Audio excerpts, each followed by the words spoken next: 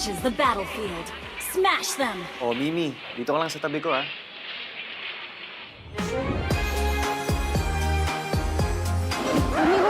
Oh, boss turtle ah. Def lang. GG, bawi na lang next time. Nice game, guys. Later na ako. Okay lang yan, Mimi. You're making progress naman, eh. Basta, focus ka lang sa atin. See ya. Sa atin? May kami na ba?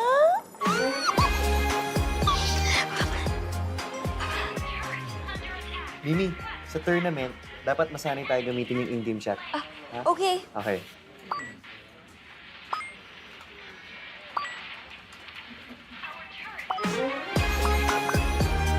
Hoy! Mimi, yung turtle! Sorry. Let's go! Uy, nice presentation kanina. Oo nga, nice one. Siyempre, para tapos Grabe. agad. Hello! Uy, Mimi, may new skin yung Esme, oh. Cute ng fit niya. Try mo kaya? Pwede naman. Sinong cute? Uy, sinong cute? Yung skin. Ay, skin. Kuno. Pero cute nga. Alright, waiting for the defense ng Team Finance ang title nila this year! Pero grabe rin ang kalaban nila this year. Malupit ang marketing. Ito na ang team nila. 1, 2, 3, 4. Where's your fifth member?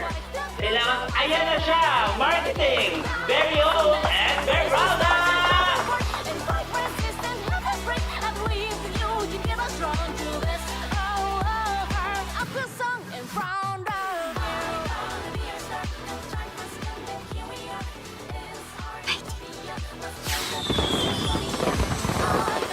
Now I'm getting serious.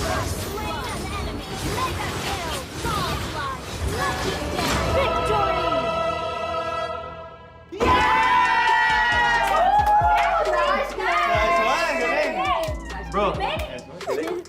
Uy, ingat. GG kanina. Thanks sa pag-join sa squad namin. Anytime. So, saan ka na niyan? Sa bahay. Magdedelulo 15 Pro Max. Huh? Hindi ko pa alam eh.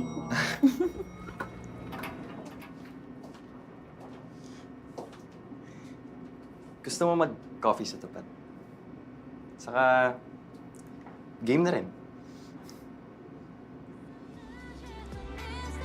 Looking for kaduwasan.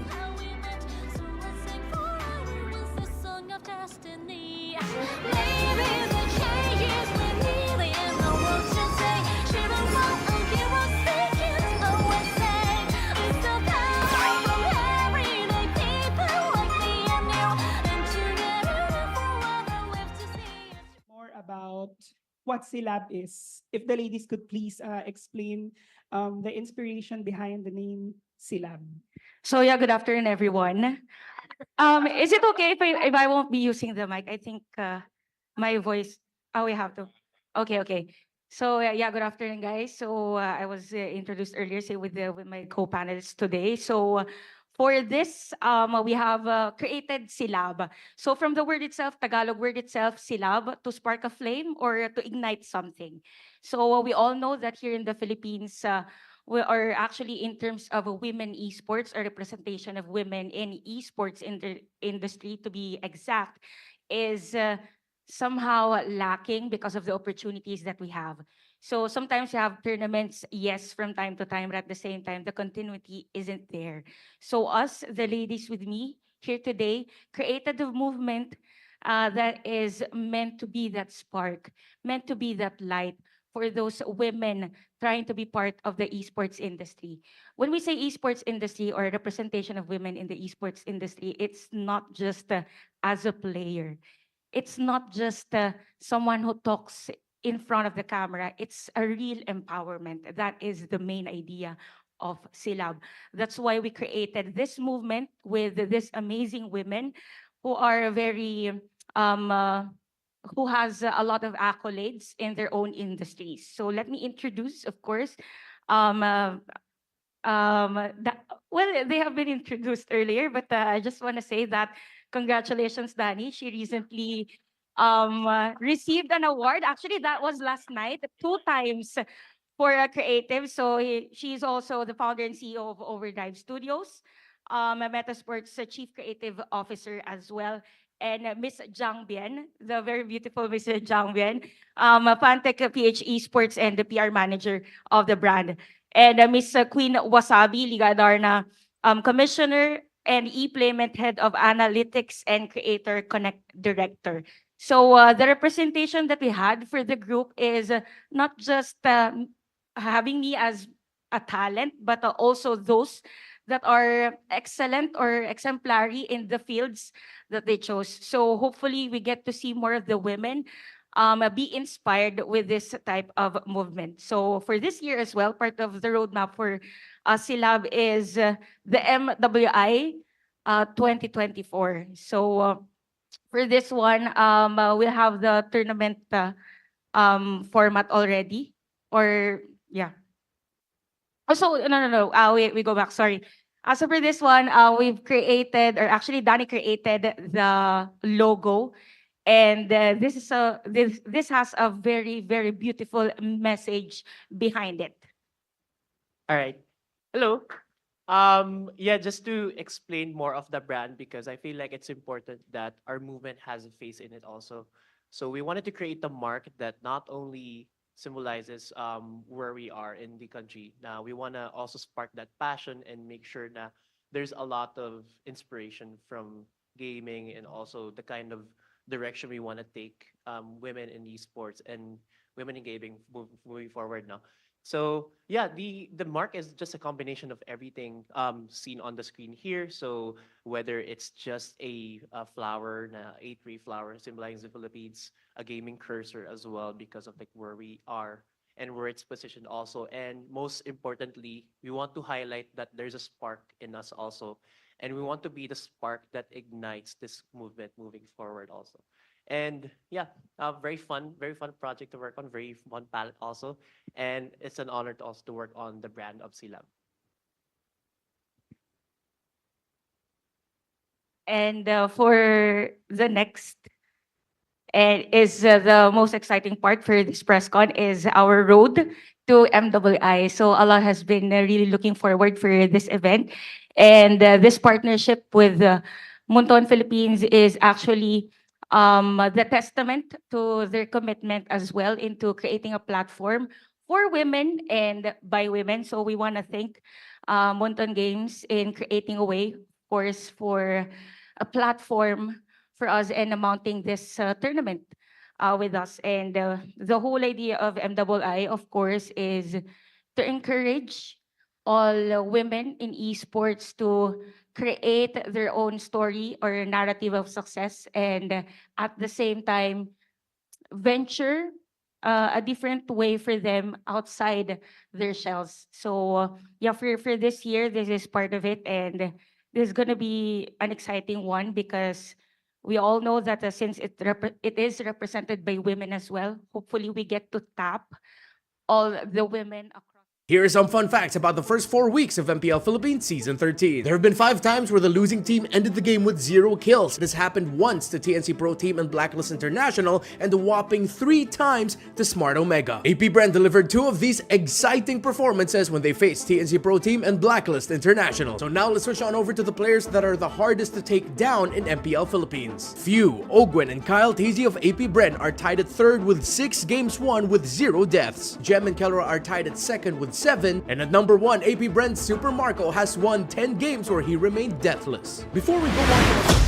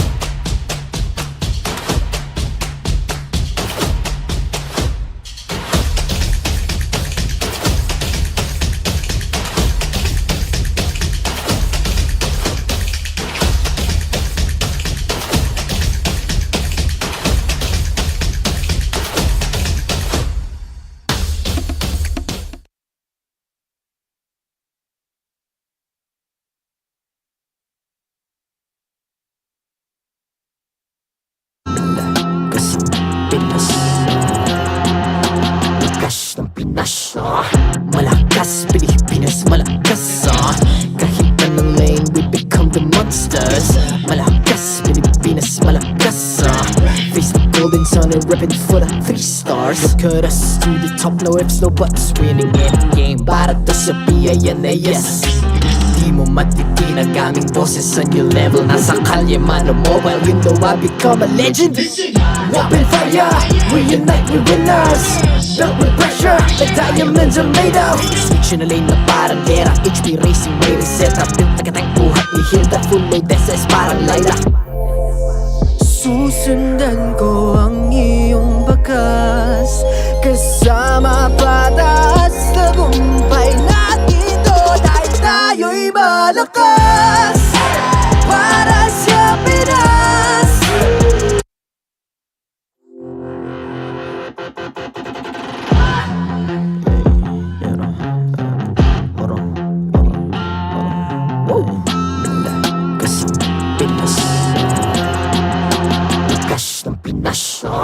Malakas, Pilipinas, malakas kahit anong lane, we become the monsters.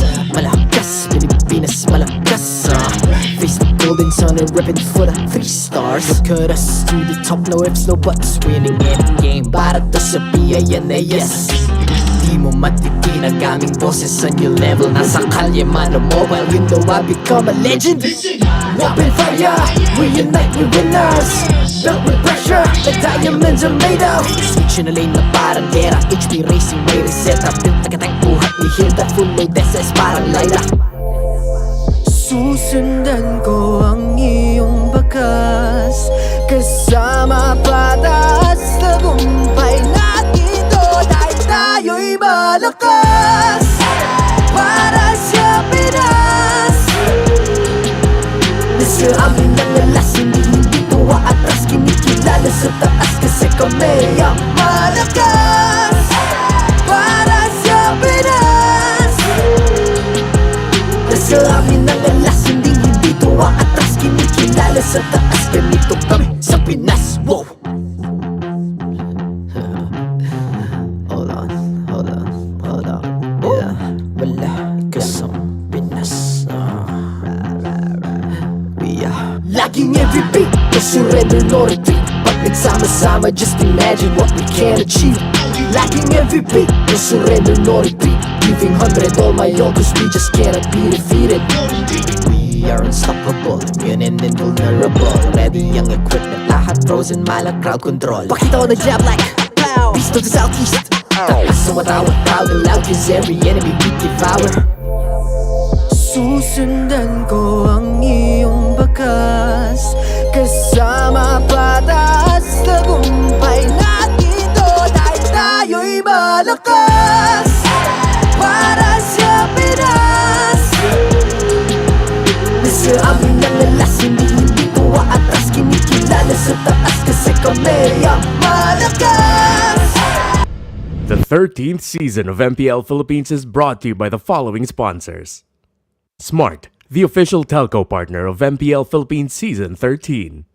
Infinix GT Series, outplay the rest. Experience the MPL PH Season 13 action live at Shooting Gallery Studios. Tickets are now available on our official ticketing partner at /event.com. Don't miss any MPL PH action by following our official Facebook page and subscribing to our YouTube channel. Follow MPL PH on TikTok as well for more content. And don't forget to like, follow, and subscribe to the official accounts of MDL Philippines.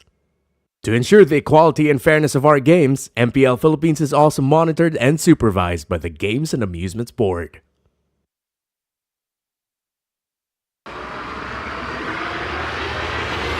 PM MPL na 4 PM MPL na 4 PM MPL na 4 PM MPL na 4 PM MPL na 4 PM MPL na 4 PM MPL na 4 PM MPL na 4 PM MPL na 4 PM MPL na 4 PM MPL na 4 PM MPL na 4 PM MPL na 4 PM MPL na 4 PM MPL na.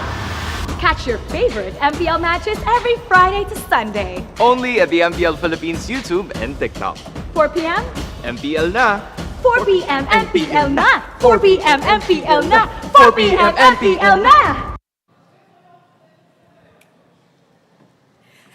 Maligayang pagdating sa tahanan ng pinakamalalakas na Mobile Legends Bang Bang players sa buong mundo. I'm Mara Aquino. And I'm Hans Galeria. And this is MPL Philippines Season 13. Alam mo, may nagtimbre sa akin kanina. Okay, ano raw? Ano raw? Actually, dalawang balita yung narinig ko. Una, may isang legendary player. Nagbabalik sa MPL at maglalaro ngayon. You know what? Parang kilala ko yan. Balita ko, magaling daw mag-set yan eh. I'm sure the others know what I'm talking about. Pero yung pangalawa, ano yung pangalawa? Yung pangalawa, depende sa resulta ng isa sa tatlong laban natin ngayong araw. Pwede na raw makumpleto yung 6 na teams na papasok sa playoffs. Ayan ang dapat nating abangan. Check nga natin yung schedule for today para matimbrehan natin kung anong laban ba yung mga yan. Because when you take a look at it, ito, unang laban. RSG Philippines versus AP Bren, pasok na pareho sa playoffs yan. Top 3 spots na lang ang kailangan nilang paglabanan. Ang Echo naman versus Manana Evo, secured na kahapon yung Manana Evos pero shoutout pa rin kay Perk Ziva and Hayes. Makikita kaya ulit natin sila mamaya. Ay, ito yun. Smart Omega versus Blacklist International. Chuck Mamba is back para pigilan ng Blacklist na sumelyo ng playoff spot. Alam namin na parati natin sinasabi to, pero promise, kasing init talaga ng panahon ang matches natin ngayong araw, ha? Kaya wag na nating patagalin pa to, Mara. This is RSG Philippines kontra sa AP Bren. Here we go, casters, pasok! Magandang araw sa inyong lahat. Nga pala kasama dito si Chantel at si Wolf para ihatid sa inyo ang pinakaunang serye ng Week 6, Day 2. It's RSG Philippines versus AP Bren. Kamusta naman kayo dyan? Ako, bukod sa init, kinakabahan ako. Pag mga dulong weeks na kasi, doon na nagkakagit-gitan yung mga teams natin eh. That's right. Ako sobrang excited kasi nung nakausap ko si Nats, ang gusto daw nilang makalaban ay Bren all the way. Parang lagi daw. Parang okay lang na sabay-sabay sila. Kasi imagine mo, Nats versus PC ulit, diba? So daming exciting stuff that's gonna happen today. Oh yes, git-gitan nga para sa dalawang teams na to na hindi na dumaan sa play-ins ng Gauntlet format na playoffs ang bearing ng mga natitirang laban ng mga kupunang pasok na sa playoffs gaya ng RSG at AP Bren. Naglalaban ng mga dalawang teams na to para makapasok sa top 3 dahil sabihin na lang natin na ang laking bagay na hindi mo na kailangan lumusuot ng play-ins. Oh, very different din kasi yung ambience, ika nga pagdating sa playoffs. Kumbaga, pwede mo nang pag-aralan yung mga teams kasi pagdating sa playoffs, since meron din tayong konting leeway na pag-aralan yung isa't isa, pwede magbago yung playstyle ng mga players natin. Daming benefits ng pagiging top 3 actually. Nang una sa lahat, safe ka na, nandun ka sa parang 2 lives ka dun sa may playoffs. And at the same time, you only need 2 series wins para makapasok sa MSC. Wow. Speaking of MSC, no, ang daming what-ifs ng mga MSC na to dahil kung makapasok sila, may mga makikita silang mga tao na naging kakampi na nila dati. I think an obvious example for this is our matchup between Eman and Kusei. Grabe. Oh, tsaka yung parang history na rin ng dalawang players natin. Very kilala na nila yung isa't isa and who would have thought na may kita natin si Eman on a different banner. Tapos ang makakatapat pa niya possibly if ever makapasok sa MSC is si Kusei na napakaganda din ng performance recently. And speaking of Eman, nasa Indonesia. Wolf, parang nag-iingay pa sa Indonesia. Maingay talaga. So tingnan niyo yung stats dito ni Eman at Kusei. Just looking at Eman, nung kinuha siya nung BTR, naging malaking balita yan dun sa MPL Indonesia. Tingnan mo naman, average kills 4.21. You have DPM na sobrang taas, 3.677. At taas din ng win rate nitong si Eman. In fact, kung hindi ako nagkakapali, sila top 1 ngayon. Yeah. Or there was a time even na sila talaga yung tinitignan na contender. Recently, talagang nananaig itong si Eman. Kakapanalo lang niya over Marky. That was just yesterday. 2-0 na parang yung entirety nung series nila, 22 minutes lang. Pag pinagsama yung Game 1 and Game 2. Wow. Ganong kabilis. And when I look at Eman, no, naalala natin, isa rin siya sa mga talagang nagtayo ng bandera ng RSG during their run in MSC. But isa pang pwede nating makita sa loob ng international stage ay ang tapatan ni Ogwen at ni Zorn kung sakaling magkasalubungan ang dalawang matagal nang gustong maglaban na roamer na to. Alam mo ito, dalawang players na to, parang babalik tayo dun sa 30-second SEA Games. Very intense na naging laban ng dalawang teams natin. And tsaka kung titignan natin, para din dito kay Ogwen, parang ito na lang din yung inaantay nilang title. Feeling ko yun yung kryptonite ng Pilipinas. Philippines. Pagka World Championship, parang nahihirapan tayo for an MSC. That's true. And I think for MSC, ang titulo natin na pinaka-recent would be from RSG as well. Oh, Pero yeah, right now, it is not in the hands of the Philippines na medyo mahirap ng parang minsan lang pala natin masabi na wala sa atin ang titulo. 2 15-minute games lang ang kinailangan ng Bees para talunin ang Kingslayers noon. Pero makalipas ang 3 linggo, paano na kaya haharapin ng RSG ang AP brand ngayon? Totally different this time for sure. Kasi nakita na natin yung RSG. Ginalo nila yung mga teams sa tumatalo din. For example, sa AP brand, di ba? Tinalo ng RSG yung Onic Philippines. And Onic Philippines was the one na tumalo din sa AP brand. Yung unang nakatalo sa AP brand. So may malaking rock, paper, scissors. Kaya dito tayo sa top 3 or top 4 teams natin dito sa ating standings. But overall, alam natin itong RSG, pag binalikan natin yung 4 weeks ago, tama ba? Isang buwan no? 4 weeks ago. 4 weeks ago, ibang-iba na sa performance ngayon. Oh, yes. Nilalabas sila sa And I am very excited as well kung sino yung maglalaro sa ating XP lane later, no? I think you had a video in your YouTube channel, Wolf, about Nats na speaking about his micro skills. And kung tapatan lang ng mga XP laners ngayon, would you still have the same opinions?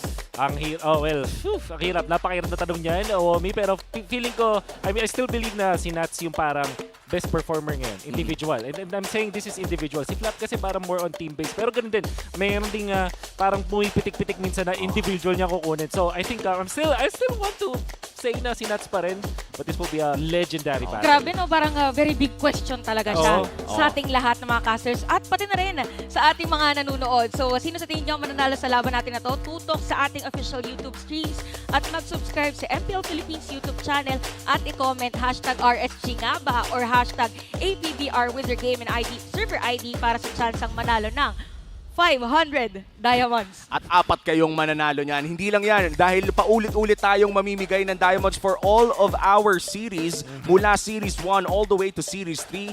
At sa Star Match, hindi lang 500, kundi 1,000 ang pinapamigay namin diamonds. So make sure to comment and huwag niyong kakalimutan ang inyong game server ID. Dahil kapag nakalimutan nyo yan, kung manalo man kayo, hindi namin mapapadala. Narito na ang ating marshals na mag-officiate ng laban na to. Sinisiguro nila ang fairness at integrity ng ating games. Kilalanin na natin kung sino nga ba maglalaro para sa pinakaunang serye ng Week 6 Day 2. It's RSG Philippines versus AP Brand Players. Pasok!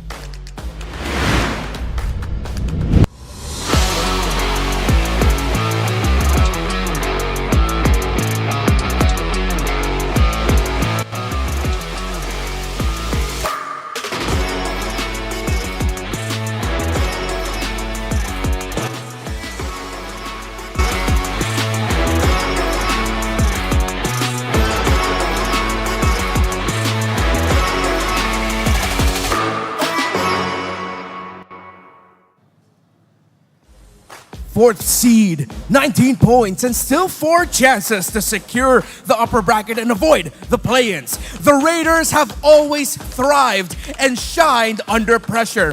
MPL Arena, today they will rise and slay. It's RSG Philippines!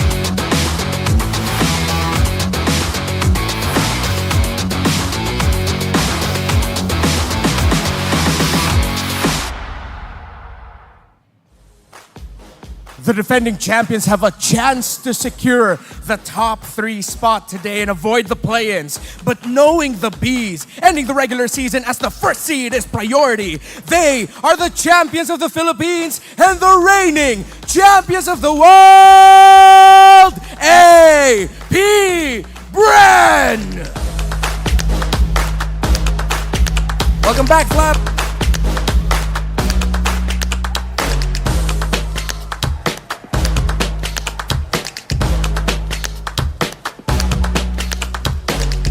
And our coaches, walking hand in hand, is Coach Panda and Coach Ducky MPL Arena. Show some love and make some noise for RSG and AP Bren!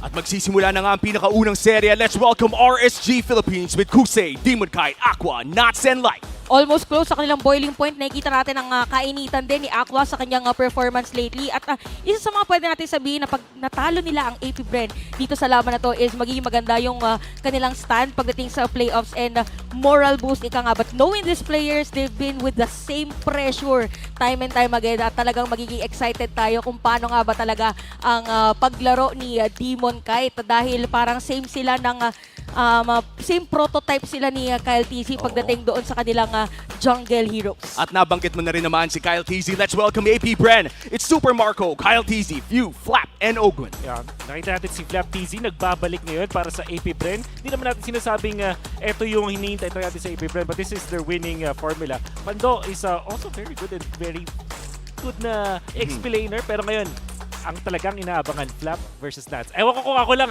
pero ito talaga yung battle of mechanics na gusto kong makita. Sinong sasabog ngayon? I'm so excited to see that matchup as well. Pero parang lahat ng mga players natin dito na Wolf talagang micro-intensive ang galawan. Pero bago natin tignan ang mga individual stats ng isa't isa, punta muna tayo sa ating team head-to-head. Anong napapansin mo dito, Wolf? Yep, almost similar. Yung lalo na dun sa KDA, parang isa lang naman yung difference dyan. But ang thing with AP Bren na I would say na isa sa mga underrated para sa kanila is yung average team heal. So, Ogwin is actually a player that can play both yung setup or catch type of na mga roamers, pati utility roamers ginagamit din niya. And that versatility talaga nagsashine sa ngayon na nag-shift pa rin ang ating meta, especially with a major patch update kahapon. True. Parang lahat tayo ay nagulat, pero ngayon naman mukhang nakapag-adjust ng ganun-ganun lang ang ating mga manlalaro. Tignan natin ang tapatan ng ating XP laners, Nats and Flap TZ. Two world-class XP laners. Sana mahawa ako sa kanila.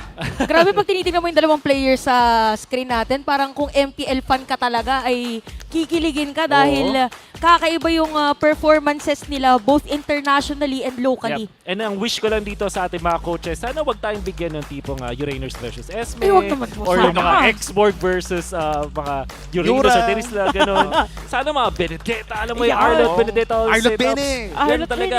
The battle will be legendary. Tapos sa dulo, edit yung binigay sa edit X-Borg. Wala tayo Tapos ang masama pa doon, naka-inspire pa yung shoutout sa mga inspired edit dyan. Itigil nyo na yan.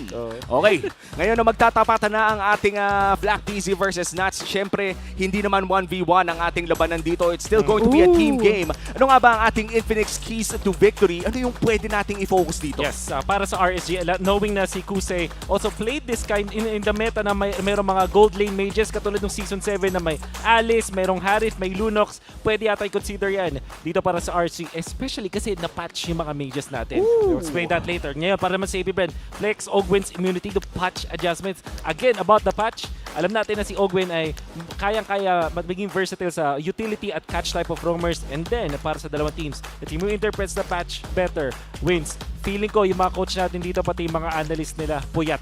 Oo nga sobrang dami nagbago. Parang, tanda ko pa nga nung nasa tayo sa group chat natin. Ay, may group chat kasi tayo. May group chat. Parang na-amaze ang ating mga world-class na mga analyst. Sabi, grabe, akala ko ganito yung mangyayari, pero ginanon. Meron tayong word of the day. Ano yan? Ang tawag dyan ay synchronicity. Synchronicity. Nagkasabay ang dalawa nating analyst na nag-co-compute. Right. Hindi nila pinag-usapan ito. Pero Kaso lahat English yung naman, kay Midnight. English yung kay Midnight, Tagalog yung sayo. And nagkasabay, pinost nyo parehas yung mga computation nyo. And maiba lang, ano nga ba yung lumabas doon sa ating computation doon? Humina ba talagang tanks? I think, sa late game, yes. Sobrang ramdam natin, meron nga tayong mga kodigo dito. Sobrang ramdam na mayroong paghina dun sa defense. Magic and physical ng mga tanks in general. So, malaking effect siya actually. Pero late game pa naman Late game, nararamdaman especially. na yun. By the way, para sa mga nanonood, huwag niyong kakalimutan na available na ang live stream viewer rewards ng MPL PH. Halika't manood ng MPL PH TikTok para makasali sa Goodie Bag Lottery at magkaroon ng tsansa na magtagumpay. Para makasali, pumunta sa TikTok at pumunta sa MPL Philippines TikTok channel at MPLPH_official at i-click ang ating live stream. At itap nyo yung top left corner para makasali. Ayun, top left. Tama naman, no? Tama, Dito. tama. Tama. Baka Ito may ang palatandaan nagkakamali natin, yung timer. At itong timer na to ay hinihintay natin ang draft. We talked about the adjustments on tanks. We talked about the adjustments on mage items. Will there be chances na mas maaga nang i-pick ang mga mages ngayon? O same old pa rin tayo na Fredrin first pick pa rin pag low side?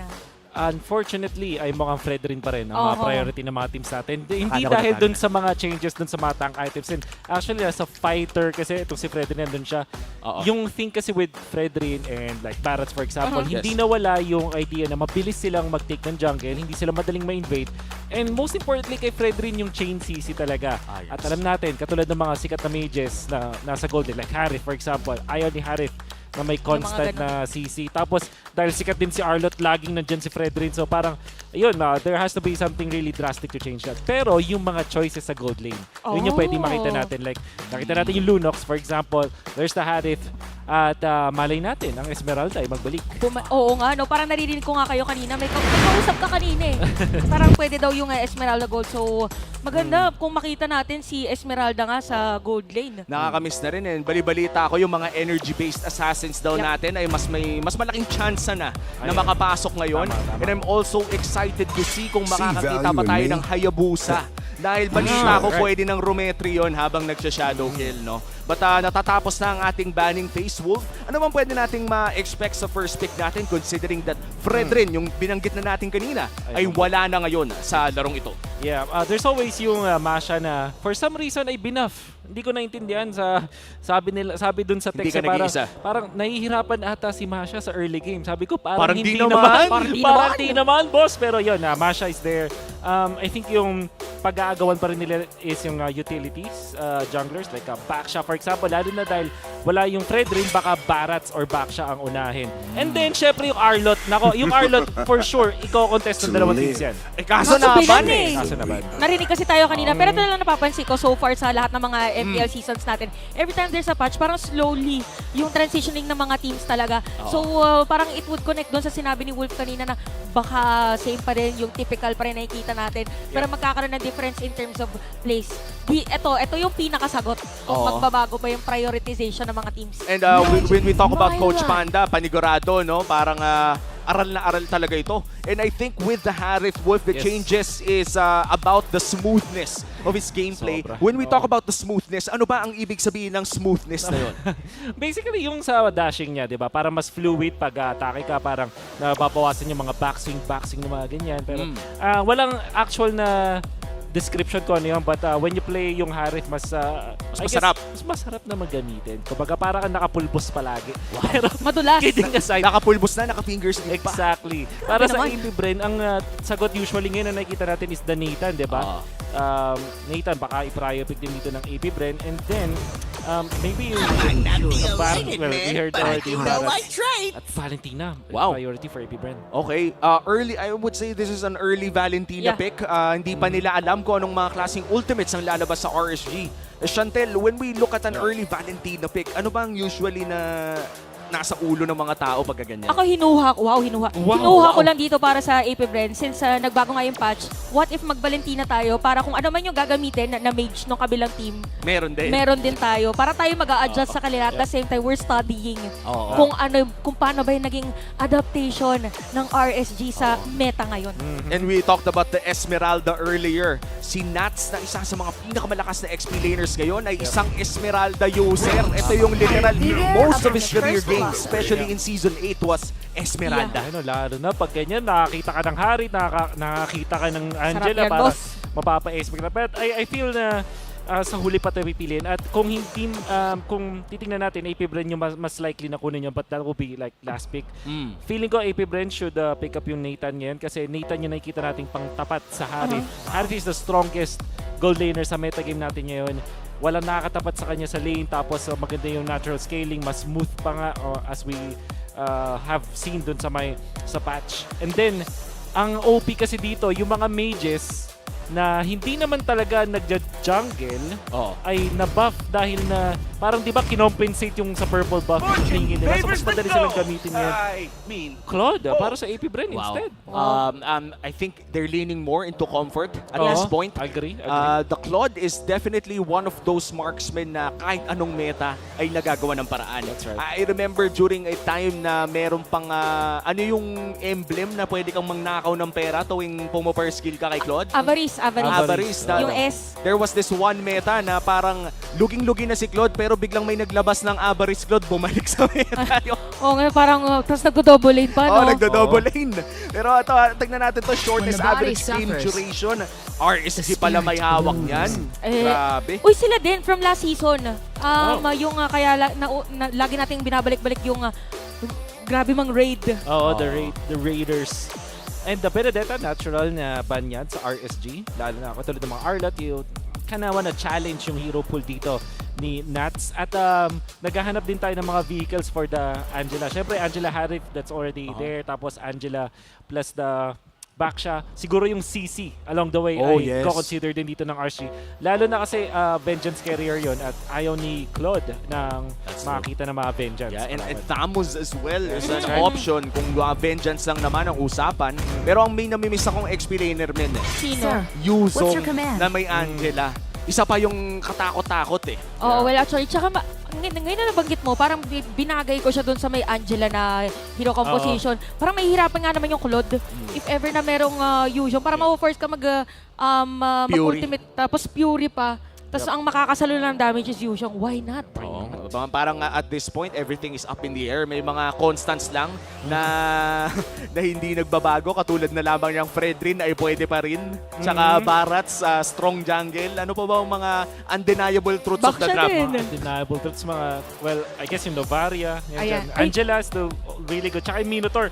Yung Minotaur, di ba, pinalambot ng konti, pero ganun pa rin. Taas pa rin ng heal. You have that range state na pwede kong tumangkin ng damage ng kalaban. So, it's just constant talaga sa ngayon. And look at this, no? Grabe yung respeto ng AP Bren kay Nats. 2 power pick sa XP lane ang tatanggalin nila. So, yung healing natin na Jackson na XP lane mukhang hindi lalapit dahil ang mga natitirang choices ay Xborg, Yura. Nagkaubusan kasi alam din ng mga coaches natin kung ano yung strengths ng dalawang players kapag ganong mga heroes yung binanggit. So, probably dahil din doon ay kukuha si RSG dito ng medyo stationary na marksman. Feeling ko lang naman. Uy, Leila.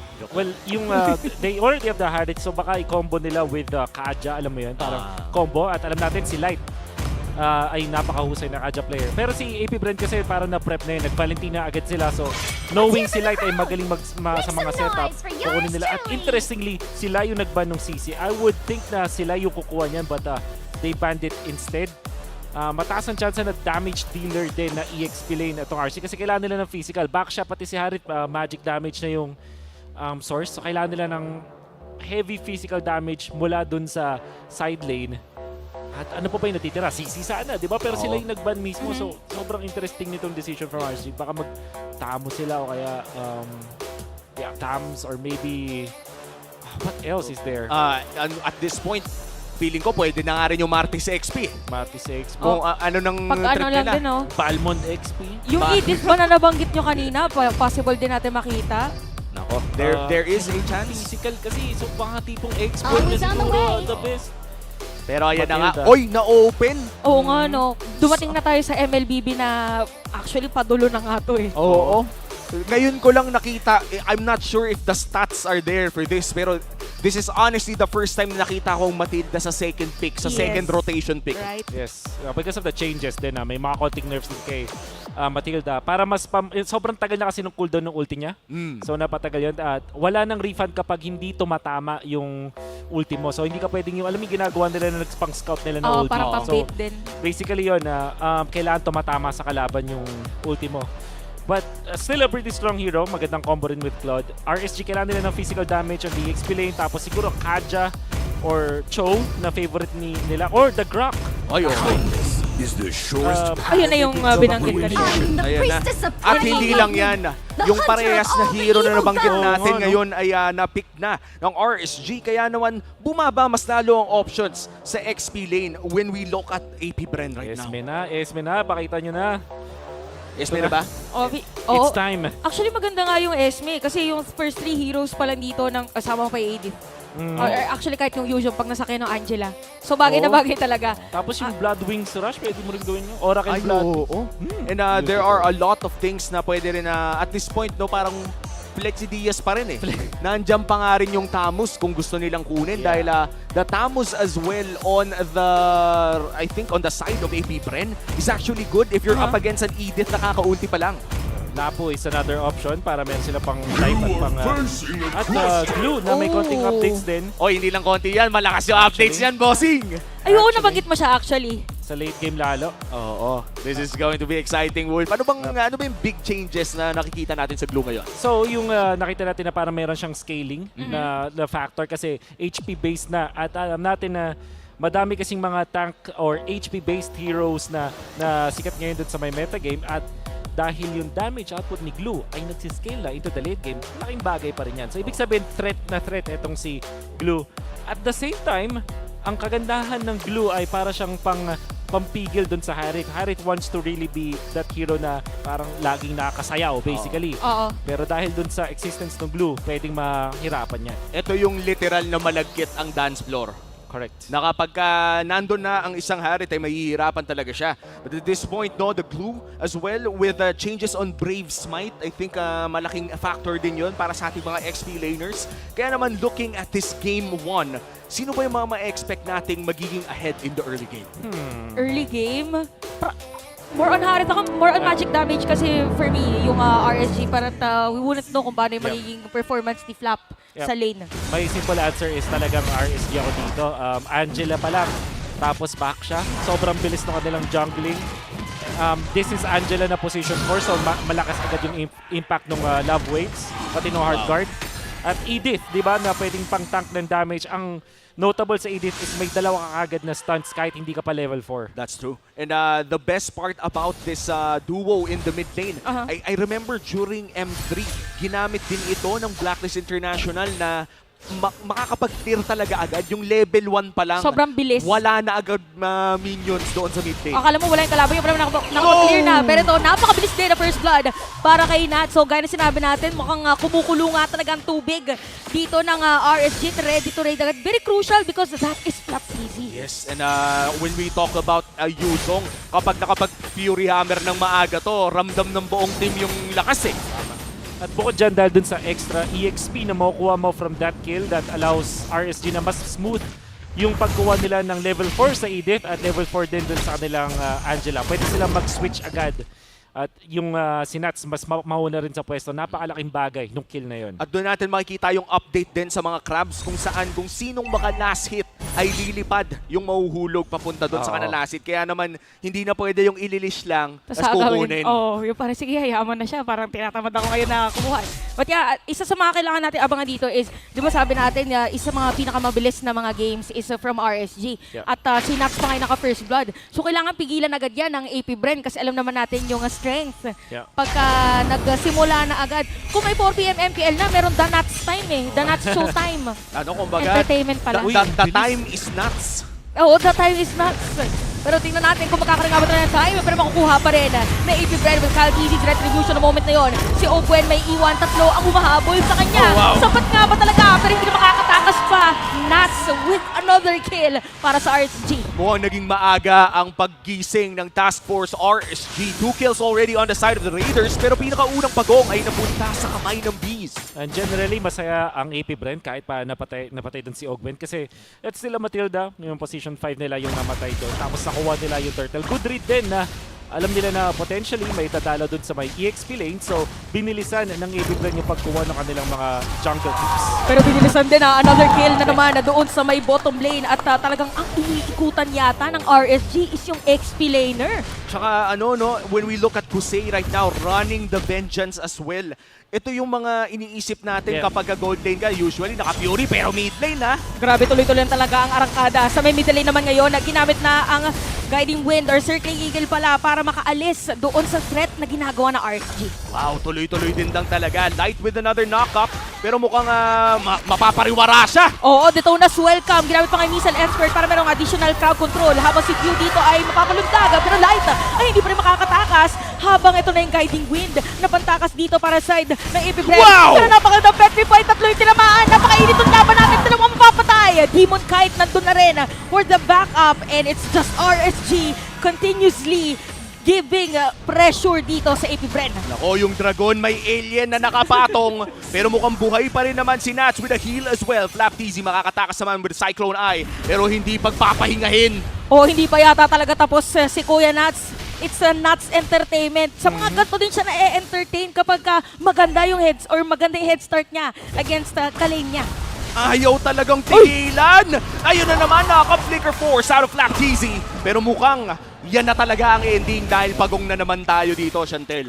Feeling ko nga ginagawa dito ng RSG, sinisira nila yung positioning para masira yung pattern kung paano kumuha ng objective. But speaking of objective, nakapwesto ngayon mga players natin. Detona's welcome, mapipigilan nga ba? Pero bang kill, pero di man kahit makakakuha ng pagong. Ginamit ng hard card, pero meron mag-flicker doon. Pero few, merong kill. Pero killing spree na si Nats, tuloy-tuloy lang sila. Isama mo pa si Flap TZ. Grabe, ang taas ng trading ng ginagawa ng RSG ngayon. They also get that turtle. At mukhang si Kusei ay buhay pa rin naman sa 1v1 lane na yon. 2K na ang gold lead ng mga Raiders. Even when patay doon si Nats, nagawa na rin niya yung kanyang trabaho ng time na yun. Napilitan si Kyle TZ na gamitin yung Barrett's ultimate. Detona's welcome onto Nats. Kasi nga naman siya yung pinakamataas ng impact. That was already the Hunter Strike kasi a few minutes ago, parang 1 minute before or 30 seconds before the turtle fight happened, meron ng Hunter Strike si Nats.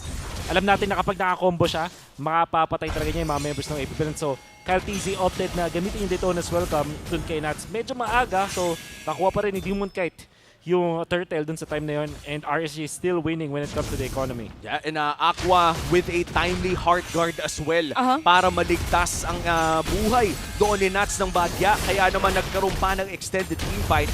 RSG looking to have a great early game, transitioning to the mid game. Ano ba ang kailangan gawin ng AP Bren para maging even ulit ang larong ito? I guess kailangan magpakunat ni Flap TZ kahit pa paano. Hintayin nila yung timing para kay Flap. Defender turrets, although di nila nagagawa yun. At the same time, make sure na nakakapag-farm itong si Kyle TZ para pagdating ng First Lord, same level sila ni Demon Kite. Grabe yung yung ginagawa ng RSG.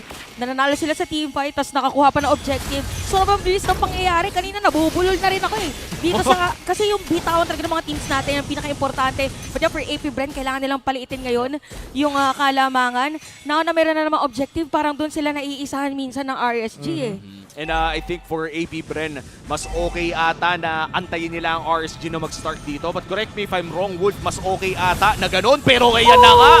Si Pew ang makukuha nila bago pa makapwesto doon sa pagong na sinasabi natin na kailangan i-contest at agawin dito na AP Bren. Kailangan mauna yung AP Bren for sure. That's right. Lalo na kasi yung take advantage nila na may dominance ay si Glue. Kaso dahil wala si Few sa moment na to, napakahirap na sitwasyon na to para sa AP Bren. Yeah, and looks like turtle will be secured for RSG. That's the third turtle of the game. Unang pagong, pangalawang pagong na pala ng RSG ito at rekta gold lane ang kanilang ikot. 7 minutes pa lang, pero ito na naman yung mala WWE. Nakikita natin dito na play from Light and Kusei naman this time around. Grabe yung mga suplex dito ni Light, no? And I think going back nung bago pang hero dito si Edith, isa din sa mga si Light sa mga nauna talagang gamitin itong Edith. Kaya naman kung comfort lang usapan ay komportable talaga si Light sa Edith pick na to. Gusto kong i-take note yung ginawa ng RSG doon na ang kanilang ginawa, di ba? After nila makuha yung turtle, may speed up afterwards dun sa may turtle. So nag-conceal sila at saka speed up. Sobrang bilis nilang natagos yung upper left map to lower bottom. Pero ito sa may middle lane na nagkabanggaan na, ginamit ng Detona's welcome. Makakakuha ba ng kill dito sa ng AP Bren? Kusei is gonna be down. Pero yung Fri-Sun! Nandito na naman si Nats. Papasok na siya pero sa ilalim ng torre. Mukhang siya mapapatay. Biglang nabaliktad ng AP Bren. Wala pang nakuha ang RSG doon. 2-man down for the side of Raiders and AP Bren. Paano nila nagawa yun? You have to give credit kay Kautizi. Threading the needle, nahanap niya doon si Kuse. Knowing na walang purify, etong Harit, naka-vengeance yan, pwedeng-pwede nga talagang i-commit yung mga hard lockdown nila dito mula sa AP Bren. Tapos, ang ginawa din ng AP Bren, sinakto na lang yung timing yung purify para mapa-overcommit doon si Nats. Kaya ang papansinin natin after the petrify, walang nakatalon kasi yun yung tinimingan nila. Tapos biglang inatakan na ng Torre si Nats. And wala na magawa si Nats up and under the turret as well as 4 members of AP Bren. Good timing and micro mula sa AP Bren. And we talk about late game here. Claude, isa sa mga late game marksman talaga. In terms of the mid-game power spike, AP Bren na ba makakalamang dito? O ano ba ang win condition left for RSG entering the mid-game? To be fair, malakas yung team fighting nila. At kahit naman late game, sabihin natin naturally scaling ang Claude. Pero Harit with a vengeance pa rin to. As long as hindi tinatamaan ng hard lockdown itong si Kuse, which is yung Daytona's Welcome as well as yung ultimate ni Glue, okay na okay pa yung RSG. Oo, nakita din natin kanina sa may middle lane. Alam kasi na AP Bren na para napaagad din yung heart guard tsaka yung Zaman Force combo. Kaya din napatay nila si Kosei kanina.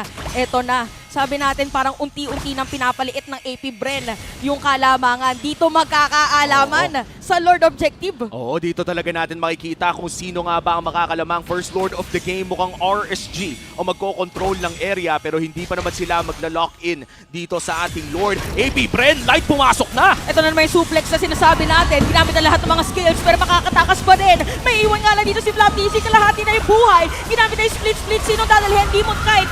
Ang dami mga nabitaw na mga skills. Nandito na yung Dragon pero nagbibigay lang ng vision. Ang sakit niya! Kalaban pero napakasakit na rin dito. Ginamit na nga ang Blazing Duet. Sapat ba para makakuha ng kill? Isang putik na lang! Pero patay pa rin sa kamay ni Flaptisi. At napitik na nga rin siya dito. Detona's Welcome tumama sa isa. Saan kanya idudura doon sa wall? At mukhang isa pa nga ang mabagsak. Dalawa na ang wala sa RSG. At kita natin ngayon na mukhang AP Bren na nga ang nagdidikta dahil dalawa lang natitirang buhay para dito sa side ng RSG. Nakuha pa nga nila yung objective na Lord. Wow. Sobrang critical nung timing na purify doon ni Super Marco to counter out itong RSG kasi hinintay talaga ni Nats na lumabas yung Claude tsaka siya mag-activate ito kanyang ulti tapos merong a hard guard. But then, yung timing doon ni Super Marco with the purify, then si Kautizi again catching Kuse, making it so difficult para sa RSG na i-capitalize yung vengeance Harit nila. At ngayon AP Bren, nasa kanila na ang lamang. 5-man push dito sa mid lane. Pero dilipat ata muna sa top. Ang laki na pala ng lamang na gold ng Claude dito sa larong ito. 3K gold date at 2K doon sa 3K ay nasa kamay ni Super Marco. Kailangan na kailangan talagang bantayan ngayon kasi kanina para pinang-counter na talaga nila dito yung skill din ni Super Marco. So medyo pwedeng mailang ang isang Nats na pumasok anytime at hanapin na dito yung Claude. Pero yung Lord ay madedepensahan lang din naman ng RSG. Walang masisira na torre dito pero para ipipilit pa rin. Ginamit na yung Petrify by the way dito ni Nats. Walang tamaan doon sa Petrify pero mukhang lilipat naman doon sa top lane para mag-push. Hindi pa naman pumuputok yung blessing pero mukhang hindi na ata puputok pa. Nagdidikit-dikit na ang AP Bren. Nahanap si Flaptisi pero may split pa naman pero nasuplex na rin siya. Makakatakas nga ba dito si Flap? Ginamit na nga yung split pero pang flicker na ibinitaw doon. Pero papasok na yung blazing doon na sinasabi na Aray!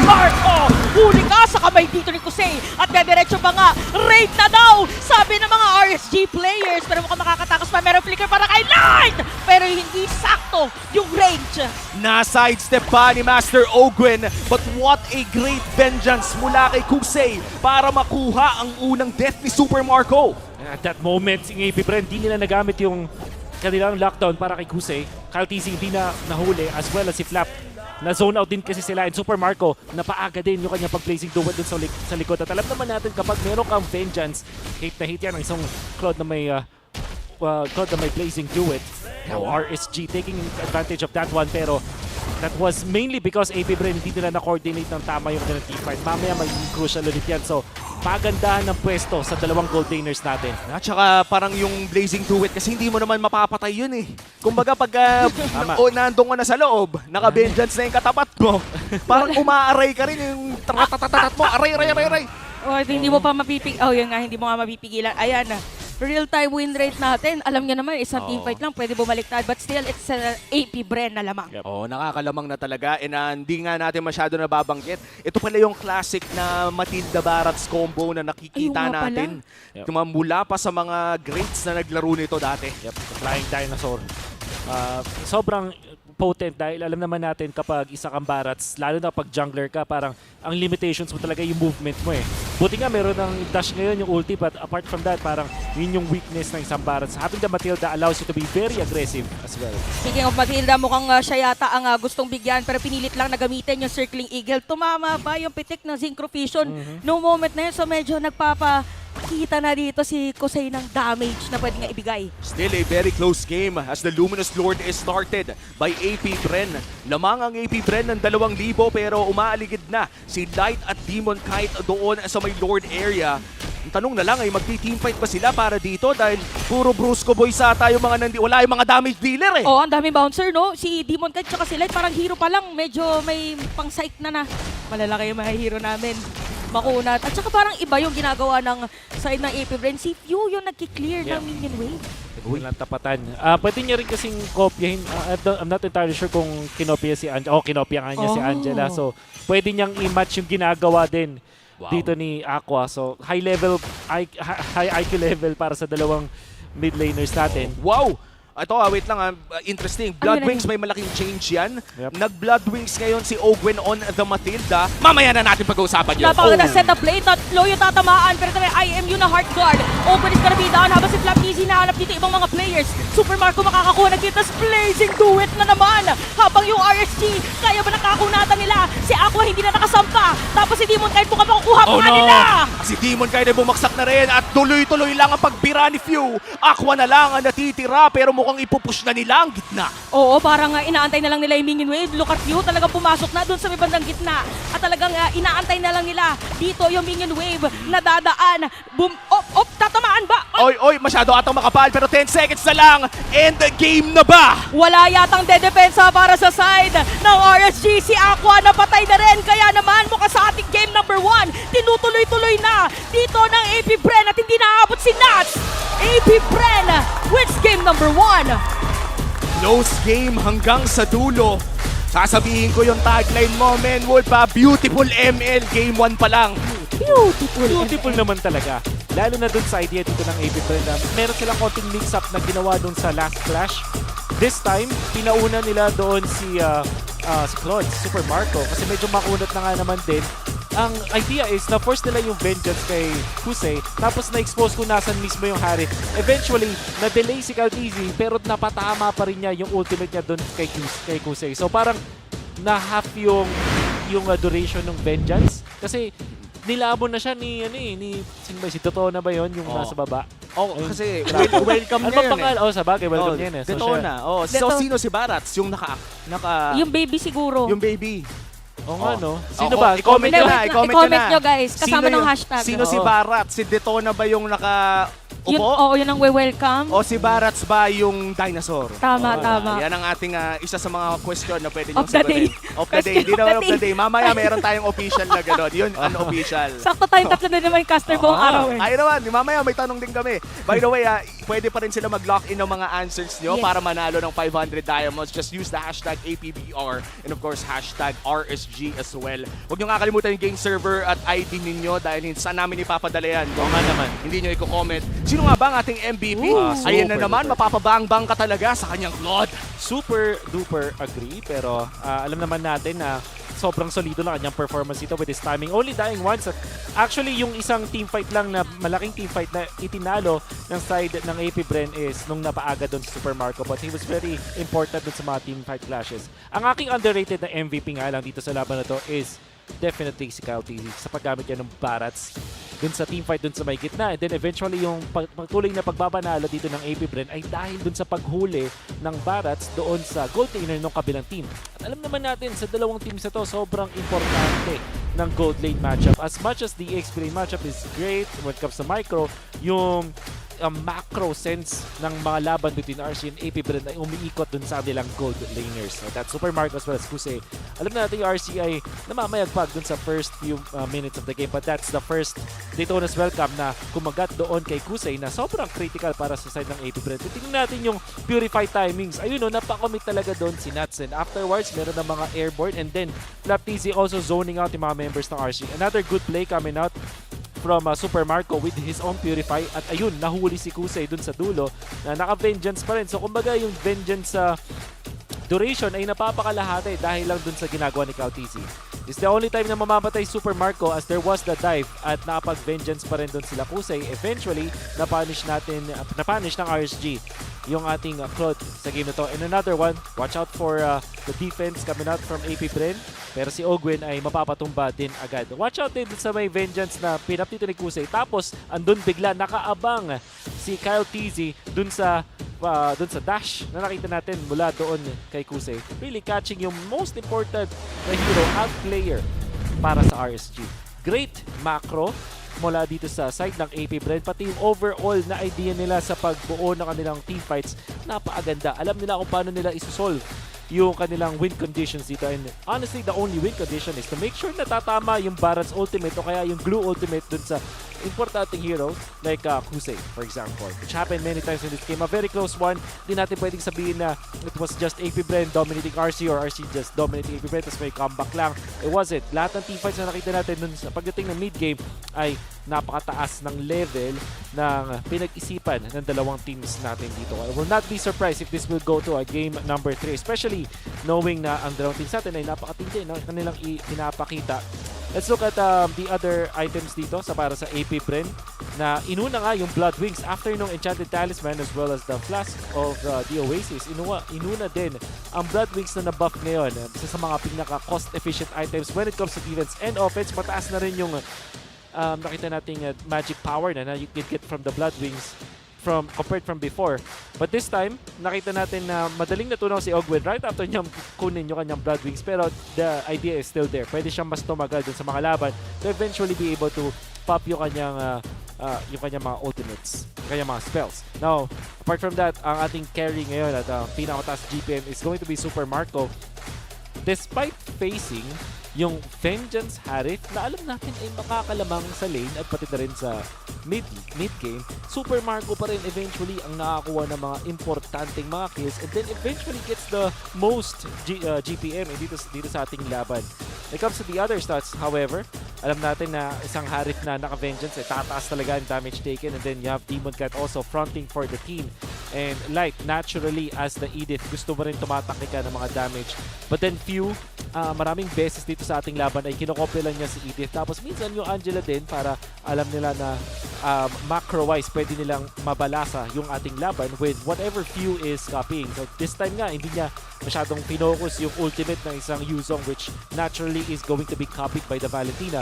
But this time, alam niya na pwede niyang gamitin yung Heart Guard kung sakaling magko-cross map play siya or mag-long lane play. And then you also have that access kay Light na ginamit din naman ni Few para mag-siege ng Torre. There was even an interaction where kinopya niya agad si Edith at ginamit niya agad yung ulti para makadamage sila sa Torre at maka-zone out. You could see really yung idea dito ng AP Bren, hindi talaga standard yung kanilang mga team fighting. Laging nagbabago every situation.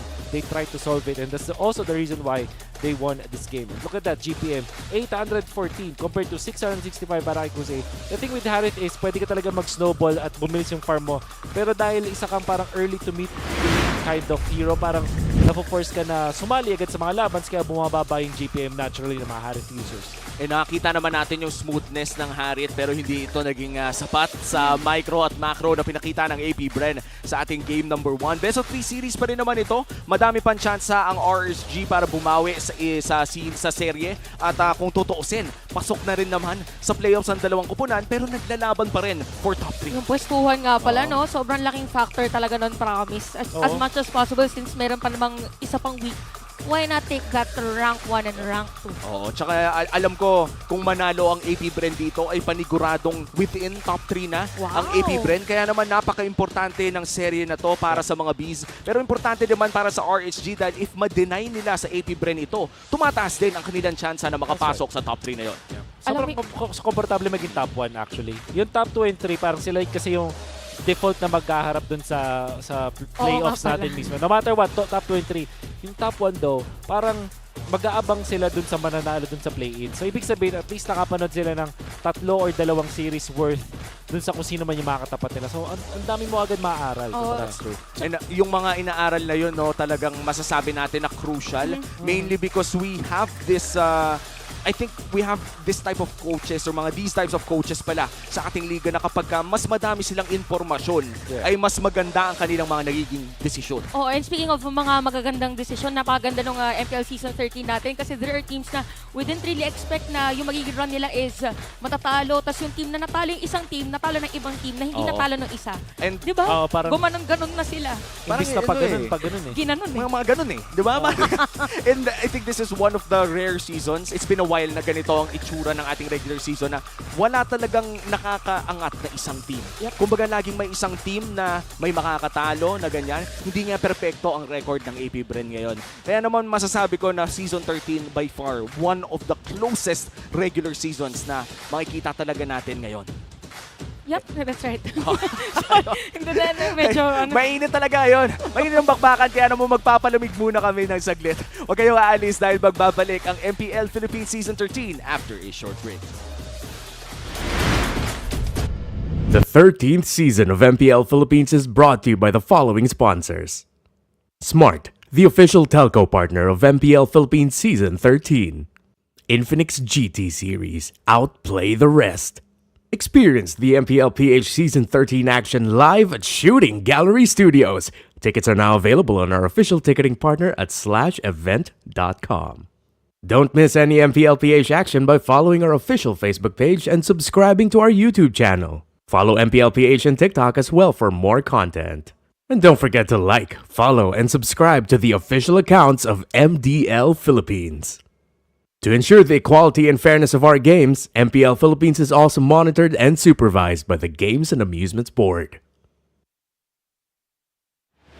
Here are some fun facts about the first 4 weeks of MPL Philippines Season 13. There have been 5 times where the losing team ended the game with 0 kills. This happened once to TNC Pro Team and Blacklist International, and a whopping 3 times to Smart Omega. AP Brand delivered 2 of these exciting performances when they faced TNC Pro Team and Blacklist International. So now let's switch on over to the players that are the hardest to take down in MPL Philippines. Few, Ogwen, and Kyle Teasy of AP Brand are tied at 3rd with 6 games won with 0 deaths. Jem and Kelra are tied at 2nd with 7, and at number 1, AP Brent's Super Marco has won 10 games where he remained deathless. Before we go on to our final fact, let's take a quick look at the longest and shortest games of the season. In Week 4 Day 1, Smart Omega swept TNC Pro Team and delivered the shortest game of the season at 11 minutes and 33 seconds. But going all the way back to Week 2 Day 3, AP Brand and Manana Evo still holds the longest game played this season at 34 minutes and 31 seconds. Let's take a look at the undefeated heroes per position and the players playing them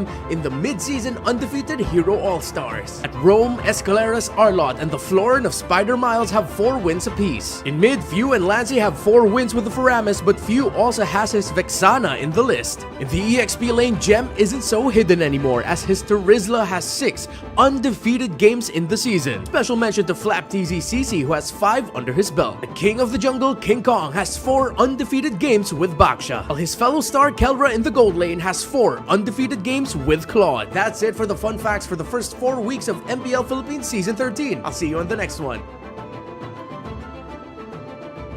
If you were a talent in MPL Philippines, what would you be? Would you be one of our hosts like Mara and Hans, warmly welcoming the audience when you open the show, doing the pre-show and pre-game segments during breaks and the lead-up to matches, interviewing players, personalities, fans, while also being the last face and voice of the people here, and of course, being able to say, Casters, Baso. Or would you be the desk anchor, the head of the table, tasked with driving the conversation and pointing the spotlight of storytelling? They are the person in charge of weaving the program and the story all together into a neat little package. You open and close at the desk. How you do your job affects the whole table, the whole story. It is an underappreciated and heavy role to fill, but it's also lots of fun.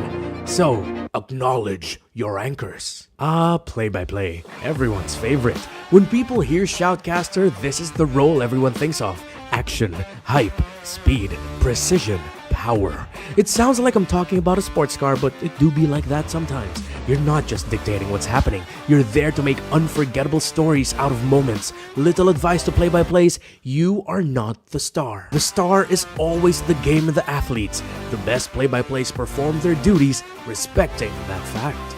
The analyst, the wise man, knowledge and numbers. Not only do we explain the whys and hows, but we provide the color, the details, the facts to the broad strokes of the work of art that is the game. Not all analysts needs to be gods of prediction, but all analysts must be able to confidently explain why and how things happen. The games can be confusing, but count on your analysts to make things clear. So if you were a talent in MPL Philippines, what would you be?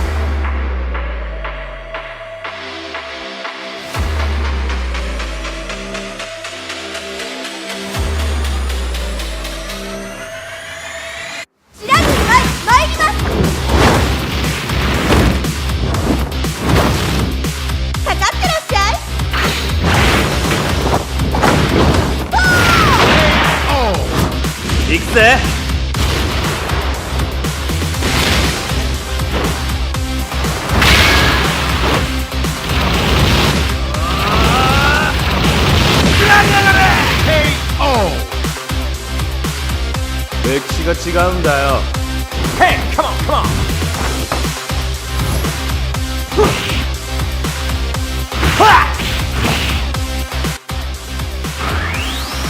Okay. Power Gaza.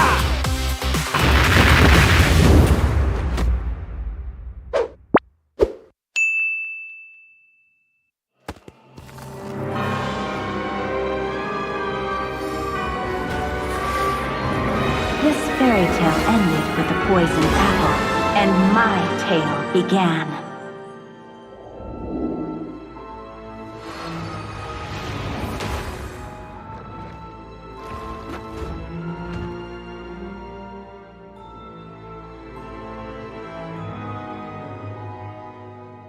A princess in a tower is just a bird in a cage.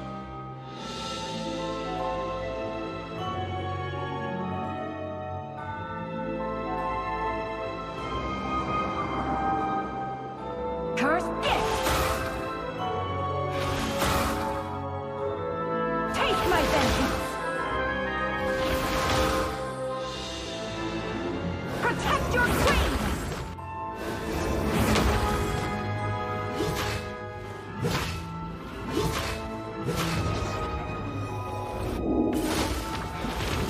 Kneel before your queen. It won't take long, I promise.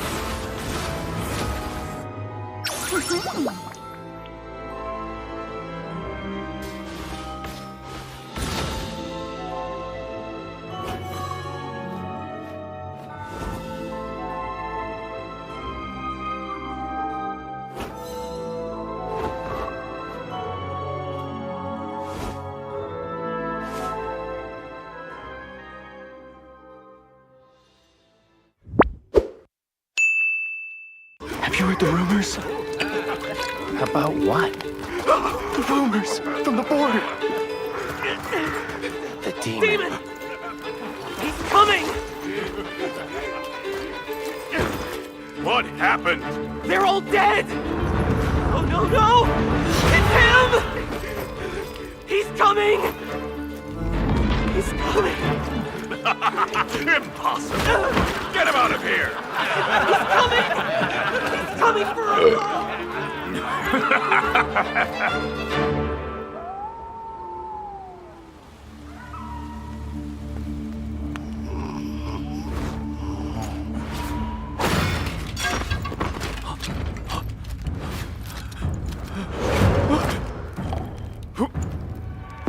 there.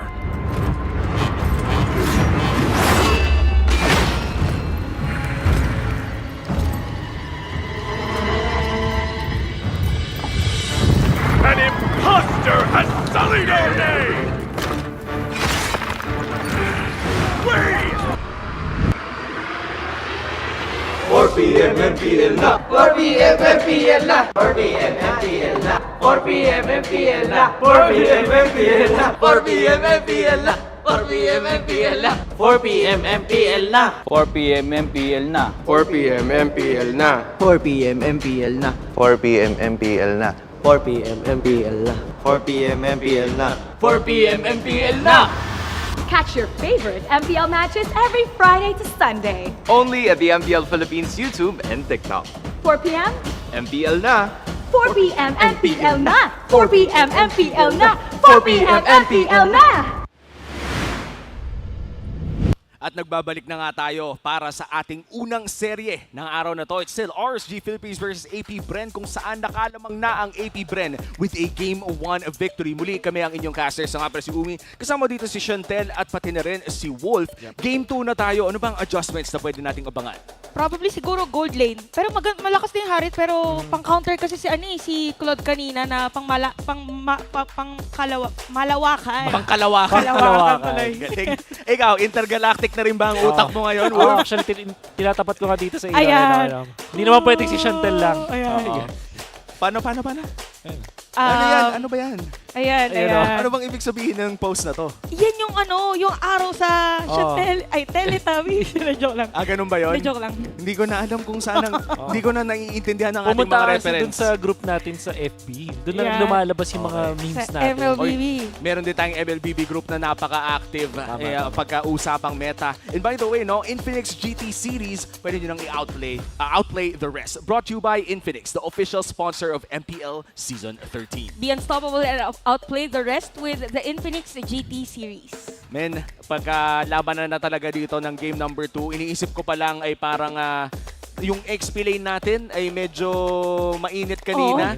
Early game pa lang ay lamang na si Nats at tuloy-tuloy pa rin ang kanilang laban katulad na lamang ng All-Star events na ongoing pa rin. Get ready sa Sandamakmak na All-Star exclusive skins, bagong special skin, mega sale na may discounts na up to 50% off at iba't ibang deluxe rewards and bonuses. Anong All-Star skin yung kinuha niyo? Wala pa sa akin actually. Hindi ko nalalagin minsan kaya don't be like me. Mag-online kayo lagi. Ako, actually, wala akong bias talaga. Ganun ba? Wala talaga. Parang hindi naman totoo yan, boss. Okay, para lang sa Sorry. mga hindi nakakaalam, si Wolf na nanalo pala sa ating Philippine Esports Awards ng Content Creator of the Year. Congratulations. Imposibleng walang daya. Actually, pwede. Posible siya. Lalo na pag yung pinafile. Okay. Kaya pala. Kaya naman pala. Sorry, boss. Kasalanan mo na yun. Kasalanan ko na. Skill issue. Pero kung dahil hindi mo pa pala natatanggap, ay kung skill giveaway lang naman, i-message yun na si Wolfcasts. At Wolfcasts, guys. Tsaka meron tayong nalaman mamaya. Grabe, from the future. Wow. Ano yan? May nalaman tayo kanina tungkol kay Barats, pero hindi natin i-reveal hanggat hindi napipick. Kanina kasi may tanong kami. Question of the day. Ano ba yung tanong natin kanina? Sino nga ba talaga si Detona at anong pangalan nung isa pa? Oo, sino ba yung nakasakay? Oo. At sino yung hindi nakasakay? Tama. Kasi pag binaliktad mo, pag ganun, imbis na pag ganun yun. Pag binaliktad mo yung sakay, yakas. Galing. Sorry, sige. Pasok na tayo sa ating Game 2 draft ng RSG at AP Bren. Tatanggalin ng RSG and Louie, pati na rin ang Minotaur. On the side naman ng AP Bren, mukhang hindi na makakapag-arlot si Kuya mo, Nats. Wala, hindi talaga bibigay. Will Fredrin be the pickup? Feeling ko ang mangyayari dito, i-open ng RSG yung Fredrin. Sila yung kukuha nun, tapos yung Harit at Barats mapupunta sa AP Bren. Feel ko lang. Tapos sa ibahin na rin, feeling ko hindi sila parang hindi ako sanay na Angela si Aqua actually. Yung parang yung mga explosive na mga mages. Okay, pinay yung Barats. Kailangan iban yung Fredrin kung AP Bren. Or, the thing is, pag inopen nila yun, ipapry ng RC. Kasi parang yung Harith mahirap gamitin kapag by Fred Raid. Hindi sila hard counter talaga eh. Pero pag sa mga late game team fights, nakakailang bilang Harith kasi isa lang yung mapupuri mo sa chain CC. Ayan na nga, sinagot na para sa atin. Binan yung Barats. Pero malalaman natin ang sagot sa tanong. It's Barats yung dinosaur. Ay, hindi. Rider. Yung Rider. Tapos si Detona, yung sinasakyan. Okay. Shoutout sa mga riders natin dyan na nanonood ng MPL kapag hapon na, yung tipo na doon muna sa ilalim ng puno dahil mainit nga sa labas ngayon. Pag unaulan. Shoutout sa mga motor na Detona. Okay. Tama. Diba? Tapos kayo si Barats, huwag niyo kakalimutan yan. Back siya, tatanggalin. On the side of AP Bren, choices ng jungler, may Fredrin at Marquez pa tayo. I think yung Fredrin yung ipapry dito ng RC. It just makes a lot of sense. Kasi kahit mag-Harith yung AP Bren, makukuha pa rin nila yan. Makukuha pa rin nila yung favorable matchup. At yung thing with Fredrin is, madali siya talagang pumasok sa kahit anong klaseng mga matchup. Kasi parang yun, napaka, I would say, vanilla nung hero na yun. In a sense na na-fulfill niya yung main win condition sa kahit anong MOBA. More stuns, more chances of winning. Oo, alam mo naman, kapag isa kang Fredrin, mahirap nang magkamali. Ito yung tipo na kung may tropa kang gustong mag-try mag-jungle ng isang beses, mag-Fredrin ka. Pero mukhang Harith pa rin. Same pa din, no? So, ano to, Claude? Fredrin tsaka Valen? Oo, kasi wala na yung backshot tsaka Barats. Kasi kanina, Fredrin, Valen nga din kanina, no, yung next 2 picks nila. Or pwedeng explain na lang ulit. Pero ang lalim kasi na Nathan, ano lang elite skin yan, elite skin. Tingnan natin. Kuya, pag yan hindi pa tapos yung bingo, binate mo kami ha. Pinapanood ka namin, boss ha. Ling, epic, maganda. Skip mo na yan, boss. Nolan pala. Wait lang, bibingo ka. Kuya naman, pinakauna pa lang yun eh. Okay lang, preview. Preview lang, ayan. Chip Nolan. Wow. Grabe. Parang ang bilis nito if ever. Pero medyo for me, double-edged sword talaga si Chip. Parang pwede kasi siyang maging, or pwedeng gamitin ng kalaban. Like for example, pag nakita na nandun na yung mga kakampi, ang ginagawa na iba parang yung pinalilibutan lang nila, yung nag-form a circle. Tapos pagkalabas ng lahat ng mga kalaban, tsaka sila susugod. Let it be known na meron pong hand actions na nakita natin mula kay Chantel. Hindi nyo lang po nakikita sa inyong screen. Ayan. Sana nga nakikita nyo. Pero when it's Nolan and Chip, ano ba ang usual na sagot dito ngayon na tinanggal na yung Louie? Angela is a good one para maka-respo ka kagad. Vexana instead ang kanilang pipiliin. Kahit meron Nolan, kahit meron Chip, nag-Vexana pa rin ng RSG. Parang ayoko maging si Aqua sa moment na to. Bakit? Pwede ka talaga i-type ng kahit sino. Especially meron kang Nolan, meron kang Chip. Then pang mga flicker na chip na combo, yung mga ganun. So, siguro kasi na-prove na meron mga times na yung Vexana pwedeng counterin yung mga nagtitipi, di ba? Yung mga Louie, di ba? Kasi parang aabangan mo, pwede mabagsakan ka. So, may Nolan na kalaban, parang ang hirap maging Vexana sa moment. Ito na ata yung pinaka-importanting paghawak sa Deathly Grasp mo, yung panakot. Kumbaga parang kung ibato mo agad yon at natimbrehan na ang buong barkada, ito yung literal na may all-chat pa. Target lock Vexana. Ang comms pa dyan minsan, kumamay na ba? Parang ginamit na ba yung kamay? Kasi diba parang ganun yung Pero ito may kita natin for AP Bren, parang nag-iba sila ngayon ng tempo. More on crowd control ang kanilang gustong mangyari. Nabati pala natin si Hans ba to? Si Hans, Binabati natin si Hans. Idol Ken. Yung typical na nakikita natin sa mga assassin users ngayon ay kinokombo nila yung kanilang assassin with sustained type of XP laner. So kaya naman Teresa din ang kinuha dito ng AP Bren para mas stable, para mas makunat. And then we know for sure na itong chip will go to Owen dahil yun na lang yung parang possible na pwedeng landingan nitong chip dahil napili na nga itong si Terizla. Wow, look at this. Super Marco still top 1 in GPM. Isa sa mga pinaka-importanting stats for a gold laner. Kaya ka nga gold lane, kailangan mataas yung GPM mo. Tsaka considering na mataas din yung win rate nila sa team, ibig sabihin yung finarm niya per minute, nako-convert din nila into a better outcome. So, Odette ang binan ng RSG.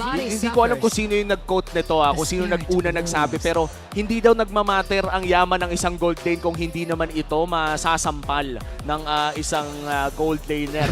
Kaya naman, as you said, Chantel, no, importante na nako-convert yung pera. Ano naman kung naka-farm ka, kung hindi mo naman magamit. Kasi nandun ka lang, early lang. Early lang. Oo. Okay. Speaking of early lang, yung early game dito ng AP Bren yung medyo kailangan nila i-fix. Si Nolan usually talagang pang late. Kaya naman, di ako magulat kung nag-Valentina pa rin yung kanila i-pick. Kasi parang yun yung stable na dun nakapunta sa may mid lane. The Pharom is already a ban. Sila mismo yung nag-ban yan. So actually, Valentina pwedeng ban pa rin ng RSG. But instead, Claude ang kanila ibaban. Pwede mag-Brody pa rin yung AP Bren. Kasi usually, ang napapansin natin, kapag nag-assassin na si Kyle TZ, si Super Marco, napupunta sa mga heroes na hindi farm-dependent. Well, I'm not sure if you would agree with me here, no? Medyo namimiss ko si Irifel. I do think na, apart from all of the great marksmen right now, the armor penetration na binibigay ng isang Irifel would be really good here for the Nolan as well. Pero, ang matchup kasi ng Harit, as you said, Wolf, parang in terms of laning, animal to eh. Kumbaga, this is a beast in the gold lane. Beast in the gold lane. Beast in gold. Nathan yung usually na pangsagot doon. Kaso Nathan plus Nolan, napakahirap i-pull off.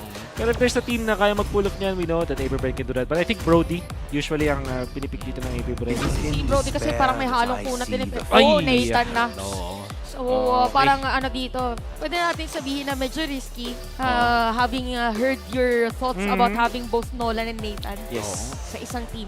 Parang ito na yun, balibaliktarin mo man ng mundo. Pag binaliktad mo ang Nathan, ay Nathan pa rin. Nathan pa rin. Si Nolan, hindi eh. Hindi, nalon. Nalon eh. So, nandiyan ang Yuzong para sa side ng RSG. I think it's a really good hero. Pang dive din. Pakito nandiyan din. And then they can close it out with support para kay Light. Siguro, maybe Ruby, actually. O kaya yung Angela. Kaso parang pag nisip mo si Light, parang hindi bagay yung Angela eh. Yeah. So parang Grok o kaya Ruby ang nakikita natin dito para kay Light. Sana mag-Grok, man. Because I'm honestly... Ay! Guinevere. Wait. Rome to? Rome. Oo. Ang tagal na natin hindi nakita tong Guinevere Rome. Pero ang iniisip ko ngayon, kung sa spatial migration ba ang isang Guinevere, tapos tumalon sa portal gamit yung spatial migration, pagbagsak ba nun, hindi ko pa nasusubukan. May knock-up pa rin ba? Abangan mamaya. Ang dami natin na madi-discover with this chip na rin. Kasi not everyone is familiar yet sa hero. Alam mo, nakakaaliw din kasi talaga kapag maraming bago, no? And speaking of bago, isa rin si Hellcurt sa mga pwede nating abangan pagpasok ng playoffs. Playoffs pa natin pwedeng makita yun. Pero ito na yun, Valentina, mula kay Few. Sinabi mo na to kanina, yes, surprise na ito pa rin na yun yung eventually last week. Pero kasi na pagkabasa dito ng AP Bren, pasok pa rin. Pwedeng kopyahin si Valentina. And I think, si Vexana. Yun na lang ata yung pinaka... highest probability na kopyahin doon sa moment na yun kasi parang yung Violet Requiem walang combo eh.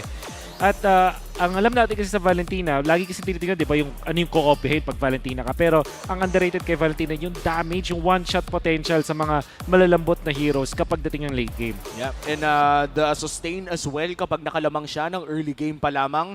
Isa sa mga, sabihin na natin kapag specialist na Valentina ka ay talagang kaya mong lamanan kahit sino sa loob ng lane. This is already game 2 of this best of 3 series between RSG and AP Bren. Kapag nanalo na naman ang AP Bren dito sa game 2, ay ma-secure na nila ang kanilang top 3 sa loob ng ating content format. Ibig sabihin nun ay masiskip na nila ang play-ins. Pero kung mananalo naman dito ang RSG, tatagal pa ang ating serye.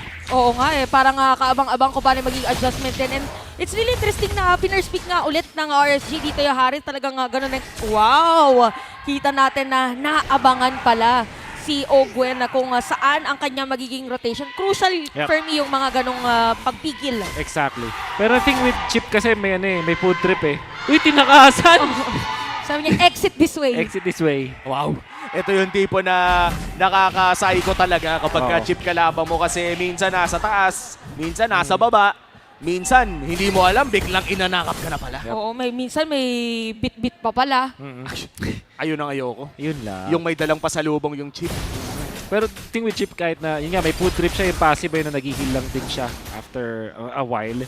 So parang kahit yung napoke sila doon, hindi na masyadong problema para kay Ogwen. Valid info rin yung nakuha niya doon. Pero makikita natin maagang pokes na naman ang ginagawa ng RSG. Same with game number 1. Mukhang si Flap TZ ulit ang kanilang gustong pigilan, and even Minion Wave ay parang as much as possible ayaw nilang pahawak sa XP laner. Yeah, and, look at Nats rocking the KOF skin as well. Ayaw nga. Ito yung bagong skin, guys. Pwede nyo nang rolyohan yan. Sa baok talaga. Ang ganda, no? Oo nga eh. Wala ba tayo dyan? Wala. Ako, nakuha ako na. Oy, di sana. Nakachamba lang. Pero yun na nga si Demon Kite. Taunting Flap TZ. Pero mukhang wala namang patayan. Sakitan lang. Mas maingat yung mga players natin actually as compared to game number 1. For this, nakita na rin ng AP Bren yung potential ng RSG on the early game. But speaking of, more on pokes lang naman. Yeah. Since this is Fred rin, more on information ang gusto bagay dito ni Demon Kite. And looking at the position coming in from Kyle TZ, mukhang ibibigay ata ng AP Bren ang turtle sa RSG maliban na lang kung makahabol siya. Oh, parang ito yung typical yata na nangyayari. At si Nat dito ay nandito nga for the vision ng information. And we have AP Bren na hindi makakapag-contest as Demon Kite will secure this turtle. Yeah. Meron tatlong T sa pagkuha ng turtle. Ano yun? Ano yung tatlong T? Turn, take, and trade. Yeah. Wow! So yung ginawa dito ng RSG, take, which is literally take. Tapos yung trade kasi na lang yung naging choice para sa AP Bren, which is in this case, knowing na assassin sila, hindi sila ganun kalakas sa early stages of the game. Mas maganda mag-trade na lang. Kumuha na lang sila ng sariling purple buff. And the other one is turn, which is yung term ng mga hero ngayon, ng mga player ngayon natin is hiruhan natin, ganyan. Yun yung naririn nyo siguro. Which basically to mean fight dun sa moment na yun. Nice knock-up mula sa RSG. Uy! Pero makakatakas pa rin doon na si Pew. Habang yung mga players ng side ng AP Bren ay naka-ready din naman. Take note na hindi pa level 4. Nakaka-level 4 lang ni Ogwen. Siya pa nga mabibigyan. Pero may dala at kasamang ibang mga tropa habang nagkapigilan na double kill para kay Demon Kite. At mabubuhay pa nga yata!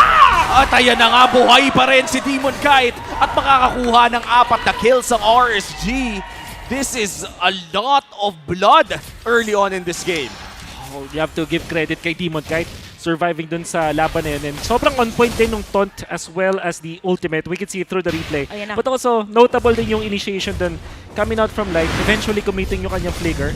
Yan, with that flicker. Tapos nandun din si Nat. So parang na-combo nila yung knock-up sila. At alam naman natin si Guinevere kasi sobrang saya kapag meron siyang kasama ng taga-knock-up. Parang mas na-take advantage din yung kanyang passive.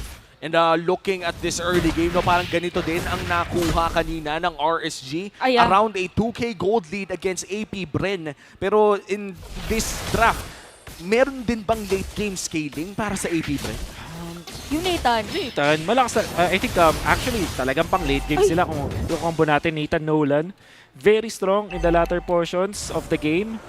As long as hindi sila ma-dive though. So yung RSG kasi hindi sila front to back Parang walang haharap sa kanila. So parang pwedeng ma-outplay pa rin yung AP Bren kahit sa dulo. Speaking of mahaharap, Flap TZ nahanap yung nasa likod, which is gonna be Aqua. Ginamit na yung flicker. So more on focus lang muna. Aqua's gonna be down, diretso doon. Sa kami ni Ogwen habang tutuloy yata for the turtle objective. Pero nagamit na yung Eternal Guard. By the way, habang si Flap TZ ay nandito sa harap. So reset lang muna para sa ating dalawang kupunan. Mukhang pahinga muna ang aabol ng dalawang kupunan. Pero Turtle ay kinagabit na naman gamit ng Fracture. Kyle TZ still looking for that kill. Pero mukhang Turtle na ata ang call dito ng RSG. Dapat ang Ogwen Demon Kite sa bardagulan ang loob ng Turtle Pit. Pero mukhang maganda ang pwesto ni Kyle TZ for a potential steal. Imagine this is just a turtle pero grabe na agad yung psychohan na ginagawa ng ating dalawang teams at grabe mga dashes na ipinapakita. Habang yung mga mid laner natin nag-clear muna ng minion wave dahil malaking edge nga naman kapag nauna ka doon. Habang si Light ay nandito na ulit. Ginamit na energy eruption pero mukhang matatalanan. Penalty zone ay walang tatamaan habang makuha na AP Bren. Dito yung pagonga. Kyle TZ mag-dash away. Medyo nauntog saglit pero walang casualty during the moment.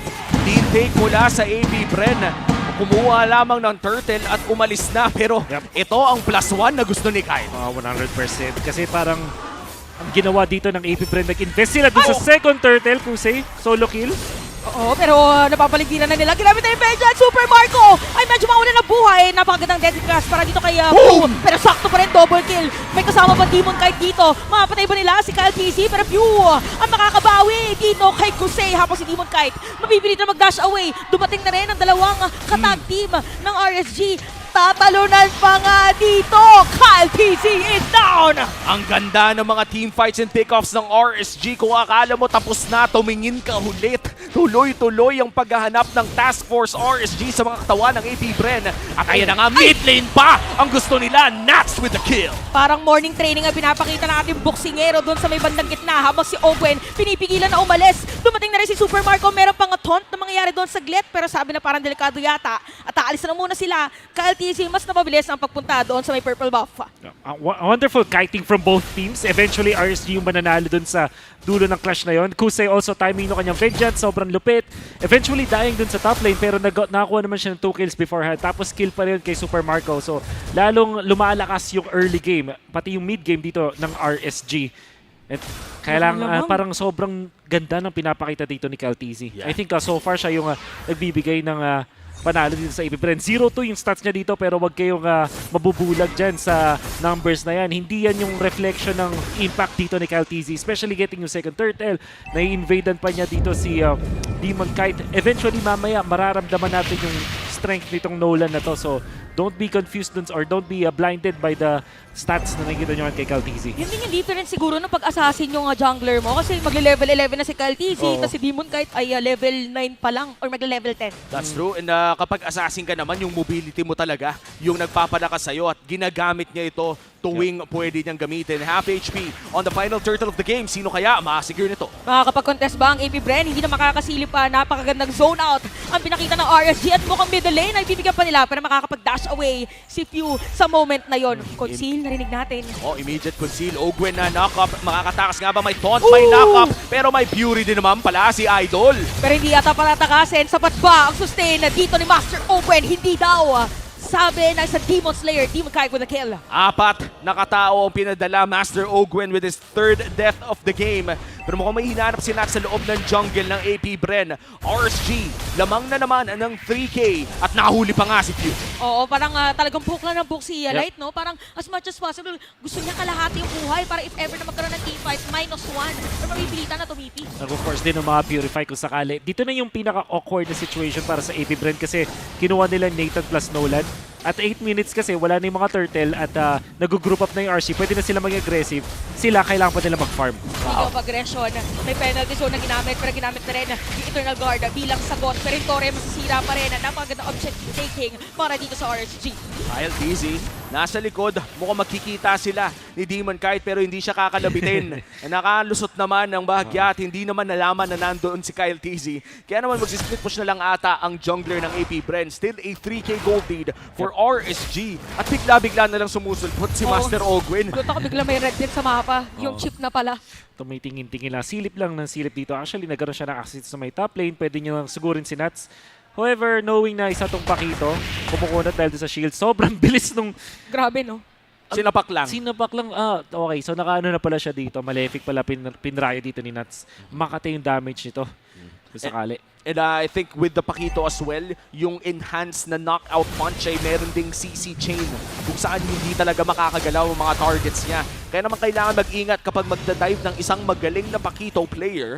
Pero mukhang for RSG, talagang nagiging mas agresibo na ang kanilang mga pasok sa loob ng jungle ng AP Bren ngayon. Siguro akala nila medyo matagal pa makakahabol dito yung Nathan talaga. Pero tingnan natin kung sa'yo ginamit yung vengeance. Sapat ba dito ang damage ng AP Bren? Medyo makapaliko na sa Glender dito yung kanilang hero. Pero si Demon kahit sa harap ng 3-4 na players. Alis muna sila dahil nangangalahati yung shield. Habang yung Lord ay hindi pa nasisimulan. Nag-force sila ng 3 ultimates. So, gonna be very happy for RSG. Yung buff dun sa Nathan, actually sobrang ganda. Kung isipin, ayun yung damage. Oh my goodness, parang mabibigyan pa yata. At si Light ay naka-ready rin naman if ever na mas tumagal yung teamfight. Pero imagine the damage dito ni Nats. Tapos Lord pa sa side ng RSG. What a play coming in from the Raiders. Naglagay ng bomba doon sa may orange buff. Tapos decoy lang pala sa tunay ng objective ng RSG. kakapulot lang niya nung kanyang heptasis noong time na yun. Tapos nakabang agad siya dito sa may bandang taas. Wala namang pupunta doon mula doon sa side ng AP Bren. Pero tulad nga na sinabi mo, Omi, bomba na to. Itong si Nuts. At saka nung moment na yun, nakita niyo yung impact. 4 na players pa ng AP Bren yun nandun sa orange buff ulit para ma-make sure na makuha ni Kyle TZ. Kasi medyo traumatizing yung ganun. Parang nagulat lang din na parang sinamahan niya lang din sana si Kyle TZ kanina siya pa yung na-deaths. But Lord will march in dito sa ating middle lane. Parang damay civilian kung ikaw si View. Si Nolan ang target pero siya yung nabigyan. Nakol na nga dito, Flaptisi nahuli na rin. Hindi sapat ang kanyang kakunatan. Look at ko parang sumasayaw-sayaw sa ilalim ng torre. Kaputin ka na si Owen. Habang madidepensan man Lord, View's gonna be down. Medyo napalalim pero napakadang dash away para naman Kusei. At Kyle TC mamamatay na rin. 3 players ang napatumpa dito ng mga Raiders. 20 segundos para kay View at Flaptisi. Endgame na ata para sa RSG. Taunt dito kay Owen at meron na nga rin silang minions, Paps. Nako, hindi na sapat. Meron na minion guys, sinabi ni Umi. Kaya naman, look at Kusei. Tower lock lang para sa kanila. At para sa panimula ng ating araw, game number 3 agad, RSG Philippines. What a game coming in from the Raiders. Hindi pa secured ang top 3 ng AP Bren dahil sa pagkapanalo ng RSG doon. Sabi natin, mainit ang laruan ng RSG. Talagang kumulo na sa game number 2. Ayun na nga. Niyakap na pati si Chico. Dito yung si Nuts. Oo nga, no? Yakapin mo na Nuts. Nadamay. I think yung pwede natin credit dito is yung draft choices ng dalawang teams natin. Para sa side ng AP Bren, pinili nila yung long game talaga. Yung matagal at na-farm dependent na game. Going in for the Nathan plus Nolan. Hindi ito yung first time na nakita tayo ng ganitong combo. At alam natin na sobrang farm dependent ng dalawang heroes na yun. So matagal talaga nagkakaroon ng awkward situation sa 8-minute mark kung saan yun na yung mid game kung saan sino pa talaga yung bibigyan natin ng farm. Unfortunately, dahil sa aggression ng RSG, hindi nangyari yun. So yung naging choice naman para sa RSG, go for a lot of stuns para na hindi masyadong dependent sa long cooldowns. So ito to, Guinevere plus Fredrin Paquito. Diba? Ang bilis tuloy parang Unli. Si Vexana na yung pinakamatagal na ultimate dito para sa side ng RSG. Pero if you're gonna be looking at their composition, ready to raid. Kumbaga, no matter what happens. Yun yung strike ng lineup nila. And gusto kong balikan yung sinabi mo kanina, Wolf, no? Na sa isang MOBA, more stuns, more chances to win. Tama. Yun ang nakita natin mula sa RSG Philippines. At si Kusei pa nga ang ating MVP. Nahirapan man siya nung Game 1 ay nakabawi naman siya in this Game 2 victory mula sa RSG. 3, 1, and 3. Kanina dun sa pag-dive nung side ng RSG, nagulat kayo na napatay agad ni Kusei doon si Kyle TZ. And that's mainly because of the update dun sa Harith na nakita natin na pumili dito ng Holy Crystal. Holy Crystal ay pinakamahal na item ngayon dun sa na magic item, pero sobrang taas naman nakapalit na magic power. 185 magic power ang naidadagdag. Let's see through the replay. Daming mga MVP performances dito. Lalo ito, ginawa ni Demon Kite, sobrang ganda ng kanyang spacing, eventually countering yung AP Bren. Pero yung AP Bren, makagawa pa rin ng good play. In fact, makakuha nila yung second turtle ng ating laban. Yun nga lang, ang taas na ng damage dito ni Nuts. And good kiting overall mula dun sa RSG. And this one, Kusei, for the win. Going in for Super Marco. So, sakto rin yung pag-tread na leader. Imagine mo, dalawa yung kasabay niya dito. Sinasayawan niya. Nahuli niya eventually itong Nathan. Pati na rin yung Nolan. Eventually, mapapato ba rin dito si Kusei because of good kiting din. Wala kay Kyle TZ. Pero si Demon Kite at si Aqua, tingnan mo yung combination. And Light as well. Looking for that opening. Tapos may kasabay na ulti mula kay Aqua. So, wala na talagang babaan. Now, Nuts, freshly picked up na Heptasis. Naka-burst na ng isa pa. Tingnan nyo yung damage dito ni Kusei. Kung gano'n niya abilis mapapatumba. Kahit si Ogwin, parang nangangaray dun sa kanyang damage output. And then, he will transfer to Few. Also being bursted down. Then yung nakita natin na changes dito sa Holy Crystal. Napakasakit pa talaga ng damage. And once na makuha mo yung 3-item power spike as the Harith ngayon, at kung third item mo, yung Holy Crystal, tas ganito ka pakakataas yung Snowball, ang sakit na talagang harapin if you are AP Bren. Especially kasi, ang naging choice dito sa AP Bren is go for the late game. Sobrang understandable nung first 3 picks, and eventually yung last pick dito ng AP Bren. Siguro yung talagang gold lane na choice dito mula sa AP Bren yung naagulat. Kasi sila mismo yung tipo na team na pipick ng Brody. Nakita natin yan dun sa M5 World Championship, kahit dun sa recent na tournament natin na nakita internationally nag-compete ang AP Bren. Ang laging tema para sa kanila, once na mag-assassin si Kyle, kuha tayo ng stable na gold laner. Yung madali lang mag-farm, yung pwedeng tumapat dito sa Harith. understandably na kinuha nila yung Nathan kasi Nathan yung pinipik ng mga teams ngayon when going up against the Harith. Maganda yung late game matchup, kaya mang burst dun sa Harith. Good laning, pero pag naka-vengeance kasi yung Harith dun siya mahirapan. At the same time, farm dependent. So malaking risk pa rin to dun sa side ng AP Bren. At nakita naman natin kung gaano kahirap dun sa may mid game yung kinailangan nilang isolve. Let's look at the other stats in here. As yung ating carry is Kusei highest GPM na rin. At nakita nyo naman kung gaano kalakas yung damage ng isang Harith in that stage of the game. Then Ogwin as the chip also taking the most damage, while Light naman ang ating best wingman with just 5 assists at this point, and napakataas din yung impact niya dun sa mapa. So kung papansinin natin yung mga movements mula dito kay Light, lalo na kasi madaming mga combo with the knock-up. You have the follow-up kay Vexana, knock-up, follow-up with the Pakito, at low cooldown pa yung mga spells dito ng RSG. Pwede sila maging aktibo dun sa mapa kahit mapwersa nila yung Purify dun sa AP Bren. After a while, hintay lang sila ng mga 15 to 20 seconds, pwede na ulit rumakidroll ang side ng RSG. And then if you're looking at AP Bren, kahit mataas yung damage output ni Caltizi at ni Nathan, kapos pa rin in the early stages. And then, hindi natin nakita din yung strength na isang chip. Normally, kapag meron kang isang chip na kasama, you would think na malakas sila dun sa may early game. Kasi nga naman, pag gumamit ka ng yung ultimate as well as the shortcuts, pwede mong i-take advantage yung fact na pwede kang pumunta dun sa mapa, kontra yung mapa with low cooldown ultimates as well from your teammates. Fortunately, that did not happen, and AP Bren, hindi nila na take na leverage, kumbaga, yung kanilang chip na pick dito sa ating laban. Aside from that, Demon Kite also, napataas ng impact sa game na to. Honestly, pwede ko rin sabihin na itong si Demon Kite ang MVP para dito sa side ng RSG.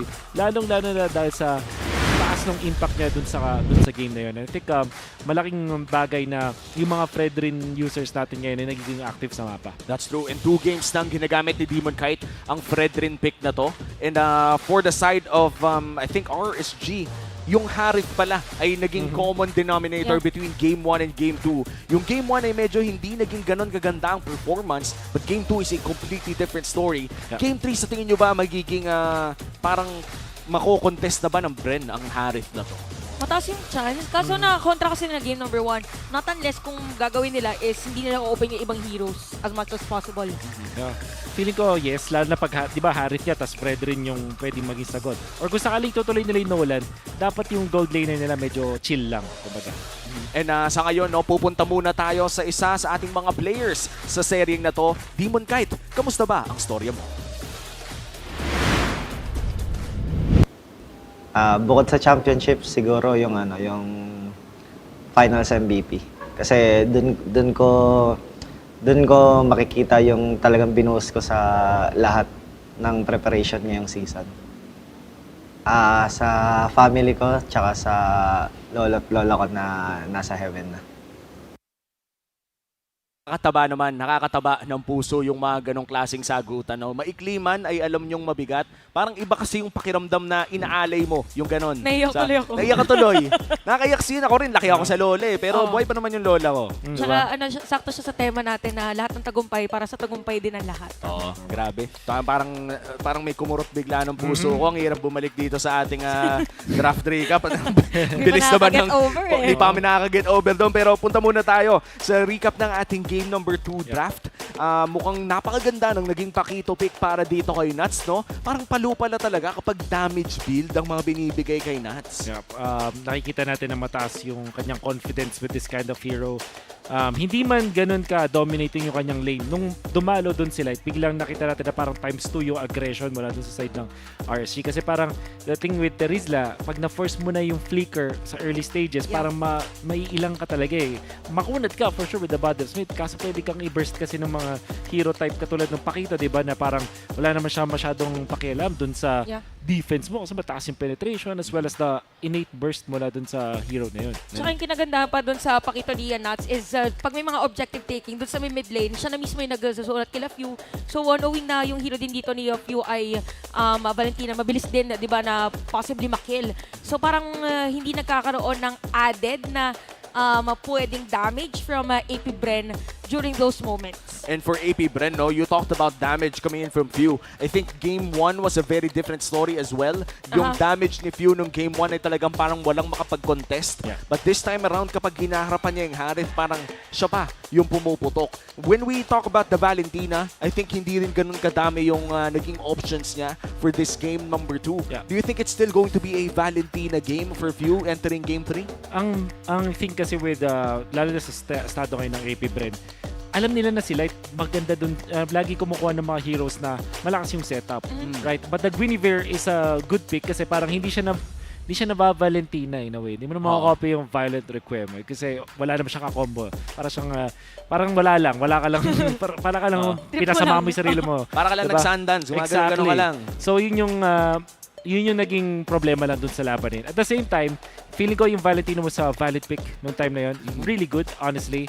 Yun nga lang, nahirapan sila dun sa Golden Choice sila. Parang si Few, nawalan siya ng space din mag-farm. Alam naman natin, yung Valentina, in a way, na item dependent din eh. Kailangan mo yung durance agad and then eventually you need more penetration para mas maging impactful ka. Kaya siguro sinabi natin, di ba, nung pinik na yung Nathan, parang medyo tricky yung magiging, or risky yung lineup nila kasi they have to wait for the Nolan na maging maganda talaga na instantly makakuha ng kill pagdating sa teamfight, say with Nathan na pagdating pa sa dulo talagang yung term natin na scaling hero. So probably knowing this is AP Bren ng RSG, mukhang pwede babaliktad yung ating draft coming to the next game. And I'm excited as well para makita ang Brody ng isang Super Marco. When we talk about the Brody, we usually remember yung Super Marco M5, no? Tama. So sana lumabas na yan kung early game ang ating hinahanap at sana sa mga nanonood sa TikTok ay sumali na kayo sa ating live stream viewer rewards. Dahil meron tayong TikTok na goodie bag lottery na bibigyan kayo ng tsansa na magtagumpay. Para sumali, pumunta sa TikTok at pumunta sa official MPL Philippines TikTok channel at i-click ang live stream, official live stream. I-tap nyo yung top left corner para makasali. Marami tayong prizes na pinapamigay ngayon sa ating broadcast. Ngayon pa lamang ay namimigay na tayo ng 500 diamonds na rin para sa ating mga tao na nasa YouTube. Gumamit naman kayo ng hashtag APBR or hashtag RSG with your game server ID. And pati na rin yung ID mo, no, na bilang player. Para naman alam namin kung saan ibibigay. And by the way, hindi lamang yan para sa ating pinakaunang serye, kundi para na rin sa ating second and third series na mamimigay tayo ng 500 at 1,000 diamonds. Sulit na sulit yan, mas lalo na KOF. Sobrang daming napamimigay, no? Ako, magdodraw ko later, kaya sumali din talaga ako sa mga ano natin. Oo, sumali. Andaya mo naman. Habang nakaganyan ako, hindi nga alam, gumaganon yung kamay ko. Gumaganon yung kamay nyo. Ang lupit mo naman. No look? No look? Oh, ay, mga magagaling na ganyan, gaganon. Oo nga. Ano, may nakita akong malupit na, ito kay Flap TZ, legit. Sige, ano? Nakita ko nagsistream si Flap TZ nung, I think, last week. Naglalaro siya ng, I think, Benedetta, kaya nanonood ako. So, sabi ko, sige, oras na para matuto ko mula sa one of the best.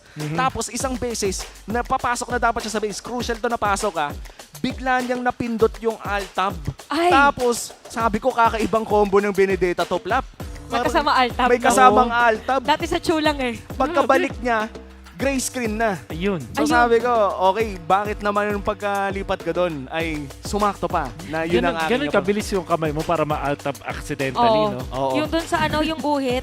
Oo. Para gumanon. Ang lupit ni Flap TZ doon. Pero syempre, hindi pa naman natin nakikita ang Benedetta this time around. And speaking of Benedetta, correct me if I'm wrong, but I think she is, one of the more popular XP laners right now. Tumataas ang kanyang pick rate at napakataas din ang kanyang win rate ngayon. Kaya naman itong mga specialist natin, katulad na lamang ni Nats, parang mahirap nang bigyan ng ganong klaseng pick. Yung mga, kaya Arlot, si Benedetta, kasi yung mga biglang may dash na ang hirap kayong targetin. May diba? mga... As a mid player. Tapos hindi na ako kita. Buti na lang. Hindi tumatama yung skills ko sa Arlot tsaka sa Kaya ang saya din na may mga point and click ka, yung mga Kaja, Yan. mga Cho, na hindi pa natin nakikita ngayon sa kamay ni Light na alam nating gustong-gusto niyang gamitin. Punta na tayo sa ating Game 3 drafting phase. Blue side naman ngayon ng RSG at red side para sa AP Bren. Sa red trade na AP Bren na ang nagban this time. So, kung sakaling para sa RSG, they should ban Barats dito o kaya Nolan. Kasi yan yung minamata nila. Knowing full well na parang Harith talaga yung priority dito para sa RSG, might just ban that out. So, I think Barats or Nolan ang pwedeng ban dito ng RSG. Let's see if it's going to be the Barats or the Nolan. Kanina, last game, nakita natin na Barats ay tinanggal din. Agad-agad, Mukhang si Kyle TZ kasi alam nating assassin user yan. Bati ka na assassin user. Oo. Pero majority of his career, parang naging back siya tsaka barat sa talaga Oh, parang pasulyap lang ng S10, tapos talaga nag-transition na sa mga ganun. And to be fair, masakit din talaga si Barats, kaya binanded. Parang same pattern, no? Nung last game na third ban pa lang is Barats na agad. Siguro tinest lang din kanina ng RSG kung what if you open natin si Barats, gano'ng magiging deadly yung AP Bren. Faramis pwedeng ibandan dito kasi Nolan na yung pag-aagawa ng dalawang teams. But nagpanangarit. So respect. Respect. Nirespeto na si Kusei. Ang tanong ngayon, ano ang i-lock in na safe for RSG now that the Fredrin and the Harith is gone? Nolan o kaya Baxia? Ayun nga pala, Nolan. Oo nga. Tingnan natin kung pipiliin ng RSG kung handa ba sila dun sa Nolan. Hindi kasi, yung thing kasi with Nolan, parang ang hirap din niyang practicein kasi kahit sa mga practice, autoban siya eh. So parang, hindi natin alam kung gano'n ka-eksperto ang RSG dun sa hero na yun. But we'll see. And I think this is a theory na ilang beses na natin pinag-usapan. There are teams na marunong maglaro kasama ng isang hero. Yung kumbaga, may mga teams na alam lang, kumbaga marunong sila mag-Nolan. Pero may mga ibang teams na alam nilang maglaro around the Nolan. Nga pala, na-open si Mathilda. Pero, so open ulit yung Nolan. So, sa bagay, game number 2, natalo na nga RSG with a Nolan pick. Ang AP Bren, so sabi nila, doon na lang tayo sa mas mabilis ulit. Probably na rotation. And even, feeling ko nga, hindi pa nila pwede pa nilang i-delay yung Nolan pick. Yeah. Kasi may Fanny pa eh. Not gonna lie, namimiss ko na yung Fanny ni Kyle TZ eh. Sasagi oh. And dahil na ba na dito yung Harith, yung mga Roger and Carry, mga ipa-priority na. Eto na. Even when all is Vexana, okay. Vexana. So, binibigyan nila yung, dinedare nila yung RC. Sige, mag-assassin kayo. Mag-Nolan kayo. But with Matilda in here para sa RSG, parang masaya mag-Baxia o kaya mag-carry actually in this case. Oo, parang carry could match the Roger. Pero may mga nakikita akong nagmo-moscope na against the Roger. I'm not sure kung sa RG lang ba dahil may bagong skin. Pero parang sumasakit na kasi. Hindi ko alam kung sumasakit ba dahil may skin o... Factor yun, factor. Factor ba yun? +8 yun, +8. Lagi yun, may +8. Tama. Physical attribute. Pero sa classic lang yun. Klaro lang natin. Sa classic lang yun, guys. Kayo naman eh. Pagka RG tsaka custom, walang plus yan. Inaano ko lang kayo kung talagang chinecheck nyo. Ayan, Faramis plus the Baxia. Nabanggit nyo parehas to kanina. Uube line up pala ang ating nakikita dito. Parang pinapahina talaga nila si Roger. Si Roger kasi gusto niya may naaamoy na low. At dahil may Matilda, may Faramis, ano pang maaamoy mo dito kung ikaw si Super Marco? Parang continuous. Tsaka nakita natin, there was a game, not sure kung sino magkalaban nun, pero nakita natin difference ng pagsaspam ng skill na isang Vexana versus sa Faramis. So si Faramis kasi continuous na pwede magbigay, tapos si Vexana, yes, nandun yung damage, pero yung bugso-bugso niya, kailangan tumatama pa yung mga skills. Pero ayan na. Nolan pa rin. Nolan pa rin para sa AP Bren. Tignan lang natin yung record ha. Nolan lost last game. And for AP Bren, isa pa lamang ang nagiging talo nila sa buong liga. So, if RSG secures a win in this game number 3, sila ang magiging pangalawang team na nakatalo sa AP Bren in the regular season. Tsaka crucial to para doon sa gauntlet format natin for playoffs. Bago magsimula ang series na to, hindi pa nahahawakan ni Kyle TZ ang Nolan. So siguro sabi ni Dak, ito na open na bibigyan na namin sa'yo. So unfortunately, hanggat open, gagamitin. Pwede yata iban yung Phobius sa mga ganito mga moments. Ayaw din na Vexana na may Phobius sa kabilang team. Obviously, the Pakito, wag na wag ibibigay kay Nats at this point. Yeah, Nats, I do think na si Nats yung isa sa mga XP laner na matatawag nating may killer instinct. Parang requirement na yun kapag XP laner ka, parang kailangan pag may nakita kang play, may tapang ka at mechanics na gawin yun. At saka feeling ko, si Nats din yung type of player na kahit hindi siya, tahimik lang siya sa gilid. Tapos, the moment na gusto niyang, or kailangan siya ng team, nag-step up siya without his teammates telling him what to do. Shout out sa mga tahimik lang sa gilid, pero mythic immortal. At least sa gilid, hindi sa umpisa. Sa di ba? Sa gilid lang. May mga memes ako nakikita sa internet ngayon. Ano yun? Yung mga, di ba, may pasok tayo ngayon. Mga sabi nila, tahimik lang ako, pero mythic immortal. Ayan. Yung yan si Kyrie dati. POV, naririnig ko nag-uusap yung mga kaklasiko tungkol sa ML, pero hindi nila alam na mythic immortal ako. ang nakita ko dito daw para sa RC, di ko alam kung bakit nung tinignan kita, bigla ko naalala yung Iksha. Ay, bakit? Di ko rin alam, di ko ma-explain. Pero maganda to para sa RSG. Good laner versus the Roger. Tapos may Matilda na kasama. Wow! Nakakairita din kasi ito yung pag nag-like and pounce ka, yung matutulak ka ng second skill ni Iksha, yung parang mala-flame shot, na parang akala mo melee na, pero matutulak ka pa, di ba? Tapos yung like and pounce, may ganun ka rin pwedeng gawin eh. Sa pag nasa labas ka, Paano? like and follow.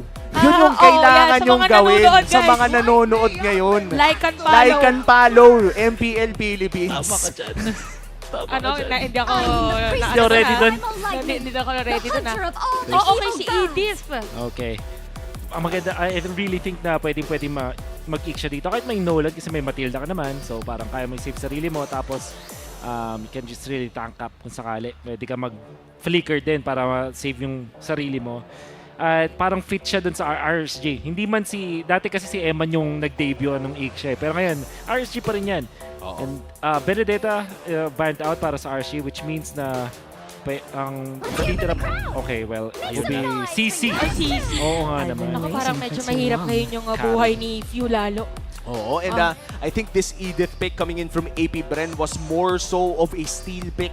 Yeah. Kasi kung babalikan natin yung ginawa talaga ng Minana Evos, I think week number 4, na naglabas sila ng Faramis Florin with an Edith.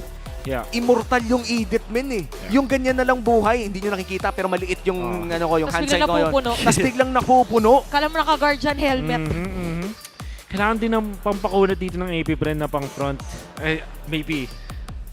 Ang pangit pakinggan pero Uranus eh. Parang di ko ma-imagine si Flap na nag-Uranus. Kasi parang, grabe ka naman. Sinabi niyang pangit pakinggan kasi ni-request niya kanina. Please po sa mga coaches, wag po mga wag naman Uranus. Pero pwede. Ano kayang itatapat sa CC dito? Ang lupit kasi ng daily face. Dirot! Ayan ang gusto ko. Bakit kailangan tumangki kung yung tatangkihin ko, papatayin ko na lang? At baka hindi umabot si Faramis, diba? Kaso may ang daming anti-burst ng RSG. Interesting idea mula dito sa side ng AP Bren. That's true. And yung interesting na nabanggit mo, no? I think we talked about this earlier, yung armor penetration na nanggaling sa Iritel. But this time, it is armor penetration coming in from Spectre Step. Maraming salamat sa pag-remind yan. Actually, ito yung combo mula dun sa Indonesia nung Season 12 kung saan Dirot plus Assassin equals sure win. And titignan natin kung sure win na nga ba sa Game 3 na to dahil ito na talaga ang final game in this best of 3 series kung saan malalaman na natin kung masesecure nga ba ng AP Bren ang kanilang guaranteed top 3 na sure naman nang hindi sila makakapag-play-in o hindi na kailangan mag-play-in sa ating upcoming gauntlet format. Importante din to sa RSG kasi they're currently sitting at 4th spot. So malaking boost para sa kanila para habulin din yung same na goal ng AP Bren ngayon. So sa mga nanonood guys, huwag nyo kalimutan na i-comment kung hashtag RSG or hashtag APBR kasama na inyong game ID at server ID for the 500 Diamonds giveaway. 4 ang mananalo niyan at papasok na nga tayo sa Land of Dawn. Ito na yun, Assassin na merong Spectre Step. Sabi nga ni Wolf, kung Indonesia ang usapan, Dirot plus Assassin equals sure win. Yung nga ba talaga magiging storya dito ng AP Bren? Pero parang nga medyo nare-reveal na iba ang playstyle ng AP Bren for today kasi parang more on damage yung kanilang pinaprioritize kasi kanina ay napa-flicker kasi natalian. Hindi ko nakita eh. Munti ka na nga Chain of Dragons. Chain of Dragons ba talaga? GOT reference na naman. Wow! Ang mga butit, hindi ko napanood yun. Hindi ako makakasabay sa'yo, kapatid. Pero mukhang papasok na nga dito sa top lane, no? At hindi na lang itutuloy ang dive. Pero usually, kung ako yung CC, no? Kung ako si Flap TZ, matatakot ako pag dirot na may dirot na may kasamang assassin. Yung parang bigla kasi, yung magugulat ka na, tapos biglang, grabe. Parang iba yata. Grabe. Ang tawag ko dyan ay day after New Year. Yeah. Yung matapos mong kumain ng marami. Laking ginawa. Hindi. Alam na. Kasi, di ba, pag New Year, maraming pagkain, maraming paputok. Tama. May isa pang round ng mga paputok day after New Year. Oo nga. Pero Tama. ikaw na lang ang makakakita noon. Oo. At kasama pa dun yung mga natirang mga ginawang lechong paksiw nung mula ng Pasko, di ba? Saka yung mga spaghetti. Spaghetti. Tapos pag mga susunod na, nagiging yang chow. Tama. Spaghetti mong nasa freezer Dice na. na, no?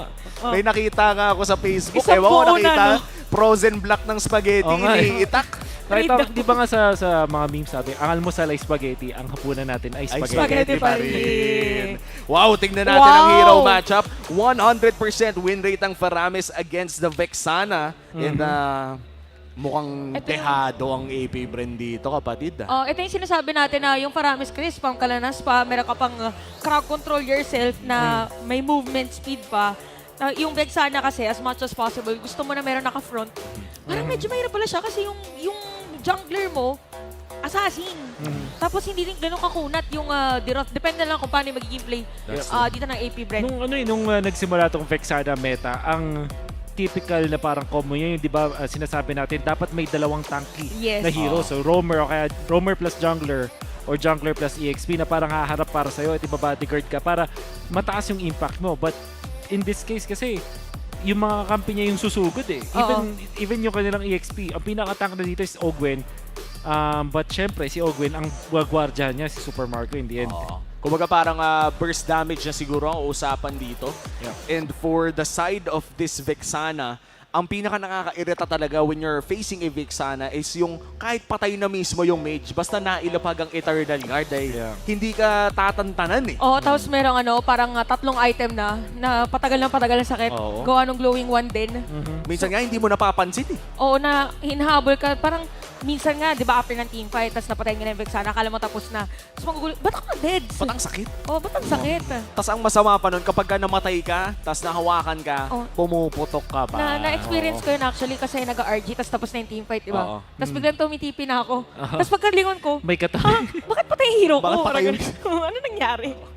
And in terms of mages, no, I'm not quite sure if confirmed nga ba ito. Pero parang dumadami na rin ang ating mga Farsa users sa RG dahil nga sa buff na na-receive sa kanyang second skill, bumibilis na ang kanyang wave clear. Isa sa mga naging issues niya na nung tumagal sa meta. And speaking of tumatagal sa meta, no, sabihin ko lang ulit, parang hindi na umalis si Faramis sa meta. Parang ilang seasons nang nandito si wala pa ba tayong balak na ibalik sila Kagura? Na-miss ko na si Kat. Yun eh. Sino pa ba? Sila Eve. Ayan. Sila Eve. Si Eve parang nararamdaman ko may konti bumabalik eh. Parang connected yan eh. Si Eve tsaka si Farsa. Exactly. So yung maganda sa Eve ngayon, di ba may updates, tapos 5 seconds na lang yung first kill. Ang sakit nun. Pinataas pa yung early damage yun So masakit talaga siya. Tapos yung combo ngayon, pwede mong i-rush yung Blood Wings, di ba? Right. Imagine mo yung shield niya with her ultimate, tapos yung combo pa Blood Wings, kumukunat siya. Hindi ako magulat kung may Eve tayo makikita ko ngayong linggo. Hopefully. Spam nga ako na nga. Medyo nakakamiss na rin kasing ang pagka-caster ka kasi bang! Pinalo pa si Predrin. Mala-appraisers ratanggalawan ni Ngayux. Pasok na tayo ulit sa ating game number 3. Mukhang basic rotation lang muna tayo. Wala namang intergalactic. Hindi kagaya nung kanina na talagang, wait, ibang rotation pala. Pero parang gano'n pa rin. Kanina kasi sa may taas na lane, nagkapigilan. Pero nangalahat hindi yung buhay. Na force din si Ogo ng moment na yun na umuwi. But still, same rotation, more an XP lane ang gagawin natin loko pa na. First turtle of the game as well. Nasa side ito ng RSG dahil nakakalumang sila sa level in terms of their rotation early on. Mukhang papasok na nga rin dito si Knight para magpa-level 4. Few still waiting for that power spike. Flap TZ, hindi tatama ang kanyang skill ng moment na yon. So talagang medyo pinipigilan talaga or as much as possible aggressive plays na nakikita natin para sa ating loko pa na. So apat agad ang magkakasagupaan. Sino nga ba talaga target nila? Habang si Ako naka-ready doon sa kanyang Netherrealm. Napakagandang Eternal Guard pero kanina mapupunta First Blood para kay Flap TC pero yung Bagong ay mapupunta sa RSG habang tuloy-tuloy ang teamfight. Another kill para din sa AP Brand. 2 for none pero mukhang turtle. As you said, RSG secures it as well. At dahil dyan, may bonus pang purple buff para kay AP Brand. Ganda ng timing ni Ogwen dun sa kanyang pag-activate ng ultimate. Inintay nila muna na mag-ulti doon si Aqua. Tapos damage mula kay Few, parang tinamaan yung 3 members doon ng RSG. So natanggal agad yung mga stuns nila. Tapos, yung mga extra shields nila. Then the follow-up mula doon kay Light na, kay Ogwen, bilang Edith, na mataas yung DPS niya kahit roamer siya dahil dun sa ultimate na Primal Wrath. Wow. So, AP Bren really defeated RC when it comes to the timing. Tas, ang bonus pa doon na force na yung mga flicker doon sa RC doon sa may top lane. Bago pa magsimula yung turtle fight natin, wala na agad battle spells yung RSG. And what I'm liking about on the side of AP Bren is buong ginagawa nila yung naging usong strategiya ng M5 na D-Rot tank build. Yung naka-Fury Hammer lang, pero tank build D-Rot. Kumbaga ang trabaho lang dito ni Flap TZ ay talagang tapyasan yung armor ng kalaban bago bigwasan ni Kyle TZ. Oo, kita nyo yung mga ilang ano lang. Ito pala yung sinasabi nyo na combo nung Nolan and even yung D-Rot. So medyo maiilang this time around kasi sabi nila siguro si Nat Sky kanina pa talaga nauuna for RSG. What if we give him the same aggression na ginawa niya kanina?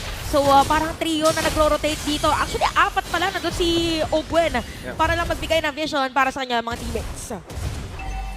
Para sa RSG, ang hinihintay nila dito ay makakuha sila ng mga Dreadnought armors para at least may konting kunat sila. Tapos yung flask, sobrang importante na para dito sa ating Matilda. Para kung sakali ay hindi masyadong effective yung burst na mula dun sa AP Bren. As long as ma-heal sila dito ni Light, pwede silang lumaban. Kaso yung AP Bren nakakaramdaman ng strength na ngayon. Parang si Few, dahil aggressive yung mga kakampi niya, kahit wala siyang protector, parang nagiging safe pa rin.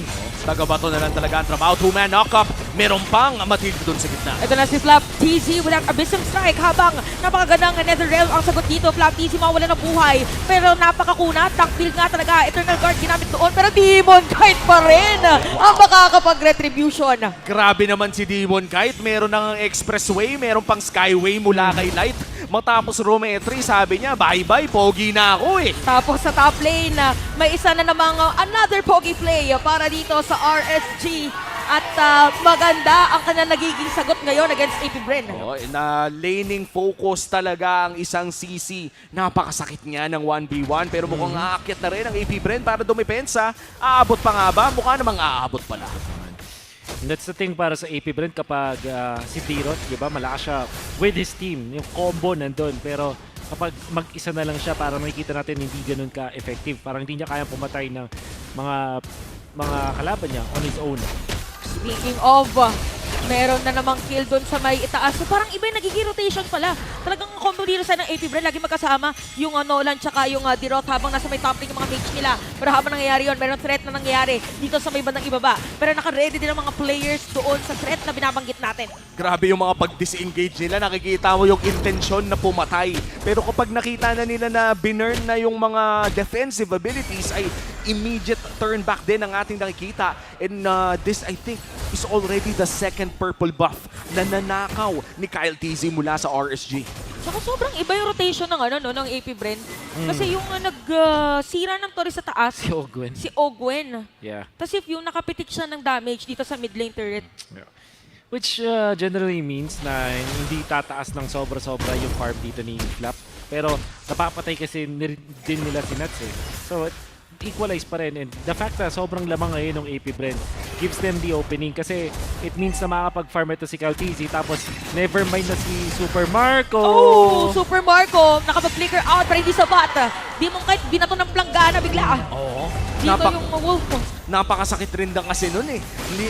Underrated ang damage ng isang backshot pero mukhang overrated ata magiging laban dito dahil 3 ang magkikita. Meron pa Eternal Guard, ginamit na yung Circling Eagle. Caldizi naman this time around, makakasecure niyan. Wala na team fight na itutuloy. So parang iwas na iwas muna ngayon ng mga players natin habang mukhang ipipilit yung may middle lane. Meron lang din namang minion wave pero mabilis lang din na may clear dito ng AP Bren. Kahit lamang ang AP Bren, nakakahanap ang RSG ng place na gusto nilang gawin. Pero Kyle TZ. May Matilda, so Delix, hindi na ipipilit. Pero sa middle lane parang iba, parang liko muna ngayon yung mga players natin. Pero sa middle lane nga, napilitan na gamitin dito ni Aqua yung kanyang Nether Realm habang Kyle TZ, kaputikan pang deal ng damage. Pero still maingat Hama nangyari yun, meron na namang, ito na yata yung triple T. May trade naman this time Trade around. na naman. Parang ang daming forced na disengage mula dito sa RSG. Kapag nakita mo nag-vengeance, bawal banatan. Kapag nakita mo nag-netherrealm, kailangan pag-isipan. Tapos yung mga ganito, yung meron pang mahida na guiding wind. Sakit sa ulo. But then para sa AP Bren, nakikita nating ginagawa nila, ino-overload nila ng damage yung RSG. So kunwari may nag-activate ng Faramis ultimate, dinive ni Kyle eh. And the idea is, tinanggal lang niya yung mga shields kasi masastun afterwards, tapos biglang papaulan na ni Q. And tingnan nyo, talagang napakataas talaga ng win rate ng isang Vexana na pinares sa Nolan dahil nga napakataas ng kanilang burst damage. And I do believe na ang nagiging choice talaga dito ni Q ay lethal ignition para mas lalo tumaas sa kanyang burst. Dahil I think for other Vexana users, ang kanilang kinukuha ay impure rage dahil pa-chepi-chepi ang kanilang ginagawa. So kaya pala pitik lang din ng Pitek. Actually, kahit yung skill niya kanina, tinry niyang gamitin para makaagaw ng purple buff against RSG or Demon Kite. So for AP Bren, sinabi natin parang ang may synergy yung Dirot tsaka Nolan. Meron pa palang Vexana. So burst ngayon ang ginagawa ng AP Bren. So as Wolf said, overload talaga ang sagot. Pero mukhang sinasay ma-overload dito. Pero sabi niya, meron naman akong vengeance dito. Kaya naman, si Kyle TZ makukuha nila. Pero yung side ng AP Bren, okay lang daw kahit walang jungler dahil Lord ang kapalit niya. Wow! Ang bilis talaga mantunaw ng edit, men. Oo. Ultian mo, tapos meron ka pang Roger. May iwan pa nga dito sa may middle lane na matiterify pa dito sa Aqua. Pero sabi ni Flap TV, Super Marco as well with the books. May minion wave dito ang RSG. Nakaredy sila for the team fight. Habang si Aqua medyo pitik-pitik lang. Ginamit pa nga Netherrealm para mas ma-advance pa ang mga kalaban nila. Yung pala, isa lang kuhanin yung Torre. Open flicker out. Sabay konting patalbog sa moment na yon. At grabe ngayon ang palitan natin draw kupunan. Kakaiba yung mga curtain call dito ni Nats. Pag may natali siyang dalawa, yung tipo na no choice, kailangan tumakbo ng sabay na direksyon eh. Yep. And the thing is, meron pang additional na hatak mula doon kay Aqua. So parang nalilimit talaga yung mga mobility. But AP Bren smartly, kahit na pitasan sila doon ng RSG, inuna agad nila yung Lord. Sobrang bilis ng pag-takedown nila yun. So, really commendable mula doon sa AP Bren yung problem solving nila nung time na yun. Kaya naman lamang pa rin sila despite that death kay Kyle TZ. And I love that mentality, no? Yung walang libre. Pag may namatay sa atin, kailangan may makuha tayo sa kabila. It doesn't matter if kill yun or Torre. Basta merong kapalit. Oo, merong T para dito sa ating what's the T kaya sa may middle lane? Magti-team fight ba itong mga players natin? Yung mapipilitan na mag-flicker out! Pero mapatay na nga, sakto yung curtain call din. Kasi napit na naman yung Netherrealm para mas mabilis na mapatay si Flap DC noong moment na yun. Wow, mukhang hindi naging sapat ang burst damage. Pero si Demon kahit may nakita sa palanggana, pinancheck, sabi niya, teka lang, may nararamdaman ako dito eh. AP Bren na nakuha lang din dun sa nangyaring Lord na yun is top lane turret na tier 1 and then dalawa dun sa may bottom lane. So with all due fairness, parang yung AP Bren kahit namatay si Q tsaka si Flap, nakapag-farm pa rin si Kyle TZ. Ngayon ay level 15 na kumpara kay Demon Kite, tapos nakapag-push pa sila. So if you're gonna be looking at the economy, wala masyado nawala dun sa lead na meron yung AP Bren despite them losing some of those team fights. However, RSG nararamdaman na kanilang win condition versus AP Bren. Limahan tayo. Yun ang kanilang ginagawa ngayon. And the burst damage as well na meron not actually the burst damage but the DPS na nanggagaling dito kay Nats. Mas lalo pang tumaas dahil sa Hunter Strike at yung mobility din ng isang CC. Kapag pinagyan mo ng isang Hunter Strike, ang hirap takasan. Tsaka parang ginagamit din talaga ni Ako yung Netherrealm niya. Pag naka-curtain call diba si Nats, tas kunwari dalawa yung natalian. Diretso Netherrealm para mabilis din, tas hatak as well. So talagang dikit ng ating laban and even yung mid lane turret ay nasira ng RSG. So magiging madali para sa kanila later on na mag-contest doon sa buff ng isang assassin, Kyle TZ. And I would say that this is somewhat of a low kill score game. Kahit mataas ang ating aksyon sa laban na to, talagang bardagulan ang parehas na kupunan pero hindi tayo nakakakita ng mga sabihin nating tuloy-tuloy na kills. And I think this is bad for AP Bren. Nasabi mo to kanina, Wolf, na ang gusto ng Roger yung maisa-isa o may mga naaamoy na duguan. Sino kaya nga una maaamoy nila, pero yung planggana at saka yung platito nandito na habang si Owen ay mamipilitan lumalayo. Ginamit na rin dito yung circling eagle. Si Mew ay biglang nawala. Napakagrabing damage yung pinapakita dito ng RSG at tutuloy-tuloy pa nga yung pinik dito ng mga shadow step para kay ako and even for Kusei ay ramdam na ramdam ngayon na AP Bren. Wow, napakagandang disengage mula sa RSG. Ito yung disengage na habang nagdi-disengage sila ay may re-engage na rin. Flap TC, nahuli pa doon pero mukhang papasok na nga dito ang RSG. Ito na yung sinasabi ng curtain call. Natalian pa nga, Flap TC mamipilit na mag-TP out. Habang si Nats ay makukuha nila dito. Ipipilit ng AP Bren na ma-reset itong Lord. Habang yung RSG alam din nila na parang delikado yata na ituloy pa. Wind of Nature para kay Kusei. Gaano ka-crucial to? Sobrang importante dahil si Super Marco as well as si Flap and Kauti, si physical damage and yung combo nila relies on them landing that combo. Super important timing para kay Kusei ngayon na gusto nilang i-activate agad yung kanilang carry kahit 13 minutes pa lang. This is just the second Lord of the game tapos parang tinatawag na nila agad yung kanilang mga resources. The thing is, yung ginawa doon ni Nats pati ni Light super commendable, kaso nga lang masyadong maaga. Parang pwede mong gawin yun kung low na yung Lord para makuha ni Demon Kite. But that meant na kinailangan nila mag-total disengage kahit napitas nila doon si Q. And also, Kyle TC is level 15 tapos 14 pa lang si Demon Kite. Oo nga. Mukhang tatagal nga ang ating Lord Dance dito. RSG silang may hawak ng Lord ngayon. Pero mukhang papasok na nga dito si Demon Kite. Force the flicker out of view. Napaganda nga Deadly Grasp by the way. Pero no! Pa rin mapapatay. At sumama pa na isa. Nagagalit na si Kusei. Sabi nila bigyan natin ng double kill. At ngayon, ang side naman ng RSG ang mukhang magre-raid. Dito sa Lord. Pero nilaban din naman si Super Marco. Kamuntikan pang mamatay. Pero RSG na nga yata makakakuha nito. Sustain is real para sa RSG. Lord secured na rin para sa mga Raiders. That is the second Lord of the game. At mukhang itutuloy pa nga nila si Fiona. Delikado dito! At yun na nga ang gustong gawin. Killing spree na para kay Light. Hindi na pahihingahin pa. Dito ang mga Bees dahil tuloy-tuloy no after na objective. Team fight na naman. Grabe si Light. 1 minute and 30 seconds or maybe even 2 minutes. Nag-convert siya ng 3 kills and 1 Lord para sa RSG. Yung kanyang paggamit ng Circling Eagle na yung reactivation is totally horizontal. Dami niya nahuli mula sa AP Bren. Tapos yung pagbit-bit niya doon kay Aqua and also doon kay Nats, parang mas nakapag-translate pa ng more kills for RSG. Tapos eventual Lord, kahit logi sa levels doon si Demon Kite. That clash, that set of clashes na nakakuha ng 3 kills ang RSG dahil yun kay Light. And can I just say is with that curtain call coming in from Nats, talagang napigilan si Ogwen mag-primal wrath at mukhang ayan na naman yung damage, oh. Talagang literal na tinalian at sa may middle lane kamuti, nasira na nga dito ni Kusei successfully. AP Bren, medyo nire-restrict nila yung sarili nila kung mag-teamfight ba talaga sila at kung lalaban. Pero yung RSG nakapwesto na naman. Anytime pang may nagkamali na pumasok from AP Bren, pwede silang gumawa ng play. Nakakatakot kasi parang hindi pa nakakalabas si Edith na PvP na siya sa loob at papasukin na nga muli ng RSG! Pero napakagandang Eternal Guard, makakabawi yata AP Bren! Pero may sagot dito na Nether Realm para naman sa side ng RSG. Marco! Aqua medyo mawala na buhay doon. Pero napakagandang Guiding Wind! Double kill na si Q! At mukhang hahabulin pa nga dito! Ang mga players ng RSG! At ayan na, tinigil na agad nila. After ng howl ng AP Bren ay mukhang tore na ang isusunod nilang call. Disiplina muna para sa M5 World Champs. Ang tatlo lang ide-depensa dito para sa ng RSG pero talagang inuubos lang muna ng AP Bren yung mga resources. Automatic, pag nakita nila na wala na sila mahabol, punta agad dun sa may mid, nakapag-push sila ng 2 tore. Sabay nakaw pa ng purple buff. Really good exchange there coming out from AP Bren. Kahit nalulugi na sila doon, nakakuha pa rin sila ng positive trade afterwards. Punishing yung RSG.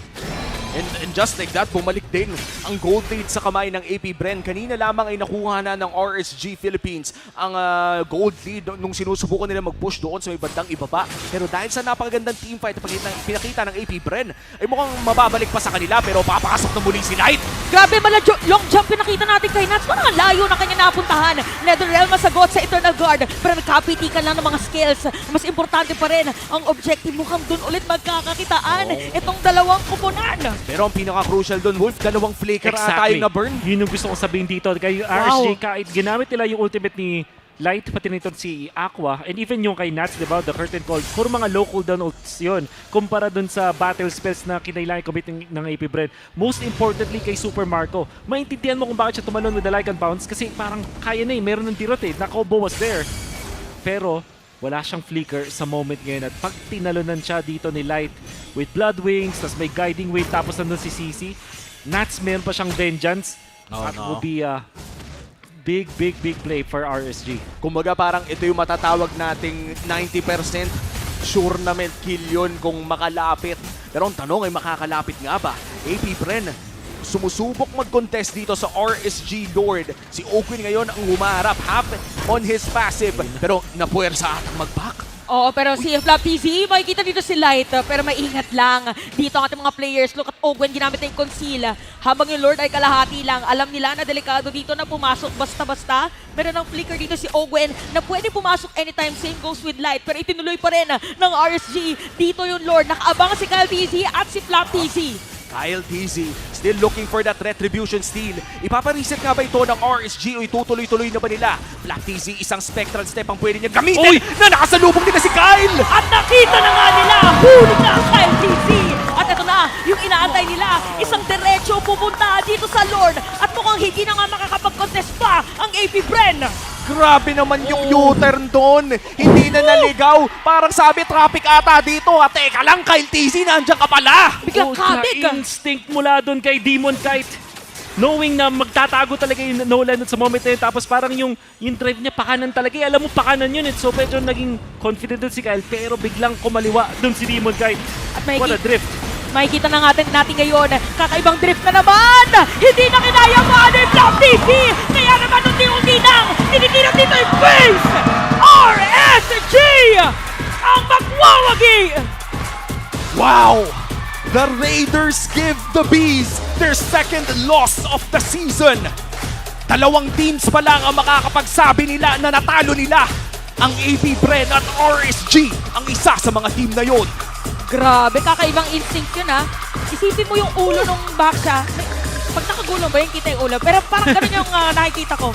Biglang niliko eh. Oo, biglang liko. Talagang biglang liko. Kasi nakita mo na yung movements, yung body language siya, pakanan na talaga eh. Oo. Biglang pinihit pa kaliwa. Oo, ito yung drift. Mala Tokyo drift pala to si Demon Kite eh. Grabe. Ito again, this match, hindi pa pasok na sa playoffs ng dalawang to. Yes. Pinaglalabanan ang top 3. Exactly. AP Bren had the chance to secure their top 3 na hindi na nila kailangan mag-play-ins. But that was denied by RSG right now with a spectacular performance. But still, a very nice bond here from our teams. Dalawang kupunan na may malaking tsansa. At ito, sasabihin ko na, ano yun? Napakalaki ng tsansa na magkikita pa tong dalawa sa playoffs. Oo nga pala. Ito na kanilang kalaban. Feeling ko si Kyle TZ nagulat din doon eh. Palakpakan pa rin natin ang AP Bren, our defending M5 World Champions habang nag-celebrate na ang RSG Philippines sa kanilang pagkapanalo. Kita mo yung ngiti ni Anat kanina eh, no? Niyakap pati yung martials Mga martials. Woo! Grabe, kakaiba talaga naging performance sa RSG Philippines. Kaya naman kausapin natin ang nanalo sa seryeng ito kasama ang ating host na si Mara at Hans. Congratulations, RSG Philippines. Let me hear it from you. GG. GG, RSG. This is the Coach Panda. Coach. Coach, congratulations. You just defeated yung top 1 currently sa ating standings. You just defeated the world champs. How would you rate RSG's performance today? Siguro 9. Not because... 9? Wow, that's high. That's an all-time high. Yeah, because what I really liked about the games that today is yung in and out games na nila, tapos discipline nila. Kapag hindi sila ready, hindi sila go. Tapos the communication was maayos naman. Hindi sila sobrang panic. Kalmado sila. So, 9. First time I give that score. That's the highest so far. 9 out of 10. Wow. That is a very good look. From there, I'm just gonna go back to here. I'll say, uy, sali nyo naman kami dyan kasi what were you talking about before that game? Or pagkatapos ng laro, game number 1, it didn't go your way. Paano nyo siya nabaliktad papunta sa wins for game 2 and 3? Siguro composure lang sa tiwala sa kampi, ganun. Hindi ako ng tiwala sa kampi ko, sa sarili ko. Ayun. Kasi yung pinag-uusapan namin ni Kyle, na proud lang ako sa kanya, ginulungan si Kyle sa long bush. Sobrang proud lang ako. He was very proud of Demon Kite. And yung na-mention ni Coach Panda na composure, hindi sila nagpanic, they manifested it and showcased it nung games 2 and 3. Actually, balik tayo kay Coach Panda din. Coach, kamusta yung bagong patch for you? May mga kinailangan ba kayong gawin before the match today? Sa una, after the patch happened, kala ko sobrang malas ata yung unang kalaban namin after the patch because Bren talaga is a team that can play tank, assassin, utility, aggressive, tank, lahat. Kaya yung isip ko, anything can happen. Yes. So all I did is just get good night's sleep and just improvise today. You just to improvise today, but you did amazing. A lot of people napansin natin, some of the players were having in previous games, they're having a hard time adjusting to the patch, but RSG, they know their capabilities and they did well today. You know, Mara, tama si Coach Panda. In this series, anything can happen. We've won 3 games and the MVP of game number 3 is none other than Light, the guy in the middle. Congratulations, Light. What an incredible performance. Any message para sa lahat ng sumusuporta sa RSG? Thank you po sa sumusuport lagi sa RSG, yung family ko and yung mga nanonood. And thank you rin po sa baby ko, sa sumusuporta sa akin lagi. Tamis! Tamis, Mara. What an incredible way to start our first series. Congratulations once again, GG! You may now take your bow and take your walk of victory. Congratulations to RSG, and Coach Panda rated their team 9 out of 10, the highest so far since the season started. You know, it's such an incredible feeling probably para sa mga players that they're really working hard on and off the scrims. Kahit dito mismo sa MPL Arena, from 6 to 7.5, now they got a 9. One more point for the full form. And I wonder how our casters would rate their performance. Casters? Pasok.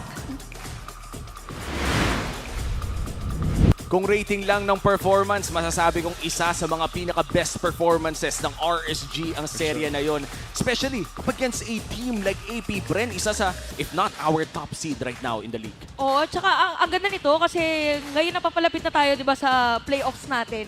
Parang no one is safe, hindi natin alam kung sino talagang top team. Pero alam natin na talagang on top ang Philippines sa kagalingan. Kumbaga parang lahat magaling, pero walang sobrang galing ngayon dito sa ating kahapon nga, di ba, may nakita pa tayo mula sa Minana Evos na hindi na natin alam kung anong mga pwede nating ma-expect dito at week 6 pa lang. Meron pa tayong week 7, may playoffs pa. Ang dami pang pwedeng abangan. Pero ang pwede nating tignan ngayon ay MVP ng game number 3 kung na walang iba kundi si Light on his Matilda. Nako, may mga bagong item dyan, Wolf. Ikaw na to. Oo nga, inunan dito yung Blood Wings. Obviously, para meron ka lang extra shields at medyo masakit na damage yung mga pokes na nakikita natin para din naman gumuhit yung ulti niya pati yung first skill. However, feeling ko ang kailangan tignan talaga dito kay Light yung sequence na na-describe din naman natin habang nagka-cast. There was a sequence of 2 minutes na parang siya yung dahilan kung bakit nanalo yung RSG. Have to give it to AP Brendo na punish nila yung RSG parang dun sa combo na meron sila. Nakita natin kung gaano ka lakas yung pwedeng nating makitang damage output mula doon sa side ng AP Brendo. Tapos nakakuha ba din sila ng mga trades afterwards. Knowing nga lang para sa RSG, kailangan nila mag-group up. Every time na nakikita natin na maraming silang mga members, nakuha sila ng maraming mga kills. And this is one of the good pokes coming up from RSG kaso nag-overhit sila. Eventually, mapapunish dito si Nuts. Nagkaroon tayo ng reset. Then another one, ito naman, yung sinama niya si Nuts, I think mamamatay dito eventually yung kanyang CC. So magkakaroon ng reset. Ito na, the Light MVP. Look at that. Beautiful usage. Parang horizontal na circling eagle. Sabay Faramis ult, well time mula yung Aqua. Tapos nakakuha sila ng Lord and another kill afterwards. AP Bren makakaramdam ng magandang pag-punish as they were able to take out Nuts. Tapos mararundown nila yung RSG. Tapos makakuha pa ng 2 tore and a purple buff afterwards. Then, magkakaroon na naman exchange. Ayun na, that drift mula kay Demon. Kahit habulin niya na si Flap, tapos bigla siyang kumaliwa doon. Kailangan nating tanungin etong si Demon kahit kung ano yun naisip niya dun sa mga moments na yun dahil yung drift na yun, ako, hindi natin makakalimutan sa ating mga laban because of how good that was. At makikita natin dun yung iba pang mga stats dito mula sa side ng RC as well as AP Bren.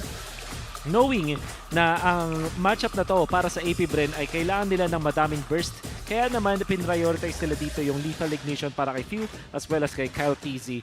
And then, para ma-capitalize nila yung combo nila, kailangan kasama si Dirot either kay Kyle TZ o kaya kay Super Marco. But then for RSG, yung tricky dito sa AP Bren is bakit ito yung naging choice nila despite RSG having a lot of sustain. Alam natin kapag nag-Roger na, pwedeng nang counterin with a lot of sustains, pero nag-double down pa yung AP Bren by picking up this Nolan.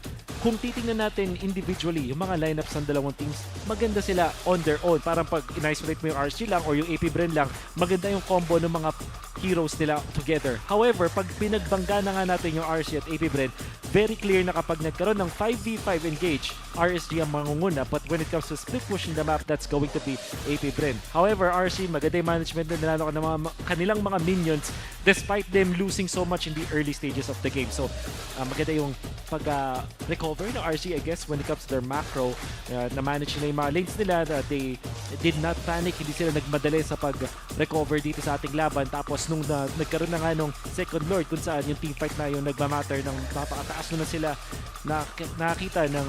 nakita ng strength, ng power spike kumbaga kahit na down sila ng significant amount of gold. Other stats that we're looking at is damage dealt. And hindi nanggaling sa Vexana, hindi nanggaling sa Faramis na typically source ng most damage para sa ating laban. It was actually Nats in this game kung gaano siya ka-aggressive. Dumating nga sa point na 0-3 etong ating CC at madaling sabihin na nako, hindi maganda yung performance na yun, but was so much impact na naibigay dito ni Nats. Ganun din naman sa kanyang matchup, which is in this case Raptizi. However, as the Diroth, alam natin hindi ito yung meta hero, but it does make sense with the heroes na meron ng AP Bren.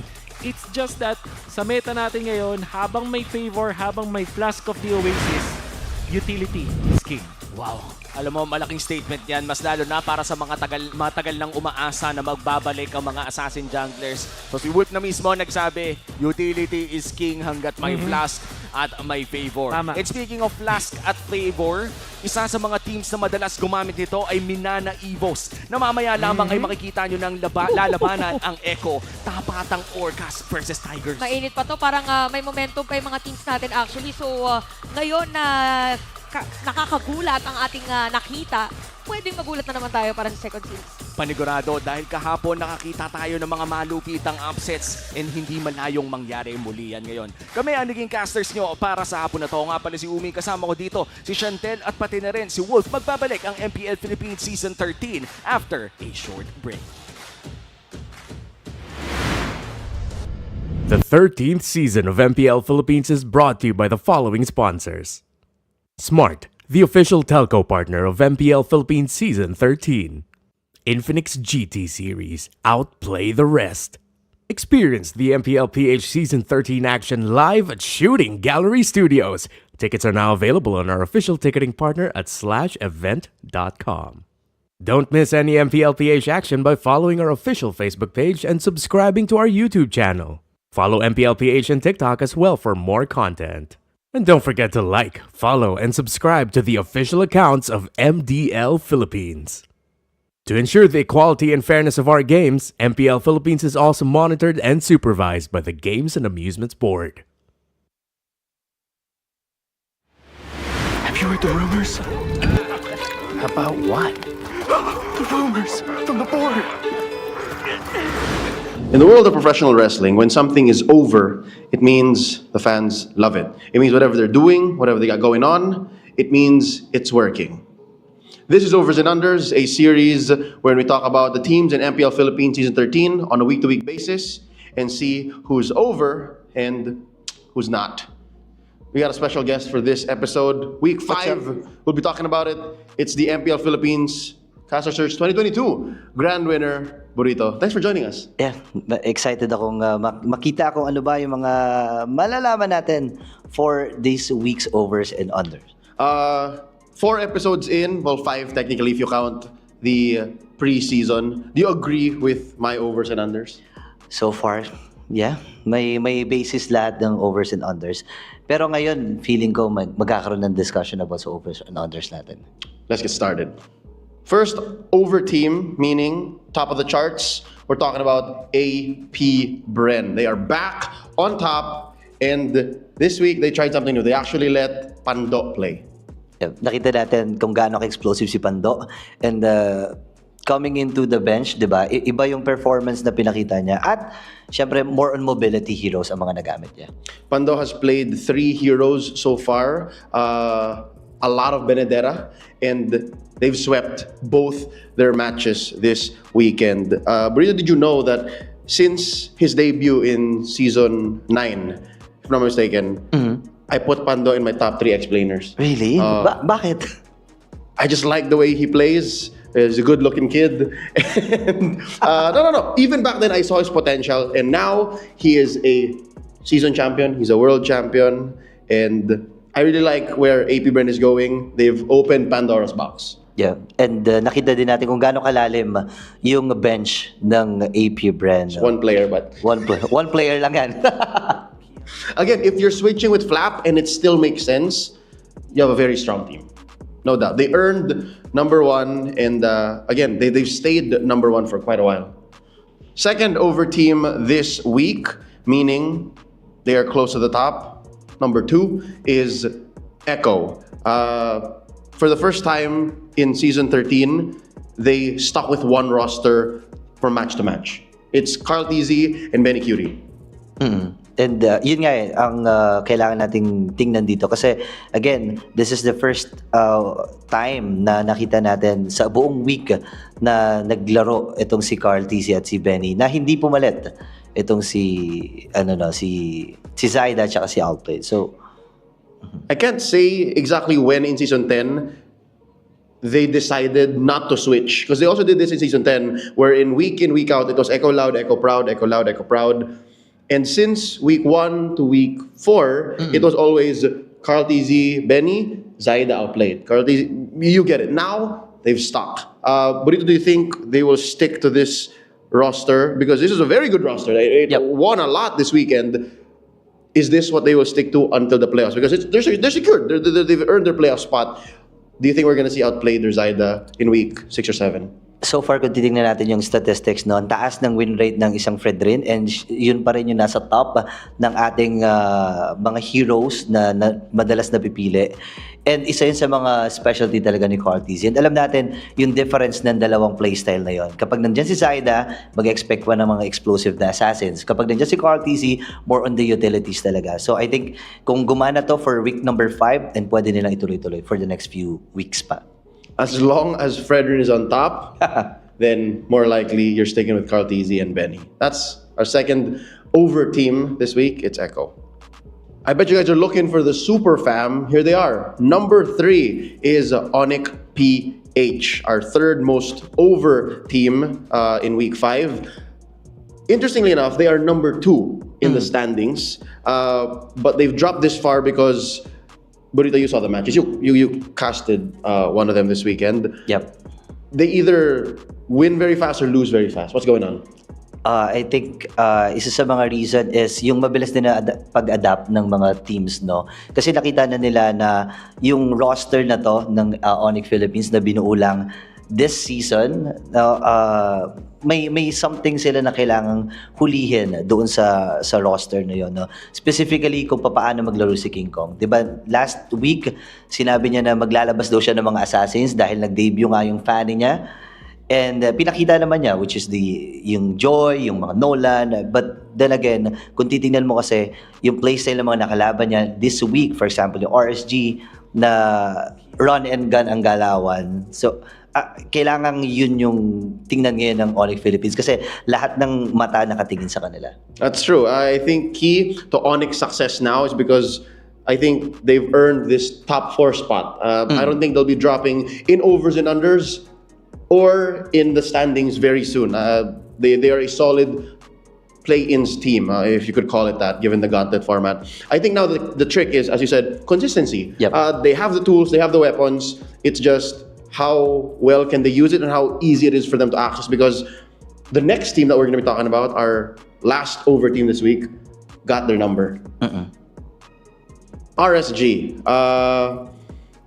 They're so consistent and they're our last over team this week. If only they weren't so swingy. If only their matches ended at an average time, but not when they lose. Because when they lose, they also lose very fast. Well, what's going on with RSG? They're the last over team for us, week 5. For me, isa sa mga sinasagot pa rin ng RSG ngayon is yung momentum nila pagdating sa mid to late game. Obviously, kung titingnan natin, RSG napakalakas sa early game. Ang taas ng objective takings nila palagi. Yung percentage, kapag nakita natin sa graph, every teams na nakakalaban nila. And I think isa sa mga kailangang i-work out ng RSG dito para kung gusto nila maging mas angat pa is yung participation palagi ni Kusei. Kasi again, with the teams na meron talagang mga superstar na gold laners, for example, Kera from Onyx Philippines, Benny QT from Echo, and Super Marco from AP Bren, yun yung pressure para dito kay Kusei. Kasi again, si Light, may kita natin yung performance niya with the edit, di ba? Siya na nga lang ata ang gumagamit ng edit. Light's so good. Di ba? So, yun yung feeling ko na kailangan sagutin. And next is, I think, yung pagiging malaro nila dun sa mga heroes na ginagamit nila. Sila din yung naglalabas ng mga heroes, like for example the Odette with Aqua, di ba? And the glue, di ba? Sometimes it works, and I think that's what makes RSG special. I agree. I think their arsenal is something that they can also work on. Nobody can question what they have. It's just very similar to Onyx. Actually, just to let you guys know, in the building of overs this week, Burrito and I actually butted heads for Onyx and RSG placement. But I think we're okay with this now, with Onyx on 3rd, RSG on 4th. But I do agree. I think that's a question I'd like to pose to the audience as well. Eman's shoes, did Kusei fill them successfully already after the first half of Season 13? He's very different. Obviously, he's good with certain heroes. And I think we want to see more of his connection with Light. More of his connection with even Nats, because Nats has proven himself to be just, no doubt. That's RSG for you, our last over team this week. We're in under territory. These teams are in the bottom half of the standings. And truth be told, it's not looking good for them. If anything, it's the 4 of them that's still fighting for a playoffs spot. Let's talk about our first under team. And I personally wanted to put them down maybe slightly lower here in our charts, but Blacklist International makes the cut. And big headline, you casted one of the first matches here. Haji's back. Do you like Blacklist International's performance with Haji? So far, nagugustuhan ko na kasi again, nagkaroon ng struggle itong kupunan na ito nung mga last 2 weeks. Kasi 'di ba, hinahanap nila kung ano ba yung magja-jive doon sa lineup nila. Kimpoy, they're finding the process. Yeah, yung si Kimpoy and si Haji. And alam naman natin at nagiging discussion to, no, yung roamer na hindi makakapag-adapt kagad sa utility and sa support and sa setup ni heroes, yun yung nahuhuli. And Haji is one of those roamers na nakitaan natin na tinry niyang sumabay, pero hindi yun yung nagiging persona ng kanilang kupunan, di ba? Nasanay kasi yung Blacklist International for the longest time na gumagamit ng mga utilities. That's why in the past couple of weeks when they were experimenting with Kimpoy and then in week 3 as well, when Haji was still in and out, they looked so not ube. They looked kind of lost. That's why this week, I wanted to put them a little lower is because they had to earn the hard way every single win. And they won both matches, but at 2-1. And all of those were very, very close. TNC. The MPL Arena, we have special guest all the way from MDL, Echo Proud. All right, guys, for sure naman kilala kayo ng ating mga manonood. But let's give them a quick recap, IGN, and yung role nyo para sa Echo Proud. Simulan mo naman. Sati Sucre, ang role ng Echo Proud. Palos, juggler ng Echo Proud. EJ XP lane. James XP lane. Aisawa mid lane. Yuktisi gold lane. Ishkel Rome po. CJ head coach. Okay, so that being said, sino ang spokesperson ng team? Okay, si James. Yan! James, welcome back. Alam ko, Opo. madalas ka nanonood dito kasi nakikita na. Pero, kamusta now that you're watching with your entire team? Meron bang changes compared sa nanonood ka lang mag-isa? Ganon? O, kwentuhan mo ba? Meron kasi parang ano kami, nagkaka-idea kami lahat as a team, ganon. Habang pag nanonood kami na yung peda, pag pinapanood yung main team namin. Right? So they get ideas from their main team. That's what's important, lalo na from their MDL squad. Recap naman sa amin. Ano ba nangyayari ngayon sa MDL? Kamusta para sa inyo yung lakbay sa tagumpay? Okay naman so far, pero nasa top 5 kami ngayon eh. Kumbaga sa mga past seasons, ngayon lang kami nag-lower bracket. Pero okay lang.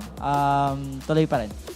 Okay. So another question. Nabanggit mo, you guys are top 5, pero pasok pa rin kayo sa playoffs. The quest is back to back to back para sa Echo Proud. Does that put pressure on you guys knowing na kayo lang ang posibleng mag-champion ng ganung sunod-sunod with the MDL or ayos lang, chillax lang?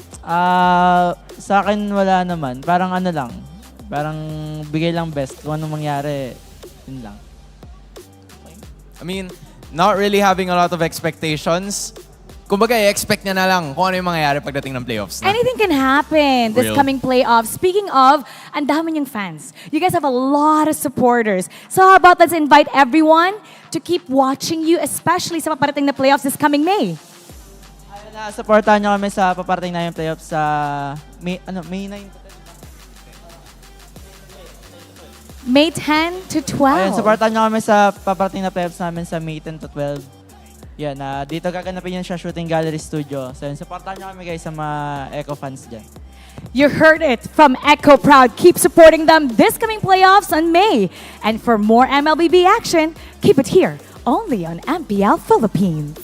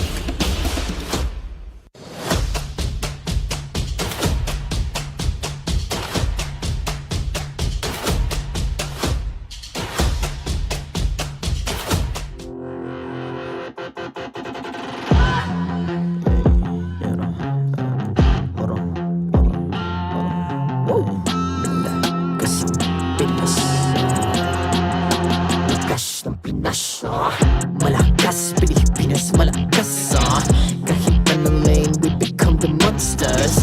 Malakas, Pilipinas malakas Face the golden sun and reppin' for the 3 stars. Look at us to the top, no ifs, no buts. Winning any game, para to sa PINAS. Di mo matitinag aming boses sa new level. Nasa kalye man o mobile window, I become a legend. Open fire, we unite, we winners. Built with pressure, like diamonds are made of. Switch na lane na parang gera. HP racing, may reset up. Built na kitang buhat ni Hilda. Full load SS parang Laila. Susundan ko ang iyong bakas. Kasama pataas, tagumpay natin to. Dahil tayo'y malakas. Para sa Pinas. Nasa amin ang alas, hindi tuwa atras. Kinikilala sa taas kasi kami ang malakas. Para sa Pinas. Nasa amin ang alas, hindi tuwa atras. Kinikilala sa taas, ganito kami sa Pinas. Wow! Hold on. Yeah, malakas ang Pinas. We are laging every beat, no surrender, no retreat. Pag nagsama-sama, just imagine what we can achieve. Lacking every beat, no surrender, no retreat. Giving 100 all my all, cause we just cannot be defeated. We are unstoppable, immune and invulnerable. Ready ang equipment, lahat frozen, malang crowd control. Pakita ko na jab like pow, beast of the southeast. Takas sa matawag, proud and loud, cause every enemy we devour. Susundan ko ang iyong bakas. Kasama pataas, tagumpay natin to. Dahil tayo'y malakas. Para sa Pinas. Nasa amin ang alas, hindi tuwa atras. Kinikilala sa taas kasi kami ang malakas. Para sa Pinas. Nasa amin ang alas, hindi tuwa atras. Kinikilala sa taas, ganito kami sa Pinas. Wow!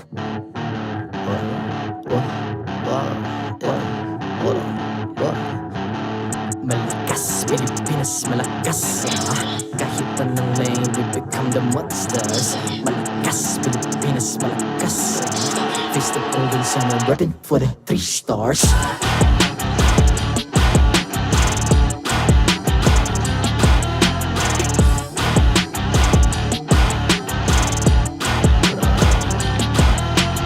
Ang lakas ng Pinas, we unite, be the stars. Ang lakas ng Pinas, we unite, be the stars. Ang lakas ng Pinas, we unite, be the stars. Ang lakas ng Pinas, we the stars. Ang lakas ng Pinas, we unite, we the stars. Ang lakas ng Pinas, we unite, we the stars. Ang lakas ng Pinas, we unite, we the stars. Ang lakas ng Pinas, we the stars. The 13th season of MPL Philippines is brought to you by the following sponsors. Smart, the official telco partner of MPL Philippines Season 13. Infinix GT Series, outplay the rest. Experience the MPL PH Season 13 action live at Shooting Gallery Studios. Tickets are now available on our official ticketing partner at /event.com. Don't miss any MPL PH action by following our official Facebook page and subscribing to our YouTube channel. Follow MPL PH on TikTok as well for more content. And don't forget to like, follow, and subscribe to the official accounts of MDL Philippines. To ensure the equality and fairness of our games, MPL Philippines is also monitored and supervised by the Games and Amusements Board.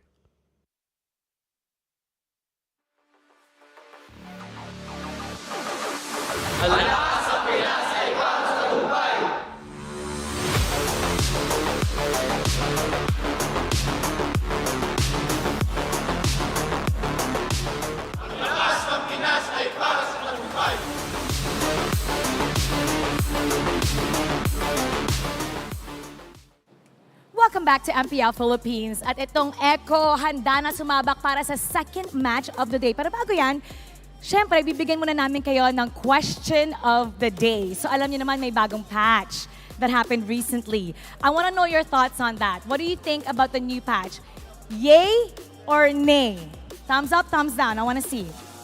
Siguro po ako po, nay po. Nay, bakit? Kasi po, lagi po kaming utility jungler gamit po namin. Tapos, nanerf po yung mga parang makukulat na items. Gano'n. So talagang nay para sa'yo. Kay Benny Cutie naman, yay or nay? Thumbs up, thumbs down? Yay po. Yay! Oh, magkaiba kayo. Kasi yun, kahit naman na medyo naapektuhan yung team dun sa update, may good din naman na naging buff. Yun, katulad na ni Harit, tsaka yung item na pang mage, which is kami magbe-benefit naman ni Sanji. So, sa tingin ko, para naging balance lang din. Balance, bagay na bagay para sa inyong dalawa. Sa lahat ng ating mga manonood, what do you guys think about the new patch? Thumbs up, thumbs down, yay or nay? Silipin naman natin kung ano nga ba ang masasabi ng kabilang panig. Hans, pasok! Maraming salamat, Mara. This time around, kasama natin ang Minana Evos. Chillax sa amin dito. Boys, gusto ko lang malaman kung yay or nay ba sa inyo yung patch. Narinig niyo yung tanong kanina. Sir Hayes, ano bang patch para sa'yo? Yay or nay? Okay, ganyan lang. Stick mo lang ng konti, ganyan mo lang. Sige, kahit ganyan mo na lang. Yan. Para hindi ka mangawit. Yan. Si Perks, ikaw pare, ano sa'yo? Bakit? Ayaw mo paliwanag? Okay. Brief ko siya kanina, sabi ko huwag na siya magpaliwanag eh, pero magpaliwanag pa rin. So, yun lang. Ganon. Alam niyo na yan, guys. Pasok.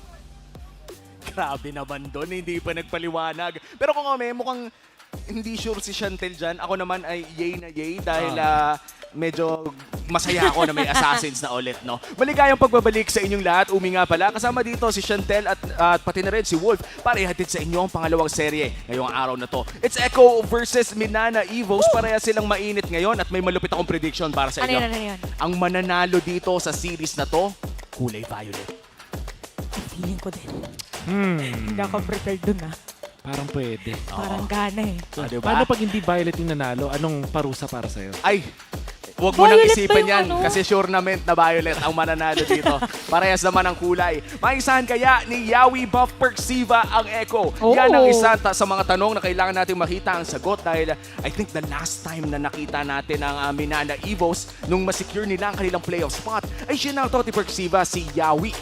Marami raw siyang natanong dito sa Aura Roamer sa bago sa laban nila sa Onyx. Kaya naman mukhang nabuff talaga si Perksiva. Sakto din, may kita natin in terms of the shared hero pool for these players ay talagang halos sakto din. Kaya naman pala kay Yawi humingi din na dito ng sabihin na nating tips ang isang Perksiva. Kung babalikan natin, naging history din ng Perksiva. If I'm not mistaken, pumasok siya sa RSG Season 10 right after nanalo si RSG sa MSC. And then lumipat siya sa RSG Ignite for MDL. So nakita yung potential ng player dun sa naging journey niya, MPL, MDL. Ang maganda dito pa na addition para dun sa Minana Evos is nagkaroon ng difference in playstyle. Alam natin yung signature, di ba, para kay Spider-Mouse, pero nag-iba yung dynamic yung pagpasok ni Perks.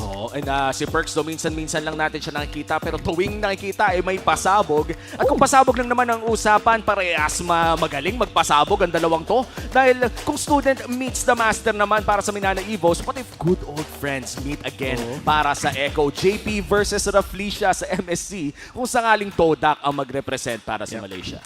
Yung playstyle din nila, parang hindi ganun ka-explosive, pero pag nagkaroon ng sarili nilang mga moments, tunay na kasalanan nila yung mga panalo. For example, yung kay Raflesia, kung napanood niyo yung reset na chip na game niya, kung saan nakakita tayo ng... True. Hindi naman siya backdoor play, pero parang ganun parang win-on-way nila with what Raflesia is doing. Tapos, ganun din naman kay JP, di ba? Quiet kapag mga simple na mga clashes, pero pag mga game-winning moments na, biglang makakahanap ka ng magandang initiation from him. At kung babalikan natin, yung huling beses na nagkita ang Echo at Minana, nakalamang ang Hukbo with a 2-0 victory. Wow. Kung saan nagbida talaga si Doming, pati na rin si KZ. Ano pala to, dito pwedeng bumawi yung Echo if ever, at dito mas pwedeng iselya ng Minana Evos. Kasi sabi natin na it's more of them in a momentum na talagang sobrang ganda ng performance nila. And babalikan natin, isa sa mga naging strategiya ng Minana Evos this meta is the fighting healers na alam nating napakataas ng kanilang mga dinidil na damage kahit naka-healer sila. And I think an interesting stat to build this up is actually number 1 ata ngayon ang Minana Evo sa turret damage per minute. Wow. Interesting. It means na mabilis at efficient sila mag-take ng mga siege na yun. That's true. And mukhang mahihirapan tayong malaman kung sino nga bang mananalo ngayon. Pero hindi na natin problema yon. Sinong may problema nun? Yung mga viewers natin, guys. Sino sa tingin nyo ba mananalo sa laban na to? Tumutok kayo sa ating official YouTube streams at mag-subscribe sa MPL Philippines YouTube channel. Kabisado nyo na to. I-comment nyo kung hashtag Echo or hashtag MNNE with your game and server ID para sa chansang mananalo na 4 na 500 diamonds. 500 diamonds din yan. At of course, para sa serye na to, may clue kami kung sinong mananalo. Basta color purple ang kanilang jersey. Tama. Sige. Sige po. Tama. Pero tama yun. Tama ka. At tagalan na natin. Kung color purple naman ang jersey ng ating mga players, ito naman ang mga men in white. Narito na ang ating marshals na mag-o-officiate ang laban na to. Sinusuguro nila ang fairness at integrity ng ating mga laro. Kaya naman kilalanin na natin ang mga manlalaro para sa laban ng Echo at Minana Evos. Players, pasok!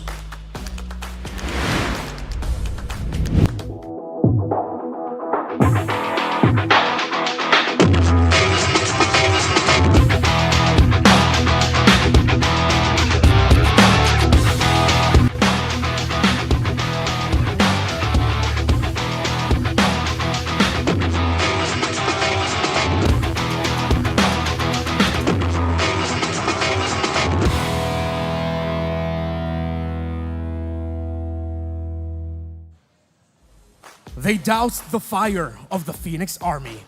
Now, the Orcas dive into the Tigers' den to widen the points gap between them and the Raiders. MPL Arena, get loud and proud for Echo!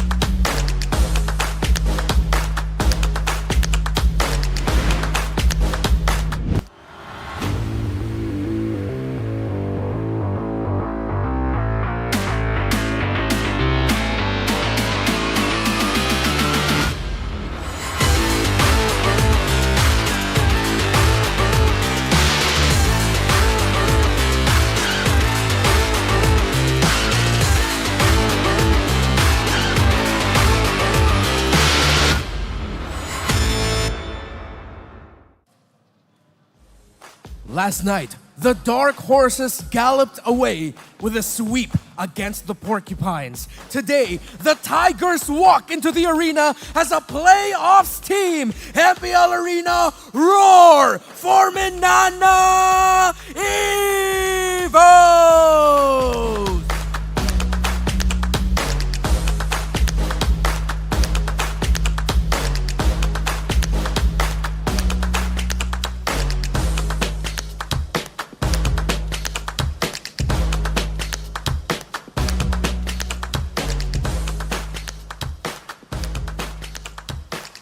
And our coaches, Coach Tic Tac and Coach Bitoy. Make some noise for the Orcas, for the Tigers. Sino ang magwawagi sa laban nito?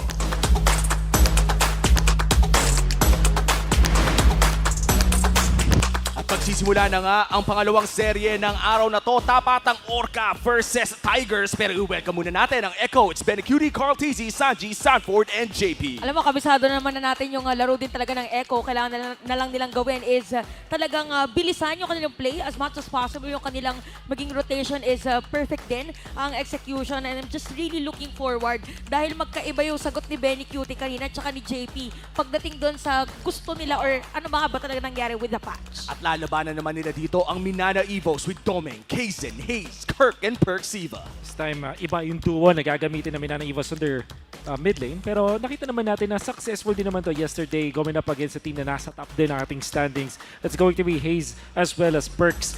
Napansin natin kay Hayes na ito na yung mga mage of choice niya. Parang yung mga nandun lang sa likod, yung mga backline / nuke mages. While si Perks, ang nabigay niyang dynamic para sa side ng Minana Evos is biglang nag-shift into catcher type of roamers. Hindi na siya katulad nung ginagawa ni Spider Miles na papaulan na ng utilities. Parang maabot pa na sa bunot ng flow low rin para sa side ng Minana Evos. But we know this time para kay Perks, it's all about yung mga setup type of tanks. Oh, alam mo, nakakatuwa dito is parang ito yung ibang Minana. And when we look at Minana Evos with Spider Miles, obvious na may utility dyan. Pero itong Minana na to, ibahin mo. Kumbaga ito yung spicy variant ng noodles nila. Parang kabaliktaran siya actually na nakasanayan natin. Yun yung difference kapag iba yung hero pool ng isang player. Tsaka yung sabihin na natin yung kill participation, yes, is 71%. Pwede mag-translate na same, pero ang different dito is kung paano yung longevity pagdating sa team fight. And kung longevity lang ang usapan, no? Si Ben Cutie, isa na sa mga pinakamatagal na manlalaro dito sa liga up against Doming na sabihin natin sakto lang ang natagal dito sa liga. Veteran versus sophomore. Ano bang pwede nating mapansin dito? Well, yung ang taas ng KDA. ang mataas na KDA, sobrang taas actually, 12.67. That means na hindi masyadong namamatay dun si Benny Cutie. Tapos gamit na gamit siya dun sa mga team fights para sa side ng Echo. And another thing na gusto ko ring abangan dito is yung carry match. Parang sana merong game 1 si Benny yung magka-carry na game 2 si Doming naman. Kasi so far, alam natin, Benny Cutie has always been the best na carry players we have here. And then si Doming naman, yun din yung pinaka-notable sa kanya na hero. At ngayon na nakita na natin ang ating players to watch out for, kailangan naman nating malaman kung ano nga ba ang mga goals and objectives ng ating mga teams dito. Ano bang mga kailangan nilang gawin sa Infinix Keys to Victory? And para sa Minana Evos, kailangan nilang i-surprise yung Echo with Perks' aggressive rotation. Ibahin yung tempo. The last time na nag-beat to dalawang teams ito, medyo mabagal para sa Minana Evos, pero pwede nilang speed up ngayon para gulatin yung Echo. Para naman sa Echo mismo, Sanji, show you're as amazing as the half-man, half-amazing. Kumbaga nung alam natin dito kay Hayes, isa siya sa mga legendary players we have, pero kailangan sabay niya ni Sanji for both utilize the chance to experiment on the new patch. Sabihin na nating secured na nga ang dalawang teams na to sa ating playoff. So siguro parang pwede na tayo mag-experiment.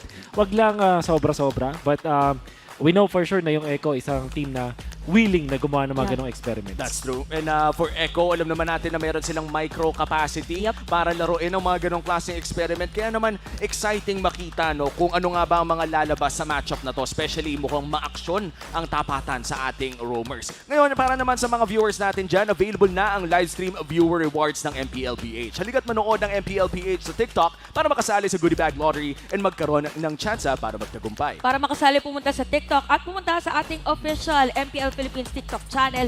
I-click yung official live stream at i-tap yung top left. Ayan, dito yan. Dito, ayan. I-tap nyo na yan para sa chance nyong manalo. Ang dami talaga nating pinapamigay throughout the day. Hindi pa tapos ang pamimigay natin dahil hanggang mamaya sa ating third series ay may ibibigay pa rin namin sa inyo. Kundi diamonds, kundi goodie bag, marami pa dyan. Dahil hindi lang naman Echo at Minana ang pwedeng manalo sa seryeng ito. Papasok na tayo sa ating drafting phase of Game 1. Once again, this is a best of 3 series between Minana Evos and Echo. Makikita natin sa blue side ang Echo ngayon. Minana Evos naman sa red side. Mukhang hindi na natin makikita si Nolan at Matilda this game. At saka parang different ngayon yung drafting pattern, banning pattern na dalawang teams natin as compared to Series 1. So pwede nating sabihin dito na iba-iba yung pag-adapt ng mga teams talaga pagdating sa playstyle nila dun sa new patch.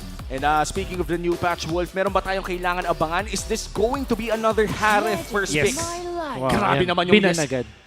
Pero mabilis yung pag-yes ko sa'yo, mabilis din yung pag-ban nila dun sa Hive. Understandable kasi parang ang pinaka nakakatapat lang sa kanya sa lane is the Nolan, but Nolan is already banned. So, this means na magiging standard actually yung priorities para sa dalawang teams. Pwedeng unahin yung Arlot, pwedeng unahin yung Fredrin. Knowing Echo, though, parang isa sa mga gusto nilang i-secure palagi yung Fredrin eh. That's true. And I think this is also with the comfort of Carl TZ right now. Alam naman nating batikan na assassin user ang isang Carl TZ, pero as of late talagang pag sinabi mong Carl TZ, Fredrin man, Baksha man, Akay man, mga ganun. Parang malaki din yung binibigay na space nila. Yung sabihin na natin full potential ni Benny Cutie is nagpe-pave din talaga sila ng way because of that. Okay, no, Bari. Oh, sa bagay, iba din kasi talaga. Iba, may something eh. May something eh. There's the Fredrin. Fredrin nga talaga. At maganda dito sa mga bans na nakita natin, makukuha ni Kirk yung kanyang Arlot. And then na Matilda is also okay. First time si Arlot today. First time Sobrang bilis. Ang bilis naman, blitz drop talaga ang usapan. Yuzong, mukhang within the day with 2 times na natin nakikita ang Dragon. This time, ito yung kay Sanford. Tapos siguro pair up with Carry. Usually yun yung combo dito ng Echo. Pwede rin yung Minotaur na open pa sa ngayon. there is light, But it's there are Luyi also na hindi shadows. Ay, na na-open ban. si Louie. Okay. I like this coming in from Echo dahil Yeah. yung, eto lang Arlot Luhing nakasanayan natin. But with the Yuzong as well, kapag sinabayan yung Petri combo with the diversion play, that is still massive. And look at this, mukhang allergic mamatay si Benny Cutie. Grabe. Wala pang piso yan, boy. Kaya pala 12.67 yung KDA niya. Then yun pala yung sinasabi ni Wolf. 0.5 pa? Paano yung 0.5? Kalahati lang ng katawan niya. Mana-picture. Gen Z. Oo. So, ilan na ba ang games na nalaro ng Echo so far? 743. Joke lang. Si Benny ay naglaro ng 17 times. So, 17 times 0.5. Di ko na alam. Dami na nun. Kumbaga, ayaw na mag-mat kaya pumunta na lang tayo sa ating second banning phase. Yun na ang tanong. Ano yung tanong para sa audience natin, Wolf? Ano yung 17 times 0.5? 17 times 0.5. Ang unang makasagot ay Magaling sa math. Magaling sa math. Ayun. Bibigyan natin ng titulo yan, boss. Next ban on the side of Minana Evos. Ano kaya kanilang Ang bilis ng banning dito. Parang talagang pinag-aralan ng mga teams yung isa't isa. And very different talaga siya from Series 1. So alam mo yung priority ng mga players. And Claude has been banned, by the way, para dito sa Echo. Oh. Surprising kasi most of the time parang sila yung nag-aano, diba? Parang grabe naman yung focus ng Echo sa gold lane ngayon, no? Parang ayaw nilang paglaruin si Benny tsaka si Doming. Oo nga eh. What if mag-mage dito si Benny Cutie? Kasi sabi niya, di ba kanina, tinanong before the start. Oh, wow. Grabe ka na, Detective Conan, ha? Sabi niya, yung Lunox, no? Sabi niya, chini. Sino nga yan? Basta more on mage na pwede na ulit sa gold lane. Yun yung pinakagusto niya sabihin kanina. May namimiss akong mage sa gold lane, na feeling ko malayo naman, pero may tsansa. Sino? Alice. Uy, actually, di ba? Naalala nyo dati yung Alice Gold Lane, si Oheb pa, Benny Cutie, sila yung mga gumagamit during that time. Pero tingnan natin kung makakalusot nga ba. Minotaur na contested din sa larong ito ay hindi na makakalusot dahil sa ban ng Minana Evos. Ano kaya magiging huling ban ng mga Orca dito? Going for siguro Roger or Bruno. Hindi, mag-grok na lang. Sa perk special. So anong magiging dito? Marksman kaya ng Echo? Roger para sa Minana. Pero Ruby muna inuna. Flex pa rin. Ruby Arlot, di pa rin natin alam kung ano yung pwestuhan ng dalawang heroes na yan. So yung marksman dito ng Echo dapat Purify Carrier kasi ang daming mga CC dito mula sa Minana Evos. Maganda pa rin ba carry dito sa Echo na naka-purify? Carry and I think so. Tapos kukuha sila ng isang active na roamer. Yung pwedeng ipadala with a Louis, Mash for example. Ay, Roger na. Roger na lang ang kinuha dito ng Echo. Parang tournament na kasi, no? Every time the Roger is open, malayong hindi kunin. One of the best marksmen right now, pero... Uy, super global. Super global. Sila din yung diba, sa interview na parang sinasabi na masasabi nyo with a chip na pick. Ban na lang po. Ayan, hindi na ban. Kuhanin na lang daw nila. Ito na yun kumbaga, Echo goes international. Okay, so what is your gold lane if you're Minana? Yun talaga dapat hindi masyadong, kasi magagank siya no matter what. So dapat may pang-check. What if Ruby gold tapos, kaso wala silang damage afterwards eh. Ano kaya? Baka Bruno na lang sila para sa Minana Evos. O kaya Brody para early game pa rin. And they do have the crowd control, no? Tatlong pick nila ay merong intense na crowd control mula sa Vexana, Arlot, and Ruby. Kailangan na talaga ng burst damage. And as you said, mukhang Brody ang kanilang kukunin. I feel like this is the first Brody of the day. Kanina pa natin hinihingi ito, pero mukhang ibibigay na ng Minana Evos sa atin. Tsaka kinagandahan kasi dito with the Brody, parang mahihirapan din yung Echo. Yes, meron sila ditong Yuzong, pero parang hindi naman niya kayang i-soak in yung damage ng ganon katagal. So kailangan heavy burst talaga, or tatama talaga. Half man, half amazing. Manam. Galing. At yan ang ating audience prediction. Lamang ang mga Orcas. Mag-predict na rin kayo dyan sa bahay para sa mga nanonood. Make sure na gamitin ang hashtag na Echo at hashtag MNNE. Kasabayan na rin ng server ID nyo. Pati na rin ang game ID para makasiguradong pwede kayong manalo ng 500 diamonds. 4 sa inyo ang mananalo niyan. Looking at the lineup right now in terms of crowd control, parang hindi na agad kailangan basahin to. Alam mo ng lamang ang Minana Evils when it comes to crowd control. Yeah. Yan naman. But then again, para sa Echo kasi parang ganda ng front to back nila dito. Meron kang Louis na yun nga, Louis Fred rin. So no matter what, meron kayong pang front to back nga. And then meron pa silang creative factor na pwede silang mag-ulti gamit si JP. Pati na rin dito kay Sanji. Pwede nilang i-mix and match yung teleport nila. Pwede nga silang mag-split sa gamitin nila yung Louis ultimate tapos umount sila ng safely gamit yung gamit chip or other way around, diba? Chip yung pang-initiate, pagkakawa ng pitas, out, gamit yung Louis ultimate, push sa kabilang side. Wow. Yung mental gymnastics natin doon na napawaw na lang ako dahil at this point, kung hindi ko pa nga masundan, ikaw na yung nag-e-explain, paano pa kaya pag nilaro na? Parang nga kailangan mo bantayan yung minimap na talaga. Kailangan palakihin pala yung minimap. Pwede. Sabi nga nila, I think, ito kasi parang may nakausap akong former pro player. Anong na, sabi? Ano ang sabi sa akin ni Aaron Cutie noon, na parang baliwan daw yung mga ganito eh. And at this point, tingnan natin kung baliwan na nga ba ang magaganap sa laban na to dahil may Louie at pati Chip sa isang side at Echo pa ang may hawak nun. Echo Express, ito spaceship na. Echo Spaceship. Ibang ano na yung, iba na ang kanilang ride ngayon. Intergalactic ride. Diba meron ng Echo System, Ecosystem, yeah. Echo Location, At tapos ano to? tapos may Echo Express. Ano pa kaya ang pwede dito sa Intergalactic? Ewan ko men, Intergalactic Echo, Astral Echo. Astral Echo. Ito yung literal na Astral Echo. Sinova Area. Oh, ito yung MDL naman. Ay, shoutout sa inyo mga two-time, tama ba? Wow, grabe. Total, nandito na rin naman tayo kanina. I-share ko na yung joke natin na nakapatay mic natin. Nung in-introduce yung Echo Loud, doon ba sasabi natin? Ibirit mo. Diba? Let's get loud. Let's get proud. Ayan. Natignan natin to, sorry. Hindi ko nga alam kung kung may nakakagets ba. Gaano ba katanda ang requirement para alam yung kanta na yon? Well, ako di ko na siya alam. Ay, hindi mo na abutan. Di ko na naabutan. I doubt.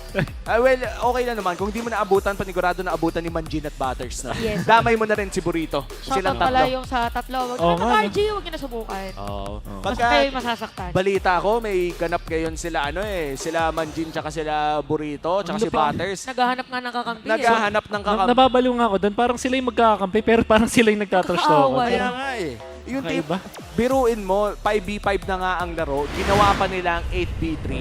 Ay 8v2, pag 8v3, 11 na yung naglalaro nun. Kaya pumasok na tayo dito sa ating game number 1. Echo versus Minana Evos. Pinakaunang laro pa lang naman ito, kaya kahit anong mangyari, may pwede bang bumawi. Aabangan natin dito kung sinong mas mabilis kasi binanggit natin difference in terms of the playstyle ng mga roamers natin yung nag-switch para sa Minana Evos. So, knowing Haze, iba din yung gulang actually ni Haze. Tag as the most patient man nung MPL Season 8. Ang pinaka-pasensyosong mid laner. And at this point, kailangan talaga niya maging pasensyoso dahil hindi mo alam kung kailan may susulpot. Parang haunted house tong composition ng Echo. Magugulat ka na lang, may katabi ka na eh. Parang mararamdaman mo may ugong, pero hindi mo alam kung saan sila lalabas. Nakakatakot naman yung ganyan. Saan ka ba nakatira? Huwag na tayo pumunta doon.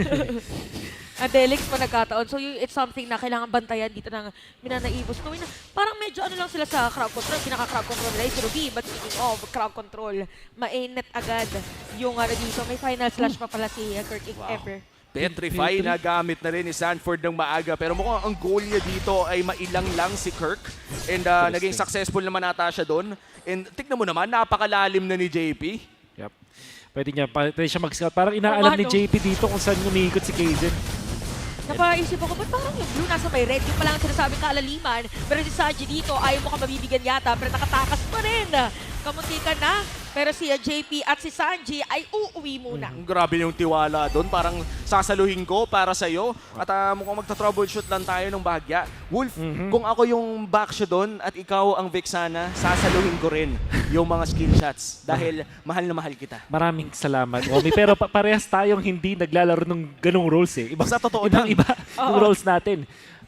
Isang bagay din na notable dun sa ginawa ni JP na siguro magandang tip din sa mga tropa babes natin dyan. Pag kasi nakita mo yung buff, di ba magkaka-timer? So, isang bagay din na, malaking bagay din na ini-scout mo yung mga ganong area. So, obviously, hindi naman yun yung pinaka-goal talaga ni JP. Hindi ka naman lalalim ng ganun para lang magkaroon ng timer yung mapa mo. Pero bonus siya. Ang curious ako, bakit kaya nag-petrify dito si Sanford very Sa taas early? kanina, no? Yep, kasi hindi na, mag-cooldown siya, hindi pa parating yung turtle. So, parang hindi yata ganun kasulit para kay Mr. Sanford. Pero ang mahalaga doon, na-proc niya yung passive, so nagka-HP siya. That's true. And I think one goal as well is mailang ang isang Arlot. And when you think about the Arlot, yes, may sustain coming in from the Vengeance, but it does require na markahan mo rin pati yung minions para makapag-reset ka. So overall, that decision, di natin alam kung ano yung nasa isip niya, but I think Turtle will be the decision na ang tawag doon, yung hindi naman game-breaking, pero sabihin na natin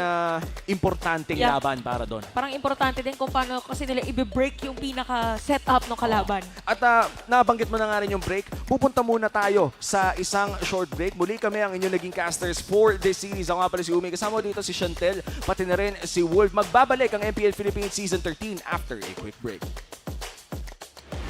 Have you heard the rumors? About what? The rumors from the board.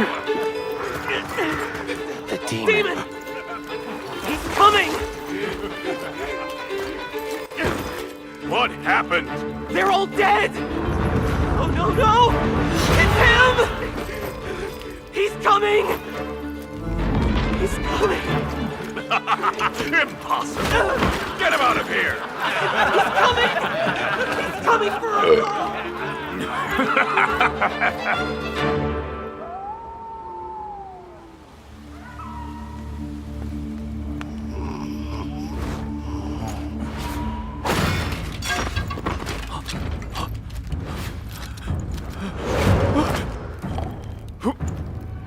Who's there?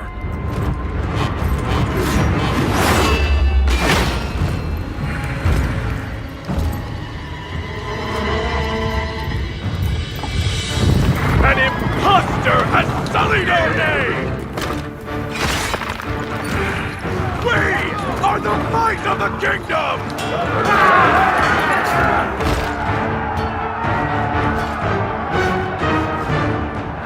For the king!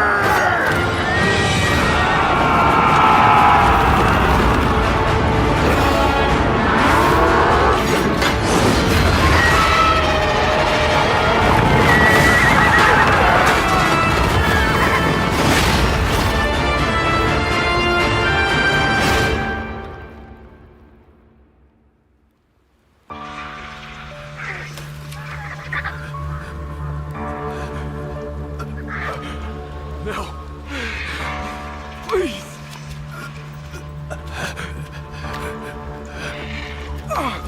You seem...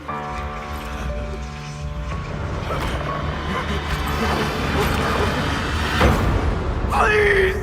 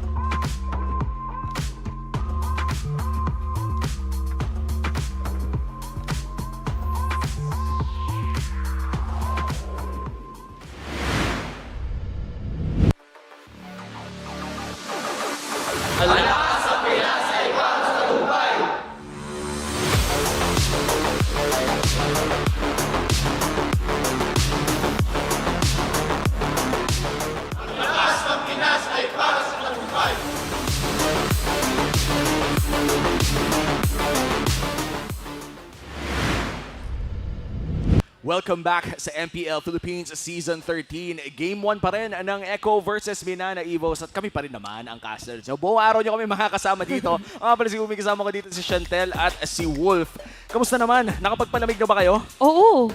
Ang daming nangyaring malamig. Anong nangyari? Share ko lang kasi kanina, di ba, naka-break tayo. Rinig ko yung dalawa, pagtitripan dapat nila ako. Oh, anong sinabi namin? Oh. Umi, sabay natin kalamitin si Chantel. Tapos, hindi ko alam kung isisikreto ko ba na narinig ko, pero sinabi ko na lang para... Dapat sinikreto. Oh, dapat sinikreto mo. Dapat nakipaglaro ka na lang sa amin eh. And at this point, no, hindi pa naman tumatagal ang ating laro. Wala pang 2 minuto ang Game 1 ng Echo at Minana Evos. Meron tayong Chip at Louie para sa mga kakarating pa lang. And minsan lang natin makita to. Medyo nakakabaliw kung iisipin dahil akala mo nandito, nandun pala. Ito yung mga pang-LDR, ang galawan. Para siyang same concept nung super meta pa talaga si Valentina at saka si Faramis na pag pinagsama sa team, grabe yung balik buhay and at the same time talagang, or actually kahit hindi sila magkasama sa team pag magkalaban pala kasi Netherrealm, Cult Altar pa nun. How much more this time sa kaya sila pupunta? Naisip mo na yung mga possible na combos. Pero isang bagay na notable din para sa isang chip ay yung added na parang para siya may focusing mark pag ginamit niya yung ultimate niya. Na if you think about it, yung Louie kasi gusto na magkatabi yung mga kalaban, di ba? So ang sakit ng DPS dito ng Echo. I would say yung early game, maganda pa rin kahit na yung Brody nasa Minana Evos. And when we talk about the early game, no, Brody talaga isa sa mga pinakamasakit na marksman, pero nandito na nga ang Dragon. Oo, parang walang contest para sa side ng Minana Evos. Mukhang baliktad ang kanilang naging playstyle at si Kaysen dito ang makikita. Wow! Hindi pa tapos ha? Wow! Hindi na agaw! At si Ayun, Kaysen dito hindi talaga yata nila patatakasin at mukhang Echo Express ngayon na talagang ating nakikita dahil mukhang hindi makakagalaw. Mababaliktad pa nga yung gustong trade sana na gawin ng Minana Evos. Tapos mukhang nakarami dito ng buff si Kuya mo, Carl, pero mukhang hindi hahayaan na libre lamang at makukuha pa rin naman pala niya ang purple buff na yon. This brings me back dun sa Season 7 na ang naglaro ng Louie nun ay yung team ng Playbook. Kung naalala niyo sila, Arvs. At yung rotation nila nun, after nila mag-turtle or before, basta may ganun mga moments, TP sila papunta dun sa buff. Grabe, no? Parang ganun yung ginagawa nila. Oo, parang kailangan mo na talaga maging prepared. Pero prepared lang din naman. Ang ganda ng mga higop at vacuum dito ng Echo. Si JP nandito na rin. Sino makakrab control nila? First blood against Perxiva. JP makakakuha niyan. Echo Express umaarangkada na with JP getting the first blood. Parang hirap i-predict ngayon kung ikaw yung Minana Evos. Kasi napigilan, di ba? Sabi kanina, merong triple T. Yung trade supposedly na palitan or napigilan ng isa ding T, yung teleport. Wow! Paniba, hindi na 3T to, 40 na. 40 na. May teleportation jutsu pa na nagmumula dito kay JP. Oo, pero ang kinagandahan kasi yung mga ganito mabibilis, 40 talaga yun ng Echo. Ay, oo. 40. 40. Wow! Gusto ko yan. Galing mo doon. Pero tuloy-tuloy na nga yung pang isang T dahil tuloy ang laban para kay Carl TZ at nakakuha pa sila ng isang kill. Yep. Ito tayo sa signature Impure Rage na Roger mula dito kay Benny Cutie na nakakuha na ng kanyang Windtalker. Oh, pero sa top lane, by the way, kamuntikan pa nga si Kirk. Pero napakagandang play dito para sa Minana Evos. Pero ito na yung teleport na sinasabi natin. Sino bitbit? Si Sanji lang naman. Ginamit pa yung breaker para mabawian. Hindi na si Kirk. Sanji lang pero sapat na iyon. Echo with another kill pero Turtle mukhang yun naman ang gustong kunin ng mga Orcas ngayon. Mga magkakasilipan muna dito ang ating mga players pero si Kaysen ay papunta pa lang doon sa turtle objective. Mukhang hindi na nga makakapasok dito ang Minana Evos as Echo will secure another objective. Ang high level na ginawa ni Sanji doon by the way kasi yung flicker niya tapos parang pinabanda niya yung spells niya doon sa kakampi ni Kirk. Kasi malayo na si Kirk so parang lalong lumayo yung range nung kanyang rotation tsaka dispersion just because dun sa angle na ginamit niya. So parang kakaibang bank shot ang nakita natin dun mula kay Sanji. Grabe, no? Yung mga ganong klaseng angulo. Ang talagang ma-expect na natin mula kay Sanji na napakagaling ding umangulo using the Novaria. This time around with the Louie. Mukhang pati yung fan-shaped na pasabog doon sa dulo, memorize din niya yung range. Kabisado pa rin, no? And speaking of range, saktong-sakto sa range ni Carl TZ, dito si Kirk. Mapipilitan na umalis. Ginamit pa nga yung final slash pero hindi yata sapat ang kakunatan dahil patay sa kamay ni Sanji habang sa bottom lane. Meron nangyayari na may kasama. Kung galing sa top lane, dito nasa bottom lane. Ano nangyayari ngayon? Double kill para kay Sanji. 5v5 talaga. 5 minutes pa lang. At si Doming hindi pa pumapalto. Pinetrify na. At hindi na nga makakatakas pa sa ilalim ng tore. Echo again with a 3.4k lead. Men, Echo sa taas, Echo sa baba. Ano na bang nangyayari? Wala, astral na talaga sila dito ngayon. Intercontinental ang ipinapakita ng Echo. Feeling ko ito yung sequel ng Insidious. Parang yung kaluluwa nila naiiwan sa ibang lane, tapos napupunta sila sa ibang dimension. Piruin mo men, parang kaka-dive pa lang nila sa top lane, tapos biglang sa baba, nagkaroon ng entrada. Grabe ang Echo Express. May ganong klaseng galaw na ngayon. Yep, and this is very much possible dahil sa chip na meron dito si Echo. And if you think about it, yung mga members ng Echo, di ba matagal na sila sa liga yan. Si Carl, si JP, and even Benny. So, ibig sabihin yung kanilang game awareness, map awareness, game knowledge, sobrang taas na yun. Yung map knowledge nila nandun din. So, parang take advantage nila yung tagal nila sa liga. Tapos parang kino-connect nila dun sa global presence na meron yung kanilang heroes. Ang naging resulta, hindi makahinga dito yung Minana Evos. Ang hirap talaga huminga kapag kahit saan ka pumunta, may orkang nag-aabang. Another dispersion play, pero mukhang pang psycho lamang yun habang kinukuha ni Carl ang turn. Ito na naman sa pilitan na teamfight. Napagandang petrify para kay Sanford! At patay nga pa nga dito si Bergsiva. At tuloy-tuloy lang, may bawi naman dito ang side na Minana Evos. Pero sa ilalim ng Torre, double kill na si Sanji. Hinahabol pa ni Cartesi. Dito si Kirk and Benny Cutie with a killing spree. Katakot-takot ang ginagawa ng Echo ngayon. Biruin mo, 7 minutes pa lang, 6,000 na yung lamang nila. Meron sila 12 kills in 7 minutes. Ganun kabilis. Makikita natin sa replay. Pinadala yung kanyang tropa, sabay defend si Sanji. Grabe sa taas ng farm niya. Oo, bilis no? Ayan, makikita natin sa instant replay. Pinadala si JP, tapos biglang may portal na para sa lahat ng members ng Echo. And sobrang ganda nung pagkaagamit nung first second skill dito, yung dispersion tsaka yung rotation mula dun kay Sanji. Parang nasusulit niya dito yung damage output na meron ng isang Louis na ngayon 2 items na siya. Meron na siyang glowing one, so sakit na to. ang sakit na. Oh wow. And this is scary if you're Minana Evos dahil yung all-in na gusto sana nilang gawin na marami rin silang crowd control, mukhang naunahan na sila sa pacing ng Echo na napakabilis at napakasakit na rin ng damage na nagmumula dito kay Sanji na might I just say 5-0-5 on this game. Grabe yung burst damage dyan, men. Nakalital ignition pa. Tsaka yung yung sabihin na natin, kasanayan niya dun sa hero na rin kasi nag-flicker pa siya, ilalim ng 2 tore yun. So alam niya kasi na magkakaroon ng shield pagka tumama yung skills niya. So yung mastery of this Louis ang talagang kitang-kita natin ngayon para kay Sanji. Tsaka yun nga talaga, kapag malalaman mong mahusay yung Louis player kapag parang sobrang layo nung range nung first and second skill niya. Kasi nga na-take advantage niya yung extra na bounce, kumbaga. So, it just shows us kung gaano ka batak itong si Sanji with the Louis. And look at this comparison. Yung XP laner ng Minana Evos is level 9 compared to the gold lane Benny Cutie na 11 na agad. This time around, this is honestly insane coming in from Echo. I'm calling this already. You cannot contest this, Lord. Talagang kailangan muna nilang patabain as much as possible. Feeling ko, correct me if I'm wrong, Wolf, ang susi dito sa Minana Evos is yung synergy or synchronization ni Perxiva at saka ni Hive. Yung mga madaming mga chain knockups, chain stuns na kailangan ng Minana. Kasi madami naman sila mga stuns actually. Unfortunately, dumating na tayo sa point na itong Brody ay hindi na ganun kalakas kasi sobrang farmed na nitong Roger. So parang yung power spike ng isang Brody hindi na na-utilize na Minana Evos. So magre-rely sila dito sa chain stunts na meron sila. Isa lang din naman yung naka-purify dito para sa side ng Echo. So pwede nilang i-punish yun kung sakali. That's true. And for Minana Evos, I think slowing down the game as well could be an option. Kailangan talaga nilang antayin yung kanilang power spike o yung equilibrium na tinatawag natin kung saan umabot na ng 55 or mga 60k ang parehas na team gold. Pero matagal-tagal pa yun, literal. 15 minutes pa ata yung aabangan para mangyari yun. Medyo mahirap yata para habulin. Pero may kita natin ngayon na maganda actually ginawa ng Echo na ng Minana Evos na yung mga bushes na pwedeng puntahan ni Sanji, meron nakatao para hindi instantly maka-TP dito ang mga players ng Echo. But this 9.2k gold. Meron pa nga Lord, pero may pigilan din naman agad. Wow! Ay, ito na! Grabe naman! Parang umaariba ba doon sa labas ng mapa kanina yung Dragon pala New Year? Excited na mag-game 2. Oo. Ito si Sanford.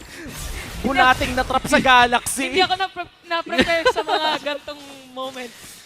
Yan ang literal na hindi lang meta breaking. Grabe. Outside of the map.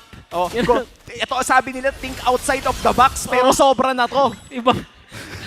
Think outside of the map. Ayan na yun. And the thing is, ang pwede mo nga kasing gamitin dun sa Louis, pwede mong gamitin outside of the map siya. Tapos parang kung saan niya katapat, dun kayo magdadrop kung sakali. So, ginagawang trick yan usually sa top lane. Kasi dun mas madali para magdadrop kayo sa labas nung tore. Kaso nga lang, moment na yon, for some reason, na-trap si Sanford na sobra na ata sa drag.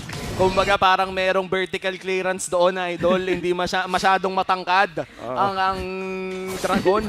Kaya siguro hindi... Ewan ko lang nakakagulat kasi makita, men. Kahit ako na-stun eh. Kaya sabi ko lang, kasi amazing. Beautiful ML. Ang nakakatawa doon, hindi na parang siyang echo. Walang napasama. Oo. Because of that. May tanong ako, Wolf. Ito, first time ko ata makita tong item build na to. Great Dragon Spear on the Roger. Ano bang nagagawa nito? Well, it helps you snowball. Pwede ka rin mang-run down. Tapos, kasi nga sobrang spammable ng ultimate ng isang Roger.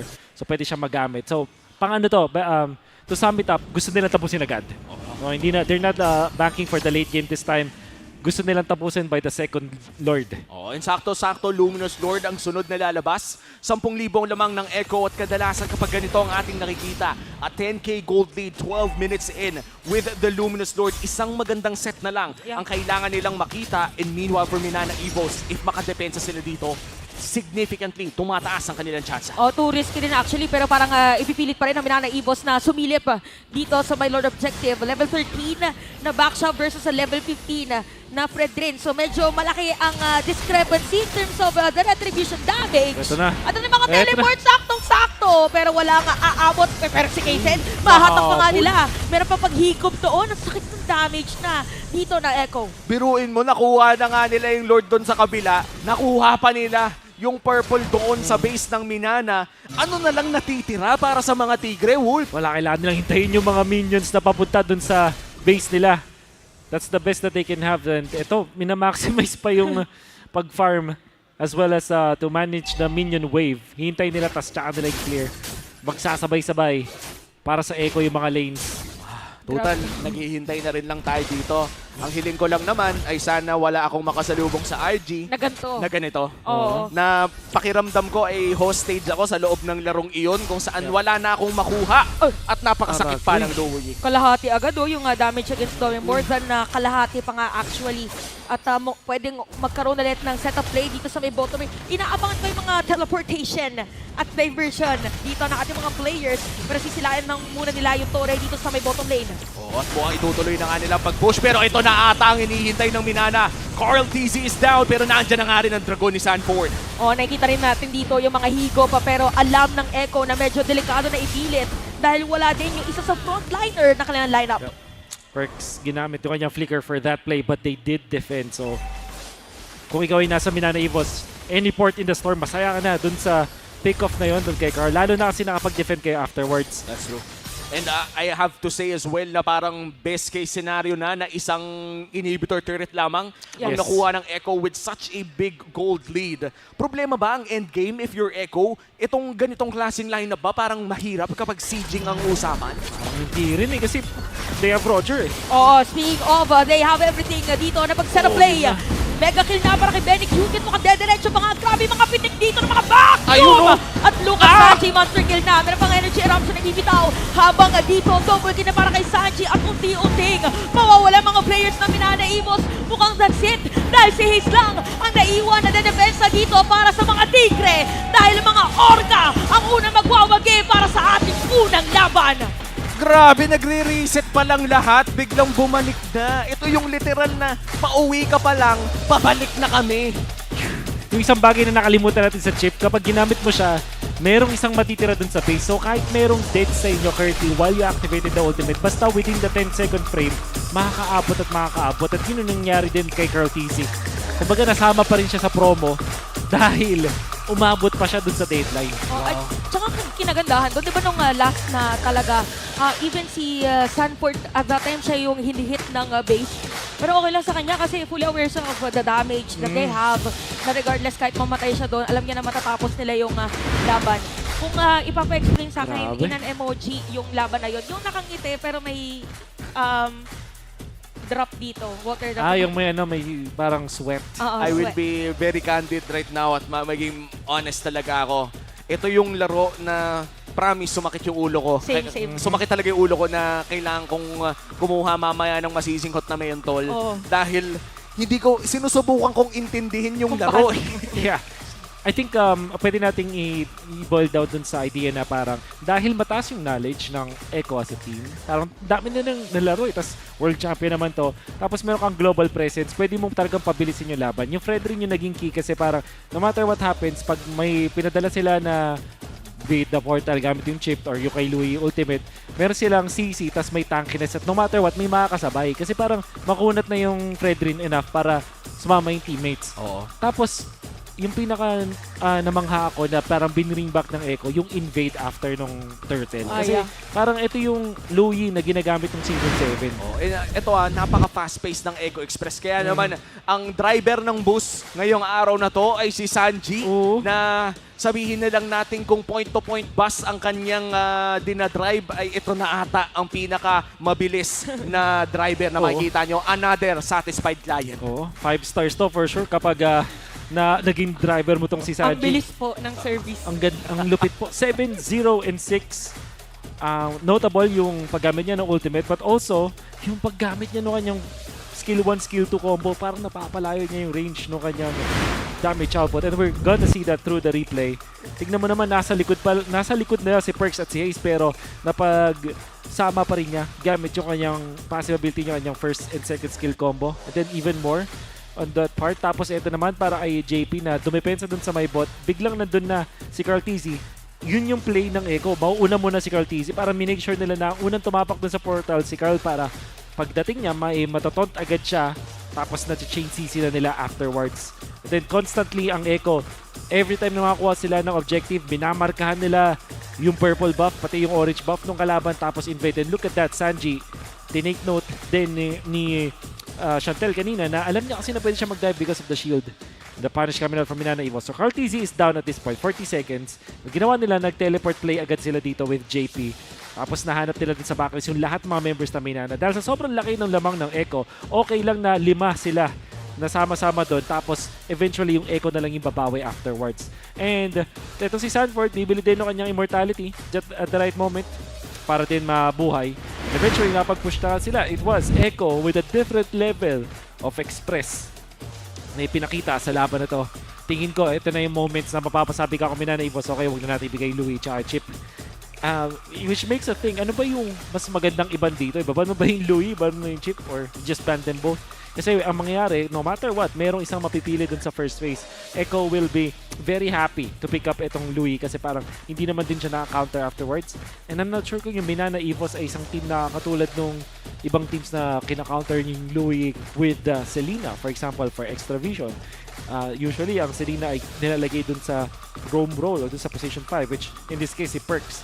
We're not entirely sure if Minana Evos is a team na gumagamit ng hero na yon. So parang, if you are Minana, mas maganda yatang iban na lang either Louie or Chip. Don't give them both or maybe snatch one or the other para at least meron silang pangsagot dun sa mga moments na yun. Siguro, ito na rin yung mga moments na may mapapaisip sila, ibasok na ba natin Spider-Miles para meron tayong Florine o kaya naman ay Angela para sa global anti-heal or healing pala, I mean, for Minana Evos. Maybe those are the decisions that will happen in the next game.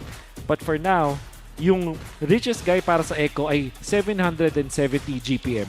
And every time that I see this, tapos siya yung parang pinakamayaman, tapos pataas din yung damage output niya, pero hindi umaabot sa 800 yung GPM, ang pinaka-translation niyan is activated agad yung gold laner na yon. So, in this case, para kay Benny Cutie, kaya hindi umabot ng 800 yung GPM niya kasi hindi na siya nag-farm afterwards. At napansin natin dito sa game, nagsama-sama na yung Echo once na naramdaman nila yung power spike nila. In fact, ito si Benny Cutie, nung lamang na siya ng isang item over Dome, hindi na siya tumigil, going for Dragon Spear para talagang tapusin na agad yung laban. Tapos, nakita natin na si Sanji talaga yung tunay na carry para dito sa side ng Echo because of the damage output that we saw from him. Nevertheless, yung Echo napigilan din nila mag-farm yung Minana Evos ng hirap na hirap dito sa mga moments na to kasi nung ginawa ni Kaizen yung pag-trade for the orange buff and the turtle, ang nangyari lang Echo nag-teleport para counterin yun. Tapos sila naman yung nag-invade themselves. Ginamit muna nila yung ulti ni Chip tapos nung magkakasama na sila tsaka sila nag-Louis ultimate, which meant na no matter what happens, magkakasama sila as 5 or kung ang moment na yun 4. Grabe, no? When we talk about the ube, ang maalala natin dito ay dikit-dikit sila. Pero ito parang hindi naman to yung banding na may healing Ang banding nila dito parang may gala. Kumbaga parang magkita-kita muna tayo dito sa MPL, tapos sabay-sabay tayong pumunta sa Tagaytay. Parang So, anong tawag sa ganong strategiya? Kalad-karin. Nakalad-karin play. Kalad-karin play. Kalad-karin play o mga ultimate gala experience. Yan. Uge. Parang ang... Ultimate gala experience. Uge. Parang... Bakit ba? I-improve natin Kayo na over time. bahala. Pero pwede din uge. May pa-contest kami ngayon kung sino yung makaisip ng magandang pangalan sa ganong estratehiya. Yung may Louis na Chip, yung biglang gala. Nag-iisip to, may mukhang ginagawa. Ano bang nasa isip mo ngayon, Sandel? Wala pa nga Wala pa, wag natin pilitin ng... Kailangan yata nga... Parang ano ba pwede? Imagine mo yung Echo Express kakapakita lang sa atin nung boost nila. Tapos ngayon, ano na yung parang spaceship na magkasama. Lahat ng transportasyon. Grabe. Kumbaga parang yung ganong klaseng estratehiya, parang kung sino mang kalaban nila ay panigurado, hindi na pwedeng makalusot. Because hindi normal yung ganong klaseng game kung saan 7 minutes pa lang ang ating laro, 12 kills na agad ang ating nakikita. And mind you, this is not just a team na ginano nila. Kung RG to, siguro normal pa. But they were up against Minana Evos na alam naman nating isa sa mga nasa momentum ngayon. They just beat Onyx Philippines kahapon. Tsaka parang yung gantong play, parang hindi talaga nila binigyan ng entry point for a counter play na parang pilit na teamfight talaga. Pero di ba sabi natin, pag mga pilit yung teamfight, nalulugi yung nagpipilit. Pero ito talagang alam nila yung outcome At sigurado maraming nag-enjoy sa ganong klaseng laro nung Game 1 pa lamang. Kaya shoutout sa ating mga official restreamers natin dyan sa Luzon, Visayas, Mindanao, and all over the world. Meron tayong local restreamers, international, and from Cambodia, Middle East, North America, Singapore, Malaysia, and Indonesia. Lahat sila ay sumusubaybay sa laban ng ating mga manlalaro para sa tagumpay. Ngayon, nakita natin yung tagumpay ng Echo. Feeling ko hindi na nila mauulit to. Kwento ko lang meron tayong restreamer na kina-cover niya both yung MPL Philippines tsaka yung ibang mga... Pero Pinoy siya, so talaga nakatutok sa lahat. Wow. Saludo sa iyo, Salamat sa pagsuporta sa ating liga. And of course, pwede nyo rin maramdaman ang kapangyarihan ng Smart App. Effortlessly manage your prepaid and postpaid accounts, buy promos, pay bills, and redeem rewards all in one app. Download the Smart App now, the only app for Smart Signature, Infinity Bro, TNT, and PLD prepaid home Wi-Fi. Solid one talaga. Sakto, pag nasa ecosystem ka na talaga ng Smart, ay yun na lang ang kailangan mong app para hindi ka na maguluhan kung may kailangan kang gawin. Nandun ka na. Para ka lang nag-chip ult. Okay. Diba? Louis chip no? Grabe. Paano kaya, I think yung pinaka-counter dito, apart from ban, is paghiwalayin mo, break mo yung combo na yun. Kuha ka ng Louis, kuha ka ng chip, or ban mo yung one or the other. At yung isa nga yung Selena na, I think, kung di rin kaamali, it was seen 2 weeks ago, Blacklist, diba? Yes. Parang kay Haji. Na nakita natin na ginagamit nila pang-abang. So, I will not be surprised if that's the case. Kaso nga lang inisip ko si Perks ba ay nagsiselina? Yan ang tanong. Yun din And if ever they do swap out with Spider Miles, doon na rin papasok yung tanong na nagsiselina ba ang isang Spider Miles? Because very special ang hero na si Lina, I would say. Parang it takes a special player na talagang matagal na nagsiselina para mailabas to sa pro. Kasi ano mo din si Hayes actually, parang siguro pwede sila magpalit if ever. Baka naman pwede tayo makakita ng post for Selena ulit. Malay mo. Pwede. Tapos, I think pwede mong dagdagan ng mga pang-wave clear na Roman. Hindi natin alam. Ang dami nating... Selena Grok, diba? Selena Grok. May mga ano pa tayo, mga Selena edit. Pwede natin makita yon. Pero ngayon, titignan muna natin ang ating mga audience sa MPL Arena. Punta muna tayo sa ating mga host. Nara, Hans, kayo na muna. Thank you so much, casters. This time around, nandito tayo sa audience area kung saan kasama natin ang ilan sa mga espesyal na tao. Specifically, in Carl TZ's heart, Lola Benny is here with us today. Lola, Sino kamusta po kasama natin dito? Sino po yung kasama po natin? Si Jacob Lee. Pinsan. Pinsan niya. Opo. Si Sandra Gay. Si Sandra. Sister, kamukha mo si Carl. Lola, lapit lang po natin. Okay. Yung mic po natin. Yan, nice to meet all of you. It's such a nice feeling to have them here. Lola Benny, kamusta po ba si Carl bilang apo? Kasi I'm sure na kayo po ang nag-alaga sa kanya, especially during those moments. Mabait na bata yan. Matalino. Kahit na, halimbawa, mag-exam siya, sabi ko mag-review ka. Hindi namin, makakalimutan ko siya. Lagi siyang nasa top. Lagi siyang nasa top. Yes, opo. Kasi mabait na bata. Mabait na bata. Alam niyo po, Lola, narinig po namin na kayo Loving. daw po, loving kasi Lola's boy ata si Carl. Kayo daw po ang nag-alaga, nagpalaki sa kanya habang yung magulang niya nasa abroad. Yes po. So, kailan niyo po siya nakitaan ng potensyal na magiging magaling siya maglaro? Bata pa siya, iiwanan ko sila sa isang computer shop sa kapitbahay namin. Babayaran ko na yung computer shop na tatlo sila magkapipinsan tigi isang oras babayaran ko para iwanan ko sila para pupunta sa market. Para isang oras sila. Tapos babalik ako. Yun talaga siya, computer ng computer. Kayo po, siya pala, si Lola pala yung reason kung bakit ang galing maging gamer ni Carl no? Isipin mo, magkakaibigan talaga sila all throughout and then at the same time, siya yung nag-unlock ng fullest potential ni Carl mula nung bata pa. Na-mention niyo po kanina na iwan niyo po sila doon bago po kayo pumamalengke, pumunta ng market.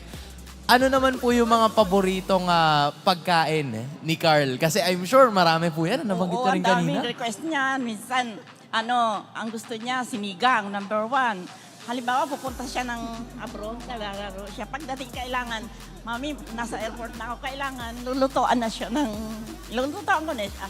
Mami po tawag niya sa inyo. Second mother si Lola, Mami. Ano pa po? Sinigang, ano pa po? Sinigang, Bicol Express. Ayun. Basta ganun. Hipon, pinagbabalatan ko siya. Sarap naman maging Lola. Ano pa po? Bicol Express, ano pa? Marami siyang gusto, kaldereta, ganon. Kagaya nung nakaraan, pinadalhan ko siya ng last na laro niya, pinadalhan ko siyang minudo. That's so cute. Ang sarap naman po nun. Tapos nag-message siya sa akin, Mi, ang sarap. Ganon lang talaga siya. Si Carl naging world champ na. Nung na-announce po siya ng champion, ano pong reaction niyo nun? Kasi ako, wala ako dito nasa mga anak ko ako sa UAE. Hindi ko alam na sikat na pala siya. Sikat na sikat, Lola. Napakasikat niya. Tapos sabi ko, uuwi ako kasi umuwi na yung mga mama niya at saka papa niya. OFW sila Sabi ko, ako naman ang pupunta doon sa mga anak ko. Bisa lang ba? So, Lola, ngayon po, sasabak na ulit si Carl sa laban. Ano pong mensahe na gusto niyong sabihin sa kanya habang nakikinig siya ngayon? Good luck, Carl. Love you. Andito lang si Mi. I pray for you. Ang sweet-sweet mo talaga, Lola. Parang gusto ko rin bumisita. Love you, baby. Paghimayin din tayo ni Lola pag pumunta tayo sa kanila. Lola, babalik na po tayo sa ating casters. Alam niyo po, gawin niyo po with me, okay? Alright. Casters? Pasok. Thank you, Umara, Hans, at pati na rin sa pamilya ni Carl TZ. Nakakataba naman ng puso pagka narinig mo yung babalatan na ng hipon. Ang hirap kaya nun. Love language pa naman ni Womi yan. Yung pagbabalat ng hipon. Tama. Yung love language niya. Namiss ko tuloy. Tawa, tapos namiss ko bigla yung nanay ko. Pero ganun din kasi yung mama ko. Never had the chance to grow up with a lola. So, sobrang heartwarming. Saya. At saka nakita natin iba yung ngiti ni Carl. Iba yung ngiti ni Carl pag nananalo at iba din yung ngiti ni Carl nung kinakausap siya ng kanyang lola. Balikan natin ang ating draft recap. Game 1, kung hinimay ng lola ni Carl ang hipon, hihimayin naman ng ating analyst na si Wolf ang nangyari sa ating draft kanina. Yes. Huwag na natin banggitin yung Louie Chip. Ano ba yung kinailangan sanang gawin ng Minana Ibos na hindi nila nagawa? Tingin ko yung dapat nila pick nila dito eventually was yung kanilang roamer or kung ano man yung kanilang flex dun sa Arlot, diba? Kasi parang dun sila naipit Parang dalawa na lang yung pinag-isipan nila, Ruby tsaka Arlot. Maganda naman yung combo pero hindi niya kinaya yung ginagawa dito ng Echo. Kasi kung predict na natin yung Brody, so eventually Brody pa rin naman yung pinili nila. So parang I think yung dapat inuna na dito ng Minana Evos yung 4th pick nila, which was should have been yung marksman, kuha nila yung Roger o kaya yung carry. Tapos tsaka na lang nila aayusin yung draft nila, be it an Arlot na magiging aggressive dun sa may roam role o kaya naman gawin nilang XP yun tapos kuha sila ng isa pang pwedeng support siguro like Minotaur is open, di ba? Minotaur is open. Pang-counter sana nila if ever, no? Exactly. Tapos kung sakali nga yung Angela na ba, hindi yata na ban. Yeah. Diba? So yung parang global presence ng Angela like, or Rafaela, diba? So I think yung draft order, yung pwedeng ayusin doon para sa Minana Evos. Dito talaga natin makikita kung ano yung epekto ni Spider-Man sa Minana Evos kung saan halos lahat ng mga bans natin ay nakikita sa roam roll. But this time around, of course, it's a different Minana Evos kung saan mas madami tayong makikita possible setups at may makikita din tayong mga game faces dito sa ating MPL Arena dahil naghahanap na tayo ng mananalo sa ating Smart Game Face of the Day. MPL Arena, be the next Smart Game Face of the Day winner. At pag sa inyo po napatapata, just flash the hashtag the power of smart on your devices on a green background. Pag natapat po sa inyo yung camera, ipakita nyo sa amin kung ano yung game face nyo para manalo ng redeemable in-game code. Patingin naman ang mga game face dyan. Huwag naman yung saktong ngiti lang. Dapat yung may gigil. Dapat yung may kagat. Dapat yung may galit. Parang Echo nung game 1. Tama. O kaya naman may ngiti katulad ni Curtis. Yan. Paano yung ngiting hinimayan ng... wow. Akala ko aamoy yung kilikili niya. Bago na ngayon. Kinis pala yung muscle. Kinis ang biceps. Dahil dyan gagayahin ni Womi. Ay, nako. Congratulations sa'yo, kapatid. Nanalo ka sa ating Smart Game Face of the Day winner. At dahil pagbibigyan kita, hindi ko abot kasi masyadong Wow. Low-key flex. Masigit na nakikita nyo, mapuputok na to. Feeling ko, gawa din ng video si Burrito din. Ay, yan si Burrito. Alam ko nanonood ka ngayon at nagre-restream ka, Burrito. So, shoutout sa'yo. Para sa mga restreamers dyan, gawin nyo din. Pakita nyo na sa mga viewers nyo. Isang ganyan, ang hirap abutin pag nakasuot. Pero hindi lang naman yan dahil malalaki ang braso ng ating mga casters. Maliban sa'yo, Shante. Hindi, malaki talaga yung braso ko. Pero hindi ako nagbubuhat. Bakit? Hindi, nagbubuhat ka naman sa laro. Sa laro. Wow. Uy, pwede lang, panawagan lang kay Bobby Tricks. Please huwag ka mag-i-invite. Nagtatrabaho kami dito. Ay, oo nga, nakikita kasi namin. Hindi namin. ini-invite. Nandito lang sa gilid. Sabi niya, laro tayo. Para lang sa mga hindi nakakaalam, no? Siyempre, tayo casters, trabaho natin na alam yung mga skill name. Hindi naman open notes kami dito minsan. Tama. Binubuksan namin ng MLBB, tapos tinitingnan namin ang mga skill names. Kumbaga parang, lowy, diversion, dispersion, rotation. Yeah. Yun, sakto yung stinger, hindi nakita yung kembot ko. Kaya naman pumasok na tayo sa game number 2 of this best of 3 series. Nakalamang na ang Echo after a dominant game 1. Kaya naman tinanggal na. Parehas. Traumatizing no? Nolan is open though. Tsaka interesting yun kasi since sila nasa blue side, they opted na wag na lang both kaysa kuhanin nila yung isa. Yes. Okay. Para no pressure at maglaro ng normal. Pero maglaro ng normal. Nolan available. Wait na, may naisip ako. Sina MNNE, maglaro ng normal. Tama, Evos. Maglaro ng normal, Evos. Yan. Normal games muna. Normal games. Wala mo ng teleportation. Ay, grabe naman ang mga bats na yun. Pero, Arlo? Do you believe that this is a flex pick between Kirk and Perksy ba? Just makes a lot of sense kung ganun. Echo, hindi na nagdalawang isip. Pinakita na agad yung kanilang Nathan, pati yung kanilang Barats kasi kahit nga naman pagbalik na rin mo ang mundo, Nathan is Nathan. Oo. Kailangan lang talaga, meron kasi siyang Fury of Everything din talaga. Oo, pero teka lang, tignan nyo, damage dealt per minute. Wow. Top 1 pala talaga ang Minana Evos. Kumbaga, kasama na lahat. Kanina, akala ko Torre lang, hindi pala. Damage dealt. Mataas siya. One of the highest. Considering na parang kilala din sila sa team na more on sustain, yung healing nga. Pero ibig sabihin, pagka nag-push forward sila for a team fight, dinediretso na nila. I mean, fighting healer nauna yung fighting bago healer. Tama nga naman. Siyempre, kung lagi ka nakapag-heal, ibig sabihin fight ready ka, so makapag-poke ka din. Eventually, there's Baksha, Novaria, Arlot. classic combo. So wala tayong makikitang Nolan unless gawin ng Echo na XP lane itong Barats. Oh, parang yung same kanina with AP Bren na nagkaroon ng Nathan Nolan in a single game. Actually, pwede na rin kumuha dito ng hindi, marksman na nga pala si Nathan. Kahit balik ka rin mo, marksman siya. Pwede mag-Mino ang Echo. Wow. Ayun. Ayan na. Right on the money, Minotaur. Ang ating makikita, pasok naman tayo sa banning phase. Mukhang mabilis ang pagtanggal din kay Grok ang makikita natin. And for this time, Minana Evos, I think worth it pa rin iba yung Nolan kasi nandun na yung conditions eh. 2 tank para sa Echo tapos kuha na lang silang isang wave clear mid. Biglang yung Nathan Nolan viable na siya. And yung Minana Evos, hindi sila makakuha ng mga Yuzong kasi sila mismo yung nagba ng Yuzong. So pwede na consider yan. Also, mga pinagtatapat na mage pag merong Novaria is Paramis. Yun, binanangan nila ng Nolan. Tapos wait lang parang nung week 1 nung may nag-Novaria, may nag-Gusion eh. Yeah. Oo, si Few, tapos si Sanji. Nag-Gusion din talaga siya. Pero may isa pang Sanji pick na na-miss ko na. Kung naaalala nyo pa yung kadita ni Kanji, ni Sanji. Oo nga.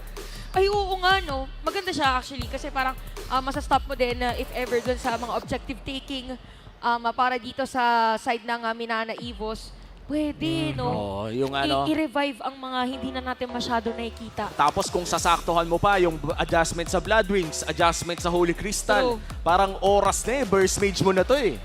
Para mapigilan agad, no? Speaking of burst mage, what if ang Echo ay mag-Eve? Hope will find a way. Kasi wala na yung Vexana. Even when all is forlorn. Well, doon pa rin naman yung Gusion. So baka i-last pick nila yung hero para kaya sa Faramis. Ayan yung sinabi nga Safe natin. lang. Epas lang. Epas lang mga boss. Hanapin lang din si Novaria later on. Pagdating sa team fight. At safe din lang ang isang gold laner na Benecutie dahil kung titignan mo ang kanyang KDA, ito ang literal na king of KDA ngayon this season. Napakababa ng kanyang deaths na average. Lalo na ngayon na Faramis pa yung ka-tandem niya if ever, tas Minotaur, diba? Imagine the confidence that they can give for this Nathan. So, Minana, I think si Kirk ay naglalaro naman ng Lapu. So, pwede sila maglapu. And then, that means na kuha sila ng isang gold lane na siguro Beatrix, Doming Special. Pick siya? Novatrix, please. Novatrix na ba ang ating makikita? Malalaman na natin yan dahil imposible hindi pa nag-pick. I've been waiting. Oy! Kaso may Faramis and Minotaurs. And Benedetta. Ayun na yun. We do know that the carry is one of the best counters para sa isang, I would say, the Barats, pati na rin yung Minotaur. Pero I think concerned ka dito, Wolf, sa Faramis. Yes, Faramis usually. Baliktad to eh. Dapat Faramis yung after nung carry na napipick. Kasi parang yun yung kahinaan talaga ni carry. Yung, kasi gusto niya chain of kills afterwards. And single target kasi yung isang carry, so hindi siya katulad nung nating Claude, mga Beatrix na, or Irithel na pwedeng tumunaw ng AoE. So, I think mahihirapan dito for sure yung Minana Evos. And with Sanford as well playing this Benedetta, isa sa kanyang mga paboritong pick. At I think ito rin ang pinakauna niyang nilaro sa kanyang unang game in MPL. Season 8 ba Season 9? Season 8. Season 8, nasa yes. Nasa next play. Nasa next play pa si Sanford. No? Tsaka naalala ko sa stream niya, yun yung parang Pikachu niya nung time na ngayon. Kasi iba na yung Pikachu niya eh. Ano na ba yung Pikachu? Yuzong na. Yuzong na. At dito na natin malalaman kung magkakaroon pa ba tayo ng Game 3. Nung pinakauna nating serye, nakakita tayo ng 3-game series. This time around for Minana Evos, kailangan nilang makaisa para sure na na umabot pa ng Game 3. Pero kung tutuusin, no, Minana Evos, hindi naman na sobrang lalim ng kanilang hininga ngayon dahil kahit papano, playoff secured na for the first time after an emotional win yesterday. Oo, for sure yung mga supporters din ng Minana Evos ay talagang very happy with this achievement or milestone for the organization kasi nakita natin yung naging journey nila all throughout, ang daming re-rostering na naganap. And I'm just happy to see Hayes again to be back doon sa playoffs. Kumbaga parang kakaibang milestone din para sa Minana Evos na nandito na nga sila muli after I just want to put back context, no, yung last season nila. Na piso na lang talaga. Kamutik na eh. Yung playoffs na sana. And when we talk about the playoffs, anything could happen. Yeah. Kumbaga, basta makapasok ka doon, when you're in the regular season, ito lang talaga yung isipin mo, kailangan makapasok ng playoffs dahil it's anybody's game the moment that you enter playoffs. Tsaka meron kang leeway to actually prepare kami to the playoffs, lahat ng mga panibagong strategy. Kaya yung kinagandahan ngayon para sa season natin kasi yung mga teams nga is winning over the other. Sino po yarn? Pwede pa orient. May mga may mga pa-angel. Iba na ngayon. Iba na meta ngayon. Pero gusto ko lang din sabihin na ba dun sa mga standings, kailangan pa rin manalo ng mga teams natin ngayon. Kasi yung top 4, ganito kasi yan, kapag top 5 and 6 ka, pasok ka nga sa playoffs. Pero sa unang araw ng playoffs ay dalawa dapat ang ipanalo mong series para maka-move on sa day 2. Stress na stress. Talaga, yeah. Talagang mahirap. 5-6 yung first exactly. series. Tsaka imaginein mo, no, first day ng playoffs, kailangan maganda yung tulog. Lahat perfecto. Emotionally stable. Ganun. Oo, nabuti na banggit mo yung emotional stability, no? Dahil napansin ko din na parang ang laking bagay pala niyan para sa ating mga esports athletes, no? Yeah. Yung tipo na ready ka na walang nag-hold back sa'yo. Na hindi lang yung basta-basta inspired, kundi walang mental blocker na tinatawag natin. Kasi pakiramdam ko, the worst thing that could happen to a professional player of this certain level, yung autopilot, yung tipo na, okay, nag-arlot ako, dash. Pasiwas, dash. Tapos parang hindi na nagpo-flow sa'yo adrenaline rush. Kasi minsan the greatest place ay nanggagaling dun sa adrenaline rush nga. And then napakatotoo nun kasi there are times wherein some of the players are like really overthinking na ganito dapat yung gawin kong play. Kailangan na minsan restricted na. For example, Minotaur, gusto mo as much as possible, 3, 5, napakadami explosive na setup when in fact pwede naman pa isa-isa. Yung pa cheppy-cheppy na tinatawag natin. Tsaka I think one of the best decisions that a lot of our players could take is kapag importante yung target na kanilang nakikita ay pwede nang bigyan kahit mag-isa lang. And I think sa turtle fights natin, upcoming in this game number 2, Wolf, maabangan ba natin na pag nakita yung jungler, Gina agad? Pwede, or pwede rin pag nakita si Minotaur mismo. Kasi, di ba may konting updates sa Minotaur, medyo lumambot ng paano yung ating Minotaur. Siyempre, masakit pa rin yung enrage rate ng second, nung parang pag ibabalik. Kaso kasi meron silang mga big burst dito on the side of Minana Evo. So pwedeng yun yung maging play for Minana. And then for Echo, 100% kung sino yung nasa harap, bibigyan talaga nila with the composition that they have. Lalo na naka-Nathan sila. Later on, pagdating ng mga Lord fights natin, yung mga Lord dances, expect na pag may nagpakitang isa, stun agad, tapos papaulanan agad with entropy. Ayan na nga, magbabalik na tayo sa Land of Dawn. Yung appraisers rat ni Kuya Wilbert doon. Grabe yung damage, napapatambol yung natin eh. MPL Arena eh. At sana naririnig nyo mga tambol dyan sa bahay nyo dahil hype na ang mga Orcas na nanonood. Ngayon sa laban ng kanilang team, meanwhile for Minana Evos, naghahanap pa rin sila ng kanilang unang panalo sa best of 3 na to. JP, todo bantay kay Benny Cutie. Parang different muna ang approach. Normal na laro daw muna. Sabi dito sa drafting ating dalawang teams kanina kasi sobrang bilis eh. Well, speaking of sobrang bilis, mabilis lang din naman na magkakakitaan later on ang ating mga teams dun sa Turtle. Sunod-sunod na yan eh. Hindi mo na lang mapapansin na, lamang na yung isang team. Ang galing, parang nadala ako sa voice acting mo doon. Grabe, na parang sino yun? Sino yun? Salita? And at this point, the Benedetta, we know na napakabilis nitong umikot. Napakataas din ang damage early on, especially running the lethal ignition as well. Can we expect na magkaroon agad ng mga odd fights sa mga lokasyon na usually hindi naman dapat naglalaban doon? Yeah, I guess, yes. Kasi may Faramis ang Echo. So, alam natin kapag ginagamit nila itong Faramis, they're gonna be very, very aggressive. Tapos on the opposite end, meron silang Arlot plus the Baksha. So talagang dive is real. They will always have the damage. Mukhang re-respetuhin ng Echo ang kakayahan ni Kirk na mag-sustain sa ilalim ng tore. Kaya naman mag-back off muna sila. Big rotation coming in from Echo para lamang magpa-level 4 ang lahat. Pero mukhang mirrored naman ito ng Minana Evos. Pares lang din talaga yung kanilang ginagawa. Pero mauna, slightly si Sanchez, si Sanford na mag-level 4. Habang nangyari pala yun, sinimulan na ng Echo yung Bagong at makukuha pa nga nila. Perksy ba? May bilhin na mag-flicker up. Pero Sanford ang makaka-first blood. Samahan mo pa na isa. Maldoming nakuha na rin nila. At Tinuloy pa nga nila ang laban dito. Makakatakas nga ba? Hindi na. Double kill para kay Sanford plus the turtle for Echo. At nakita natin yung rotation dun sa Echo, sobrang bilis. I don't know kung paano nila nalaman na matagal pa makakarating yung backshot doon kahit meron ka nung shield unity.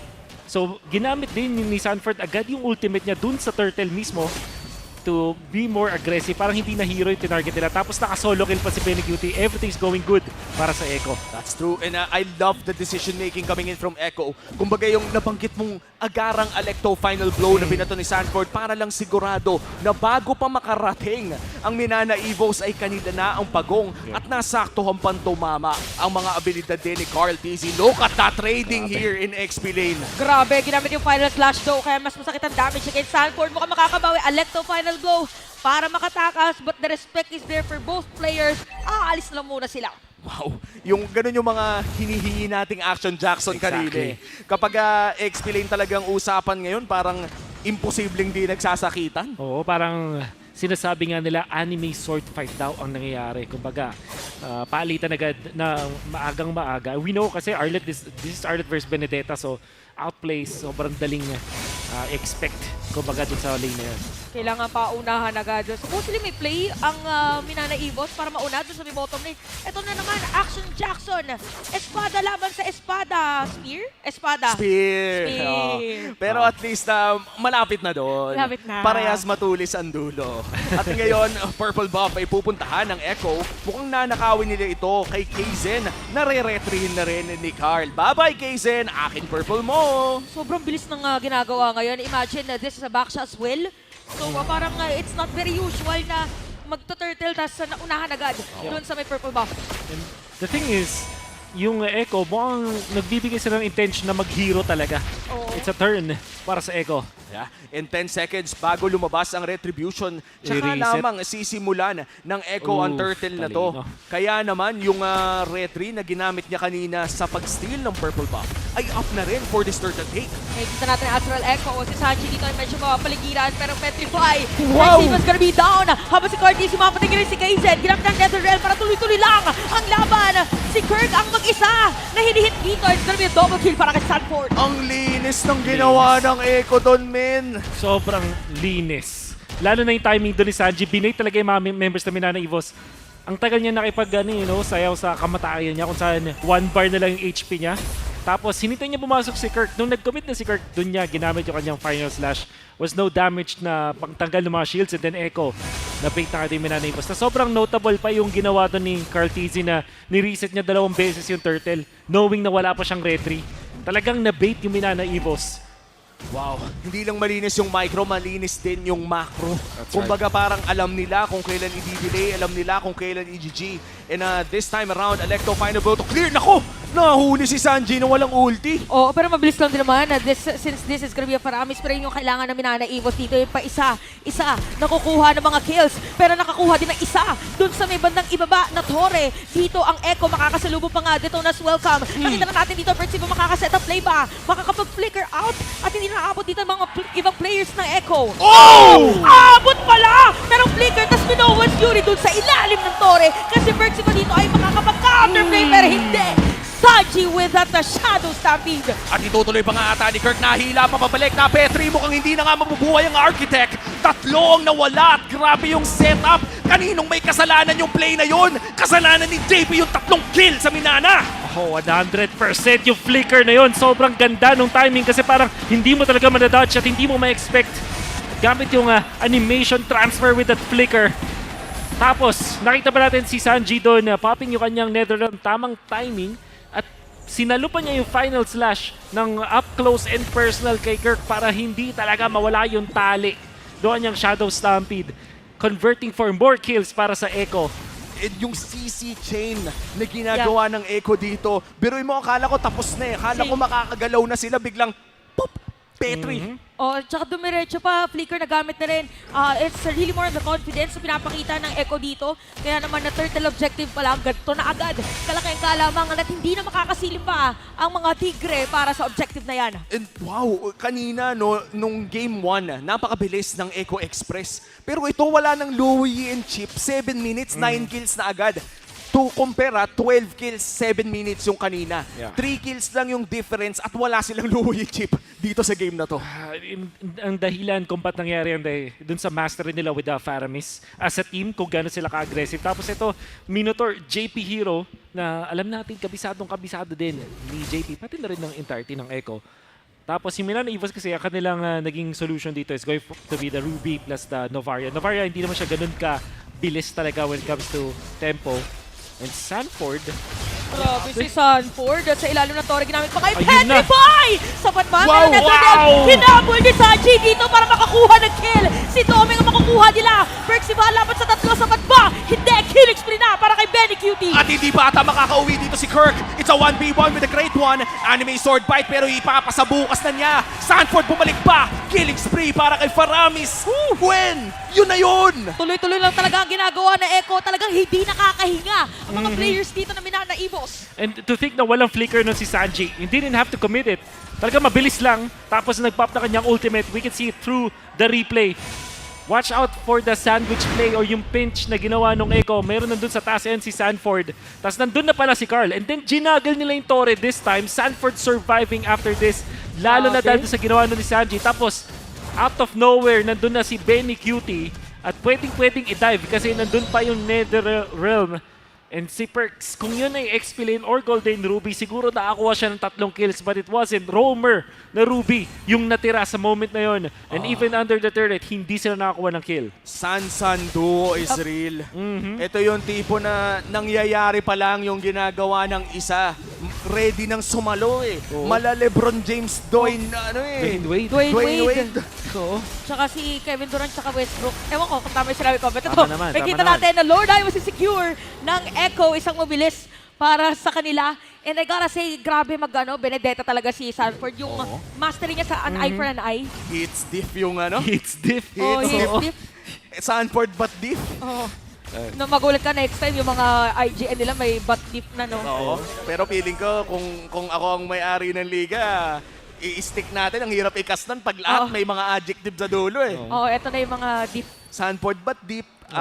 Ano pa ba? Carl TZ Kent Retry. But, mga, galing, may irang nga na ganun yung mga IGN. Mga gato, Almighty Doming. Meron pang iba nakaka-capslack, Mage Only. Mage Only. Ano ba?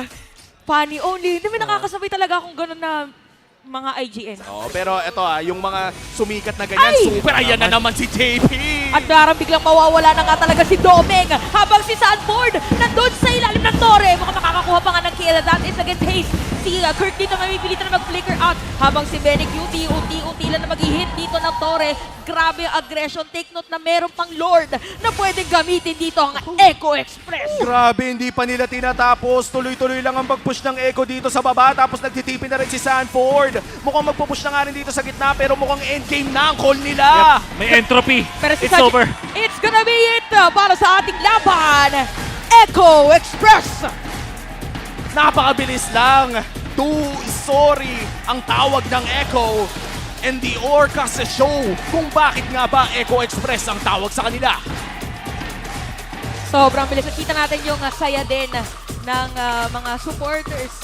Yung limang Orca pa rin ba sila? Hindi na eh. Limang Echo fans pa rin ba sila? Naalala nyo pa yung joke nila na 5 Echo fans lang. Ngayon siguro 5,000 lagpas na ang Echo fans all over the world. Pero yun na nga, show sportsmanship mula sa dalawang playoffs teams natin. At Echo ang nanaig this time around. But for Minana Evos, no, kita naman na may gusto silang itry this series. Flicker play ni JP doon kasi alam niya si Doming so nag-purify afterwards. At dahil doon si Sanji, meron siyang flicker tapos may hatak ng Shadow Stampede. Checkmate si Doming sa last exchange niya yan. Tapos yung lethal ignition min mula doon sa Benedetta. Kita mo, naghahamit sa dulo. Oo, grabe. Ang lakas ni Sanford doon. But of course, appreciate pa rin natin ang Minana Evos na ay pag-appear pa rin sa mga fans, pinalakpakan pa. Dahil hindi naman ito ang katapusan ng kanilang storya. Pwede pang bumawi sa playoffs. Sa ngayon, Echo ang nagpakitang gilas. Napakaganda ng kanilang mga plays. Napakaganda din ng synergy na napansin natin mula Game 1 to Game 2. And of course, may Lola buff din kasi si Carl TZ. Congratulations to Echo. Let me hear it from you guys. Echo loud. There you have it. Great job! At okay, si Sanji, nasan si Sanji? Sanji! Grabe, yung map presence nyo nung Game 1 with Louie and Chip. Kung gagamitin namin ni Hans sa IRG, ano yung mga tips mo para sa amin? At sa lahat ng mga manonood ngayon? Oh, sabi ni Carl kasi, wag mo i-share ha? Okay. Ano yung pwedeng i-share na tip? Siguro po, kailangan lang po talaga ng chemistry sa lineup na yan. Kasi kailangan nyo ng teamwork. Kailangan ng chemistry. Okay, kasi kailangan ng teamwork. Okay. Ayaw kasi ni Carl ma-reveal yung strategy nila. Ano ba yung pwede na okay lang i-share? Okay. Okay, nagko-country na si Carl. Nagko-country na si Carl. Ano yun? Ano yung Carl? Wala, sabi ko lang po, kailangan maayos na communication lang talaga. Okay, kailangan maayos yung communication. Okay, and speaking of communication, I'm gonna talk to the other half of the Sansan duo, Sanford. The last time that you guys faced Minana Evos, natalo nila kayo. So what were the adjustments that you guys made aside from adjusting to a new lineup na meron sila? Meron ba kayong ginawang specific adjustments kontra na pangalawang beses nyo magkikita ngayon? Wala naman po, normal lang. Pero mas gigil po kasi kami ngayon kasi chine-chase po talaga namin yung upper bracket. Right, so they are chasing for that upper bracket spot and I feel like yun yung pinaka-importante sa kanila ngayon, gigil intensified. Uy, malapit. Malapit. Hindi malabo na makukuha nila yung upper bracket. Pero ito naman kay Carl. Carl, alam mo ang bait ng lola mo. Pinag-ano ka pa? Pinagbabalat ka pa ng hipon? Kaya pala, nung nandun sila sa ibang bansa, lagi silang nagka-crave ng sinigang kasi si Lola nagluluto ng sinigang. Nandito si Lola ngayon. Anong message ang gusto mong sabihin sa kanya? Ayan, ako, sabi mo si Lola. Kumakaway si Lola. Wala lang, Mi. Alam mo na yan, Mi. Love you. Mi. Such a short and sweet moment for Carl TZ. But this time around, a short but sweet victory din ang kanilang nakuha because the MVP of game number 2 is none other than Sanji. Oh, Congratulations, Sanji. An incredible performance. Ba't ka nahihiya? Hindi ko po alam. Ito, lumalaban kayo ngayon para sa top spot. Kailangan ng energy, ng support, ng lahat ng mula sa Echo fans. Anong gusto mong sabihin sa kanila? Invite mo naman sila na supportahan kayo. Shoutout sa mga fans ng Echo. At pagpatuloy niyo lang po supportahan kami at gagalingan po namin palagi. And sa girlfriend ko po, na si Ash. Alam mo sa sobrang dami nilang fans, merong couple dito, all the way from Bacolod, pumunta dito para panoorin silang maglaro. Maraming salamat talaga sa lahat ng mga MPL fans. Congratulations once again to Echo. You may now take your bow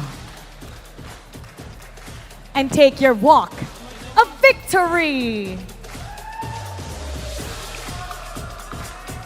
Echo is doing really well. At napaka-possible talaga na makuha nila yung upper bracket. Which is the reason why they performed like that out of their minds but still calculated. Kuha yung risks, kuha yung panalo. Kunin naman natin ang input ng ating mga casters with their analysis for this game. Casters, pasok. Maraming salamat Mara and Hans. Grabe naman yung interview doon kay Carl TZ. Kailangan ganun pagka hindi ka dapat nahihiyang mag-I love you sa broadcast. Oo, kasi pag mahal mo, mahal mo. Oo, pag mahal mo, kailangan ipaalam mo. Huwag mo nang antayin. Huwag mo nang antayin. Ilabas mo na yan ang ating MVP. Ay si Sanji on his paramis na ang daming clutch plays. Pinaramdam niya talaga yung pagmamahal niya sa kanyang mga teammates, lalo na dun sa kanyang paggamit ng NetherRealm na well-timed. At nakikita ulit natin ang item of the week, flavor of the week, ang Blood Wings. Katlong item para dito kay Sanji. Dati, nakita natin nagla-lightning truncheon, but this time glowing one. So, minaximize siya talaga yung as much magic power as possible. Kasi ito, makikita natin mga clutch plays mula dun sa Echo, especially dun sa unang laban pa lang. Ni-rush nila yung pag-burst dun sa Lord and then tamang timing ng kanilang NetherRealm to eventually punish yung Minana Evos. Round 2 sa second turtle ng ating laban. This time, nandun naman si JP na may merong ultimate, and then yung paghintay nila sa commitment ni Kirk bago gumamit ng ultimate mula doon kay Sanji. All of a sudden, biglang ang taas na ng HP nila. At ito makikita natin. Wonderful flicker play mula kay JP. No time to react talaga dahil dun sa timing ng flicker na yon. Tapos mapafollow up ni Sanji with that flicker Netherrealm. Tapos makakuha sila ng isang kill kay Perks. Tapos sasaluhin pa yung final slash ni Kirk. Ito yung Reiko pinch na nakita natin. Look at the juggle din. Sinalo muna ni Carl TZ yung atake ng Torre. Tapos tsaka nag-dive doon si Sanford. Sabay binalik doon kay Sanford yung damage ng Torre.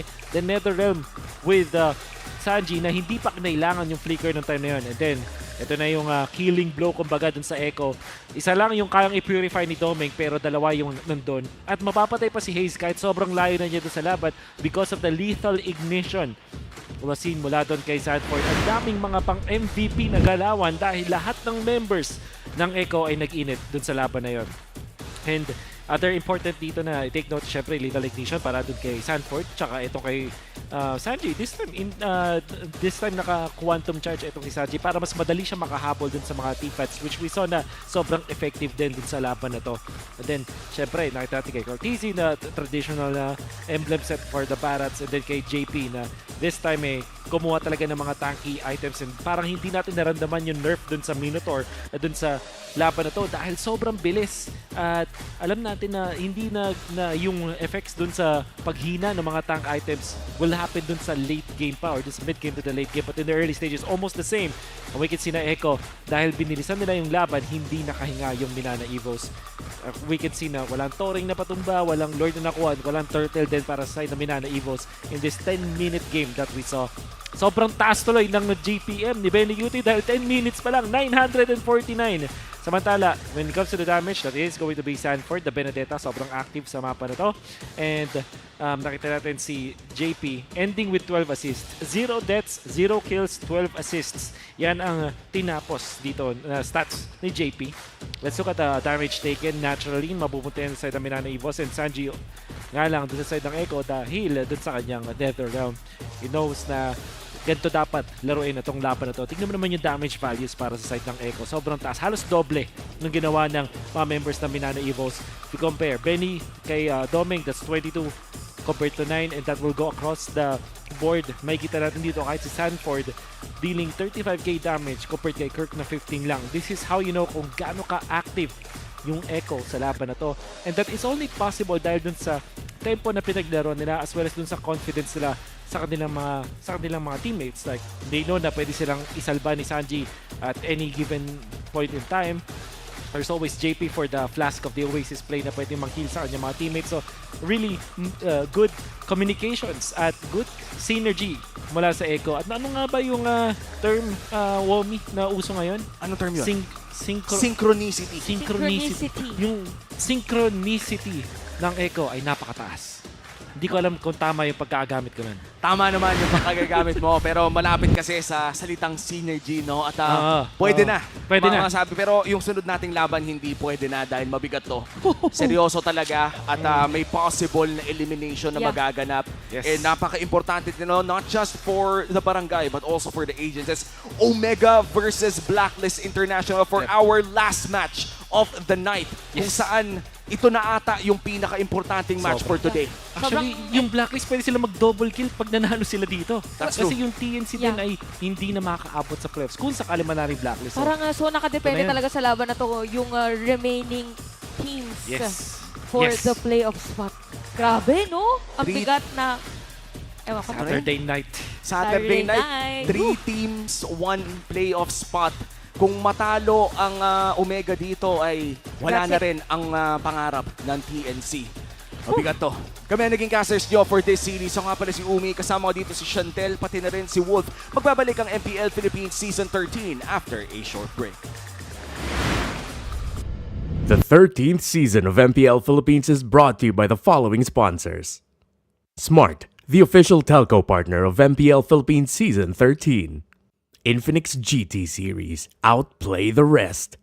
Experience the MPL PH Season 13 action live at Shooting Gallery Studios. Tickets are now available on our official ticketing partner at /event.com. Don't miss any MPL PH action by following our official Facebook page and subscribing to our YouTube channel. Follow MPL PH and TikTok as well for more content. And don't forget to like, follow, and subscribe to the official accounts of MDL Philippines. To ensure the equality and fairness of our games, MPL Philippines is also monitored and supervised by the Games and Amusements Board.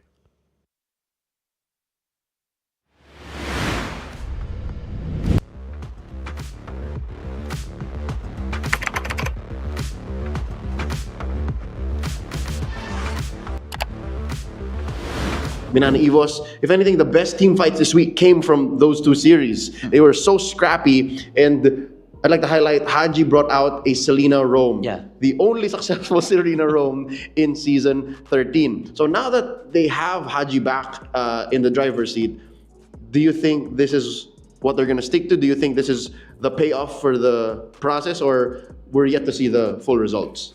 I think pwede mo na sila mag-stick dito kung gumana naman for week number 5. And ano-ano ba yung mga formula na gumana sa kanila? Yung versatility ni Haji from setup, from utility, and naglabas nga siya ng Selena last night, last time na naglaro siya against TNC. So I think mag-stick sila dito, and Kimpoy, ready naman palagi, 'di ba? Nakita naman natin yung performance with the utilities. So for coaching staff and dun sa lahat ng bumubuo ng Blacklist International, support lang para kay Haji. That's our take on Blacklist International, our first under team this week. Next up in the under category for week 5, we're talking about Minana Evos. I personally wanted to put Minana Evos a little over, at least number 5 for this week, because they have such a strong identity. They took it 3 games against Blacklist, got swept by AP Bren to close off the week.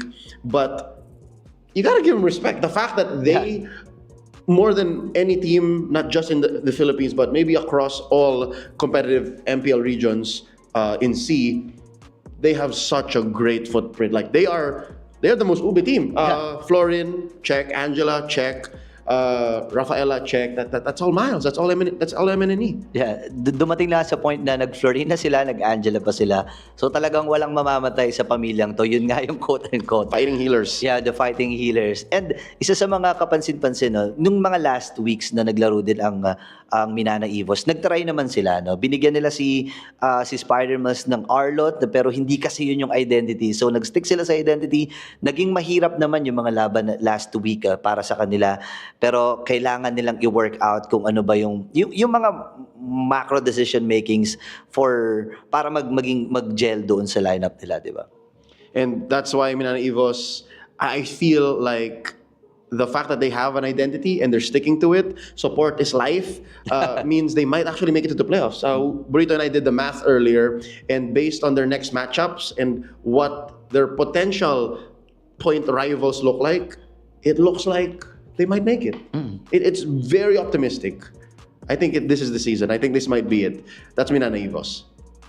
It pains me to say that our second to the last team, our second to the bottom under team, is the team that actually scored a savage, the first one in all of season 13. I'm talking about TNC. That was a crazy weekend for TNC. Sobra. And nakita natin yung potential ng TNC, no? With medyo chaotic lang talaga yung mga nangyayari doon sa mga laban na kanilang ipinapanalo at madalas ipinapatalo. Pero again, marami pang mga panahon. At least may 4 games pa or matches para sa mga next weeks. So ang importante nilang para sa TNC ngayon ay manalo. And for TNC, it's a combination of they have to hope their opponents lose, their point rivals to lose, and they have to sweep. It's hard. It's hard. For these last 2 teams that we're going to be talking about in under, it's very difficult. But I think same way that Minana Evos has their identity of fighting healers or like utility supports, utility roamers, you can bet your bottom dollar TNC can always gain control of the early game. They are so good at the early game. Sobra. And then at the 9 to 10 minute mark is when things go sideways. Do you have any theories as to why that is? I just wanted to bring that up because, again, they're so good. They're great with the aggression. They're great with when they have a lead. But what happens do you think in that mid-game to late-game transition? I think yung Lord Control, isa sa mga importanteng kailangan. Lord Control and Lord Use. Lord Use and Lord Control for TNC. No? Napapansin natin, majority ng mga team, mga laro na kanilang nilaban, nalulugi sila dun sa mga Lord Controls. No? Sobrang importante ng presensya ng... Kasi individually, yung mga players ng TNC sobrang lalakas. Nomad, isa sa mga talagang gold laners na nagpakita ng potential. Nung first weeks, nag-adjust siya, nandun siya sa Rome. Pero once, nung nag-start siyang bumalik, 2 MVP kagad na nakuha niya dun sa panalo na nakuha nila. No? So, again, kailangan yung Lord Control, kailangan yung Lord Usage, and at the same time, yung late game decision makings. Lalo na kung paano mo i-capitalize yung lead mo kapag magte-take na kayo sa Torre. And feeling ko kayang-kaya pa eh. May 4 na matches pa sila eh. Feeling ko kaya pang i-push to. Yeah. Now it's dawning on me, as we talked about why TNC has troubles with using the Lord and fighting for the Lord. It feels like it's Lord economy all in all. It's because it's the equivalent of someone with a lot of money who doesn't know what to do with it. You have a Lamborghini, you have a Corvette, you have a Ferrari, but you don't know how to drive. They're able to get it, yes, but in the long run, they can't capitalize, they can't utilize. So I think that's one thing that they have time still to work out. That's TNC. They're second to the bottom, but they can climb out of this. But we know for sure, when it comes down to it, no holds barred. They can do anything. They can even score the first savage of the season. Last but not least, I hate to be the bringer of bad news, but if you're a fan of the Barangay, you're a fan of MPL Philippines in general, you know this is not a good place to be in. Smart Omega, they're bottom of the barrel. They're the last team that we're talking about here in overs and unders. But correct me if I'm wrong, this is, I think, a record in all of our franchise league. The most roster movements between MPL and MDL of all time. Of all time. I think, obviously naman ng mga first weeks, no, may mga switching talaga na nagaganap. May SK. Every week, yes. May SK, meron ding kagawad na lineup, no? Yung mga veterans and yung mga rookies. But then again, nakita natin na nag-switch din naman sila, pinaghalo na nila in a way, pero nangailangan sila ng mga reinforcements. Nandiyan si Andoryu, si Okir yung una, si Okir, and si Andoryu, and hindi ko alam kung pwedeng sabihin na. I think they have another one pending. They have another transfer pending. Yeah. And I think that's what they need.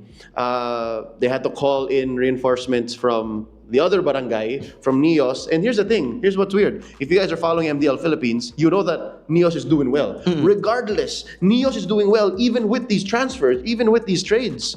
So, I had to put you on the spot, Burits, but what's going on? What's wrong?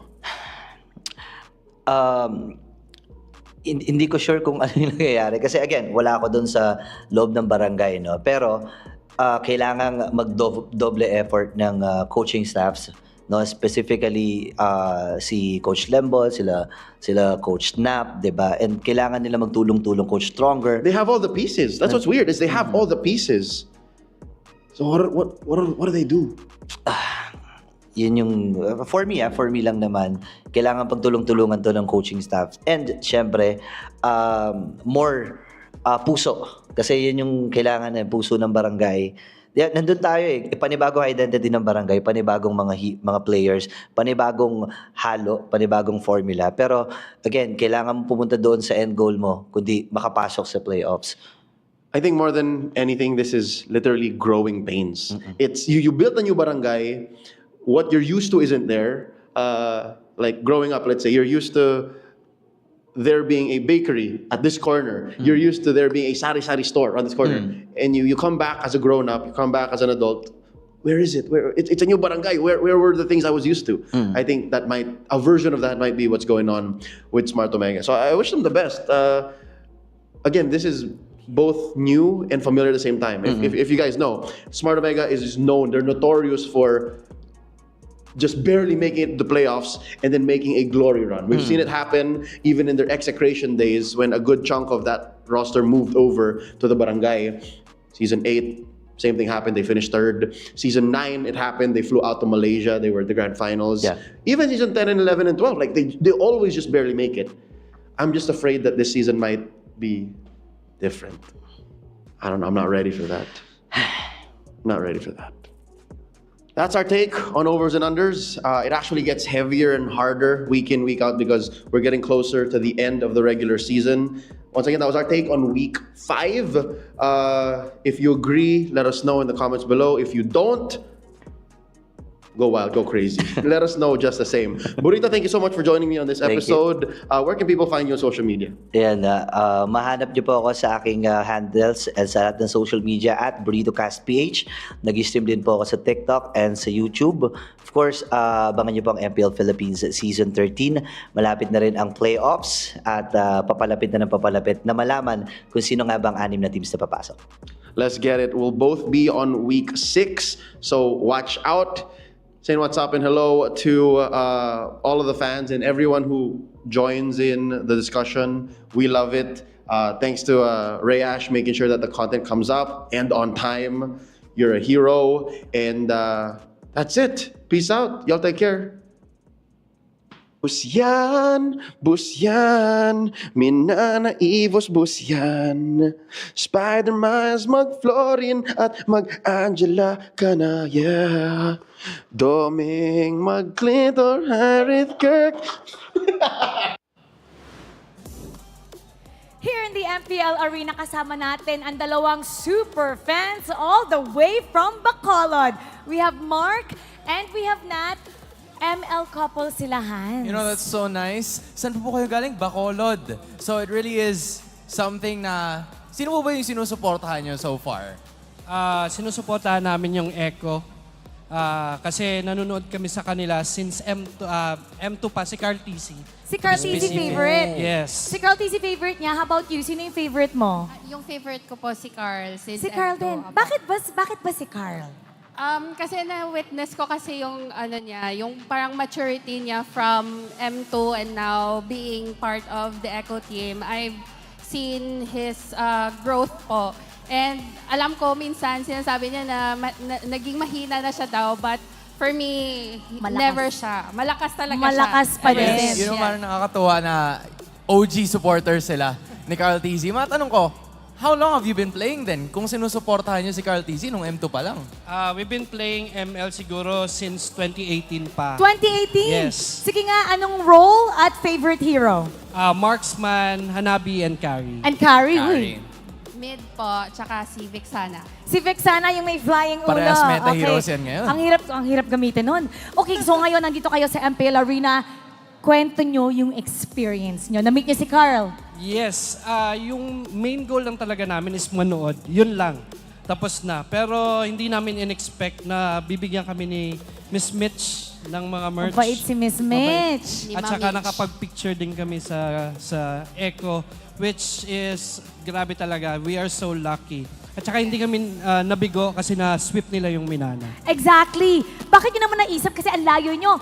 Nag-book pa kayo ng plane ticket all the way from Bacolod. Bakit nyo naman naisip na pumunta kayo ng Manila para lang ma-meet yung Echo, mapanood yung MPL?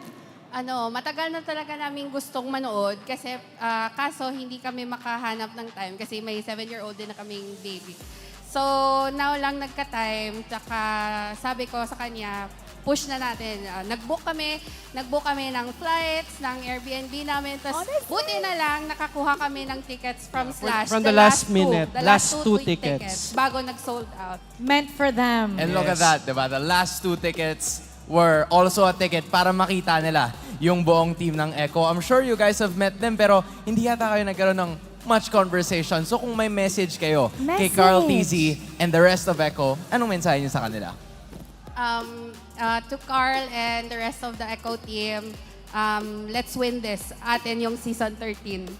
At sa lahat naman ng mga manonood, invite natin sila na manood din dito sa MPL Arena. Kwento nyo rin yung experience nyo. Sa mga fans ng MLBB na taga Bacolod, kadto ka mo di sa Manila, tanaw ka mo MPL, kami enjoy kay kamo. Sa Jade. Ano ibig sabihin nun? Punta kayo dito ng Manila, mag-enjoy kayo ng MPL, for sure. And we're happy that you guys are enjoying. Alam nyo na, punta na kayo dito. Malay nyo, mamit nyo din ang inyong paboritong teams at magkaroon din kayo ng merch. That's You right. never know. And for more of MPL, stay here only on MPL Philippines.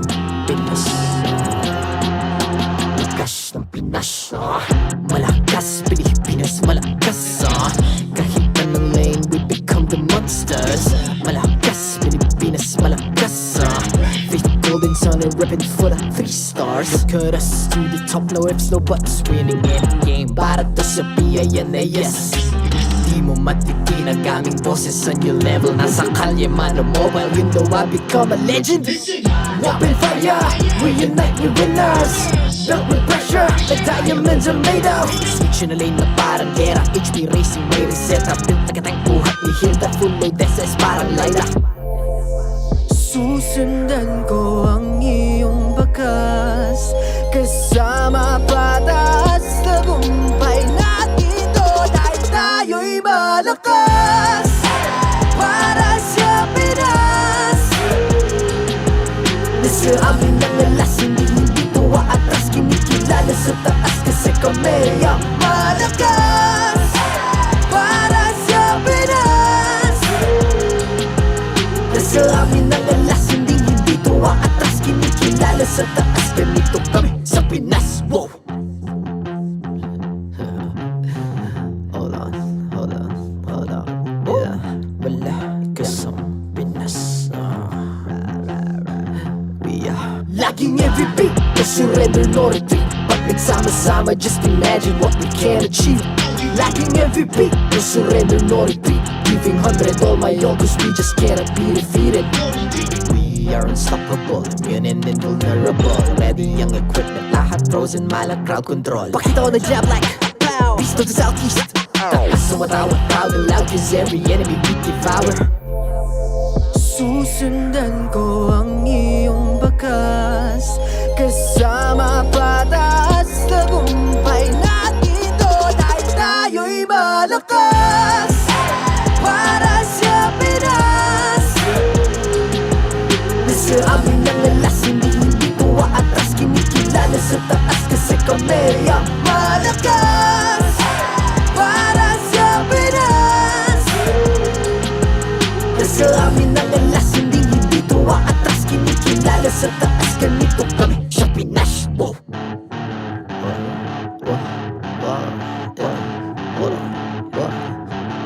Malakas, Pilipinas, malakas Kahit anong lane, we become the monsters Malakas, Pilipinas, malakas Face the golden sun and weapon for the 3 stars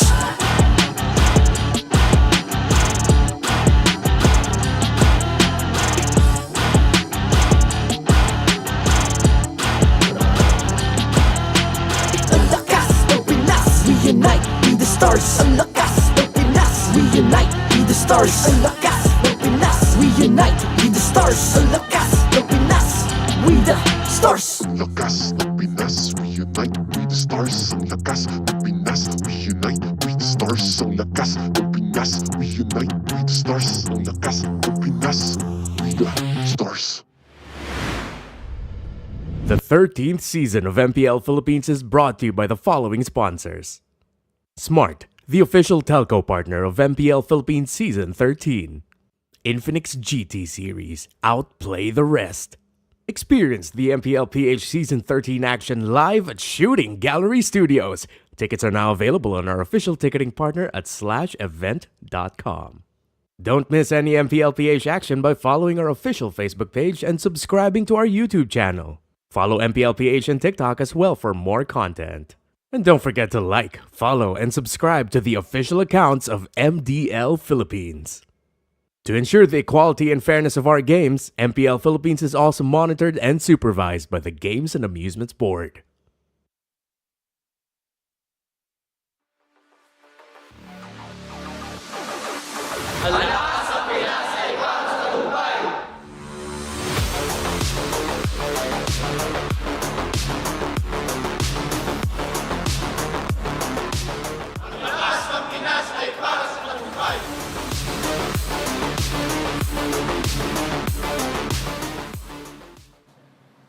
It's the third and last match here in MPL Philippines. Kasama muna natin ngayon, Smart Omega. Okir, kamusta ka na?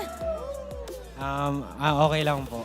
Okay na okay kayo. Parang ang taas nga ng energy nyo dito eh. So meron tayong question of the day. Alam mo naman, may bagong patch. So gusto namin malaman sa lahat ng ating mga manlalaro. Yung recent patch, yay or nay? Thumbs up, thumbs down? Yay. Yay, bakit? Siguro dahil sa nakapag-adapt kami kagad, siguro exploration din to para sa lahat ng team kung ano ba yung bago. Ganun. Ako may isa akong yay kasi may bagong dumating dito mula sa Smart Omega. Right over here. Right over here. Uy, na-miss ka namin. Punta ka naman dito, Chaknu. Chaknu, alam mo, bumabango ka. Bumabango ka. Na-miss ka namin. Na-miss mo ba kami? Yes po. Anong pinaka-nami-miss mo sa MPL? Siguro yung ma-interview mo. Yung ma-interview ka? Ah, okay. Bakit? Ano bang gusto mo sa na-interview? Kahit ano doon. Kahit ano. Uy, tumingin ka naman sa akin. Tumingin ka sa akin habang tinatanong ko yung question sa'yo. So, Chaknu, may recent patch. Sa akin ka tumingin sa mata ko. Okay, yung recent patch natin. Uy, tumingin ka sa akin. Yay or nay dun sa bagong patch? Yay. Yay! Bakit? Bakit? Siguro... Ay, dahil. Habang pagsubok. sinasagot mo. Dahil? Ba't palayo ka ng palayo? Yung recent patch, yay, sabi mo. Wala na tuloy. Ulit nga. Yung recent patch, yay or nay? At bakit? Yay. Yay, bakit? Kasi... Kasi? Para sa mga tangke. Okay. Pabor sa mga tangke. Okay. Alam mo na may miss ka namin maglaro. Galingan mo, ha? Ngayon, punta naman tayo sa kabilang panig. Hans, what you got? This time around, dito tayo sa side ng Blacklist International. Di ako sure eh. Tingnan natin sa kaliwa. Baka nandito sila eh. And wala. Ito sa kanan. Wala pa rin. Sige, layo mo na. Yan. This time, andito ang dalawang alay, si Sensui tsaka si Haji, at tatanungin natin sila kung yay or nay ba ang tingin nila sa patch. Sensui, unahan mo na. Yay or nay? Yay ako, yay. Yay ka, yay. Y-A-Y. Why? Kasi gusto kong ibalik yung mga hero ginagamit ko dati. Gusto mong ibalik yung mga hero na ginagamit mo dati. Bigyan mo ko na isa. Yung Minotaur, pinagdadabugan ko si Haji nung dati. Dadabugan niyo si Haji. Parang masaya pa. Ano yan? Ano yan? Anong ano yun? O sige, bigyan mo na. Bigyan mo na. O ikaw, Haji, ano naman sa'yo? Yay or nay ba yung patch update na meron tayo ngayon sa ML? Yay. Yay din. So, merong dalawang nay. Dalawang yay pala. Double thumbs up. Bakit? Bakit? Ano bakit? Hindi, bakit nga? Bakit nga? May ano. Mamaya na. O sige. Kailangan pa kami. Sige, kung sakali na ayaw mo akong bigyan ng kahit ano, bigyan mo na lang ako ng isang hero na feeling mo babalik na ginagamit mo dati dahil sa patch. Si Beleric. Si Beleric. At doon natapos ang boxing. Yung Minotaur ni Sensui, yung Beleric ni Haji, abangan nyo yan. Casters, pasok. Kayo ba? Ano ba sa tingin nyo magbabalik ngayon? Minotaur tsaka Beleric. Copying answers. Para namang hindi ready. Pero alam nyo kung sino nagbabalik.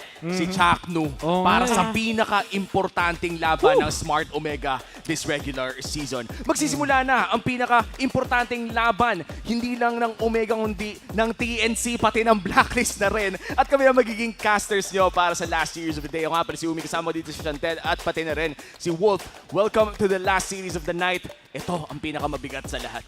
Oo, tsaka meron din nagbabalik. Ayan na nga, Chaknu in. Nakita naman na kanina at isasabihin namin muli. Ito na yun eh. Kung miracle sets ang usapan, milagro talaga ang kailangan ng Omega ngayon. Dahil nagbabalik na nga ang Chak Mamba para isalba ang Omega. Ngayon nabanggit mo yung Miracle, yung Chak Mamba. Parang bumabalik ako dun sa tandang-tanda ko pa yun eh. Tandang Nung panahon pa ng, season na, season 7. Tinuklaw. Kalaban nila yung AP Bren. Tandaan natin, AP Bren, MPL Philippines runner-up, MSC 2021, at lahat ng mga naging achievements nila. Yung Miracle setup play na ginawa niya, Kufra yun eh. Parang, di ba meron tayong real-time win rate? Tanda ko nun, 99% yung sa AP Bren.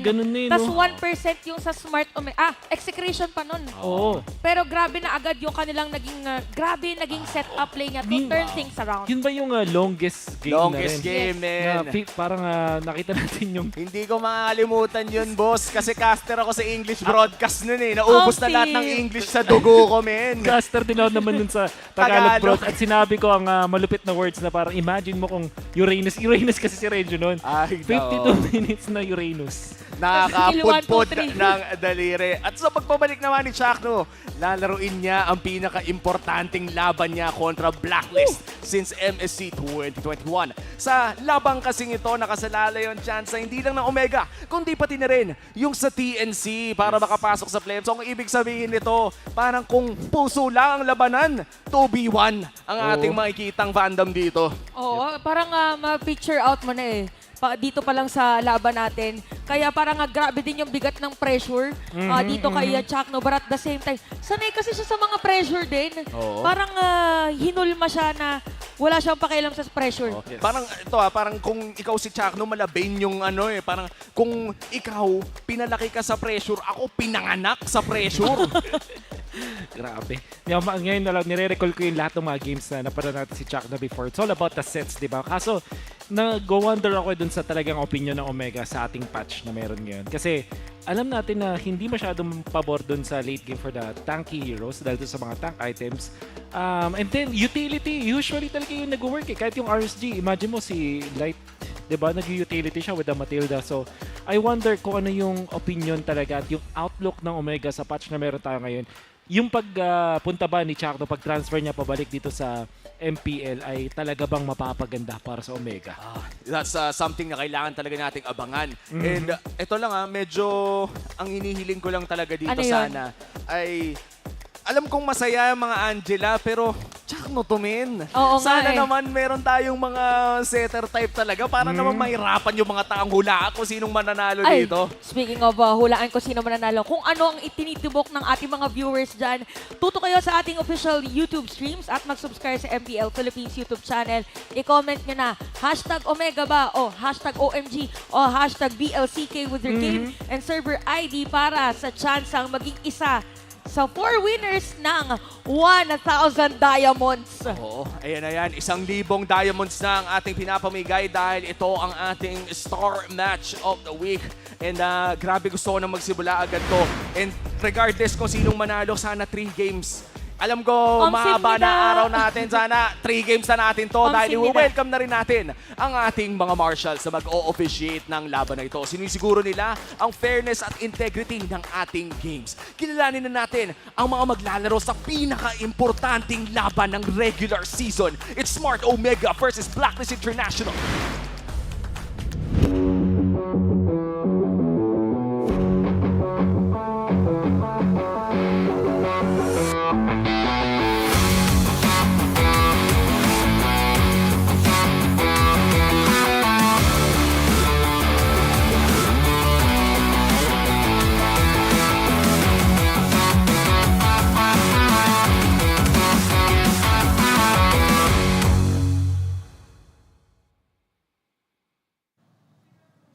The playoffs may seem like a far-off dream, but the never-say-die attitude of the barangay will be magnified by the return of Jack Mamba.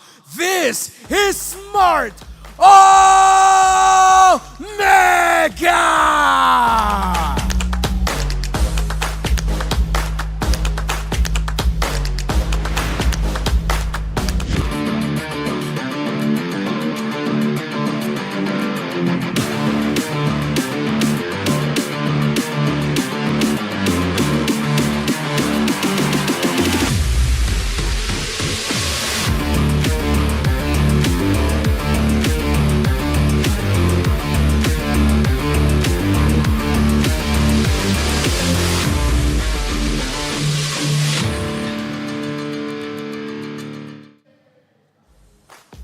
They are one series win away from securing the final playoff slot.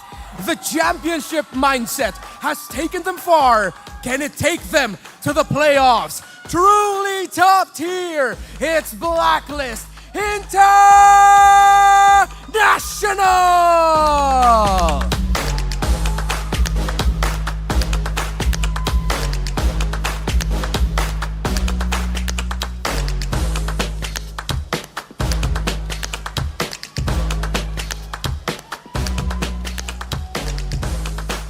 And welcome our coaches, Coach Lembot and Coach Bonchan. This is the Superstar Match of the Week, Omega Blacklist. Sino ang mananalo?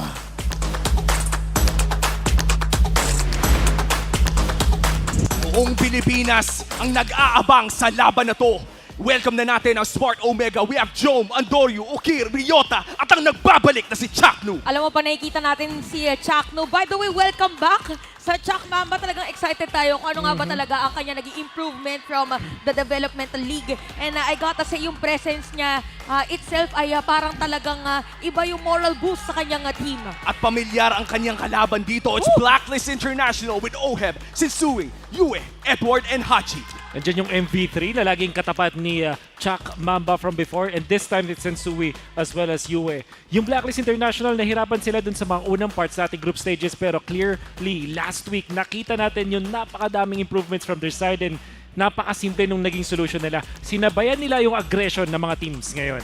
At kung titignan natin ang ating team head-to-head, may mga bagong players tayong makikita dito, kaya medyo kakaiba ang ating stats. Pero ano bang pwede nating mapansin dito? Well, nagulat ako na yung average heal parang magkalapit pa, knowing lalo na yung average heal to allies para dito sa side ng Smart Omega na sila pa yung nakalamang nakaute sa Blacklist International. Maybe because nagkaroon ng konting shift nga naman, especially with Haji na nag-favor dun sa mga setup or catch type ng mga roamers. Pero dapat nating kalimutan lahat ng past kasi ibang-iba na to para sa Smart Omega, lalong-lalo na sa Blacklist International. Obviously, yung mga nakita nating nasa graphs natin, hindi na pwedeng basehan sa kung anong pwede nating expect today. Kasi nga, iba na yung mga players at the same time, nagising na rin yung mga teams natin. Tsaka, pagka ganito kasi ang usapan na, hindi na talaga, parang itapa mo na lahat eh. Ito na yung deciding kung papasok ka ba sa playoffs o hindi. Tignan natin ang ating player head-to-head. It's Jome versus Oheb. Kita natin dito na ang taas ng gold per minute as compared, actually, relevantly, malapit siya for Jome and Oheb. Ang difference na lang siguro dito is yung kanina pa natin binabanggit na conversion, and yung gold per minute mo ba is because you're winning the early game or you're winning the laning, or dahil sa late, inaantay nyo na talagang mag-late game? And looking at the stats between our gold laners, panigurado, kailangan din nating malaman kung anong kailangan nilang gawin. Ano nga ba ang ating Infinix keys to victory? Simulan natin sa Smart Omega dahil kailangan nilang i-channel ang Chak Mamba mentality. Meaning to say, yung never say die attitude, yung talagang maghahanap ka ng solution afterwards. No matter what happens, pwedeng gamitin ng Smart Omega. Para naman sa Blacklist, ride your winning streak momentum, which is ninyo napansin natin last week. Iniba nila yung tempo ng kanilang playstyle. They went faster at sumabay dun sa aggression ng mga teams. Ito naman, made the best shot caller win. Mga veterano, makikita natin si Haji as well as Chakdo. We've always seen Haji as one of the young guys, no? Yeah. Pero sa ngayon, parang siya, technically speaking, ang pinaka-veterano sa Blacklist International. Kuya-kuya na siya ngayon. Kumbaga, ito na yung moment niya para isilya na isa na siyang ganap na shot caller. And why not, isilya na rin ang playoff spot.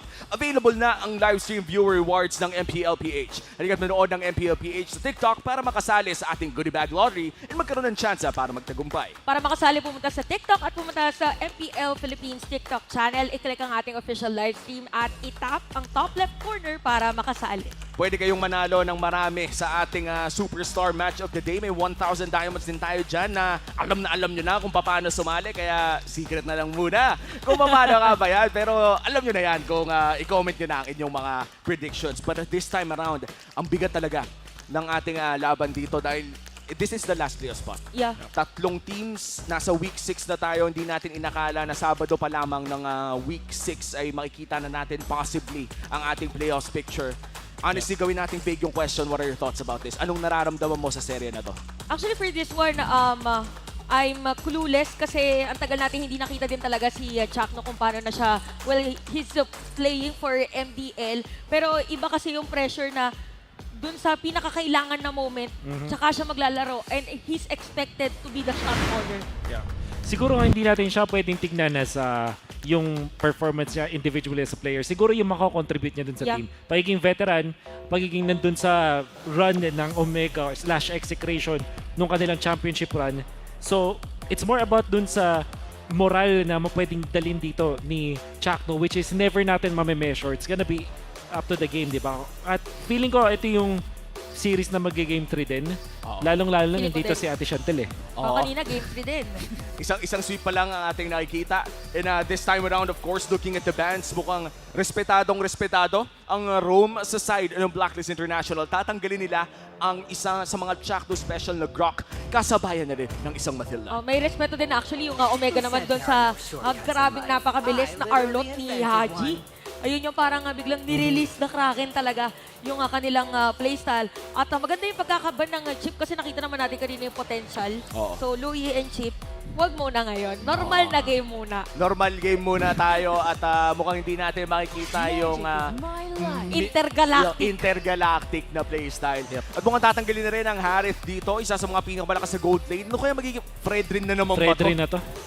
Fredrin na to. See value in me, yun na yung sasabihin. See value in me. Abangan natin. Abangan natin. Pero habang inaabangan natin yan, tignan muna natin ang ating career stats ni Chakno.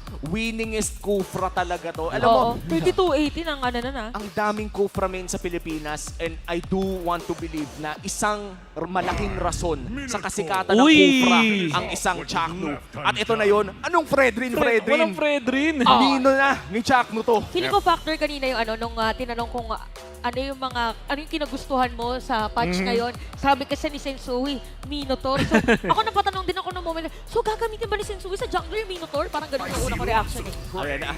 Roger locked in for the side of Blacklist. Anong ipapares dito? Uy, wow! Hindi agad na-pick ang Fredrin.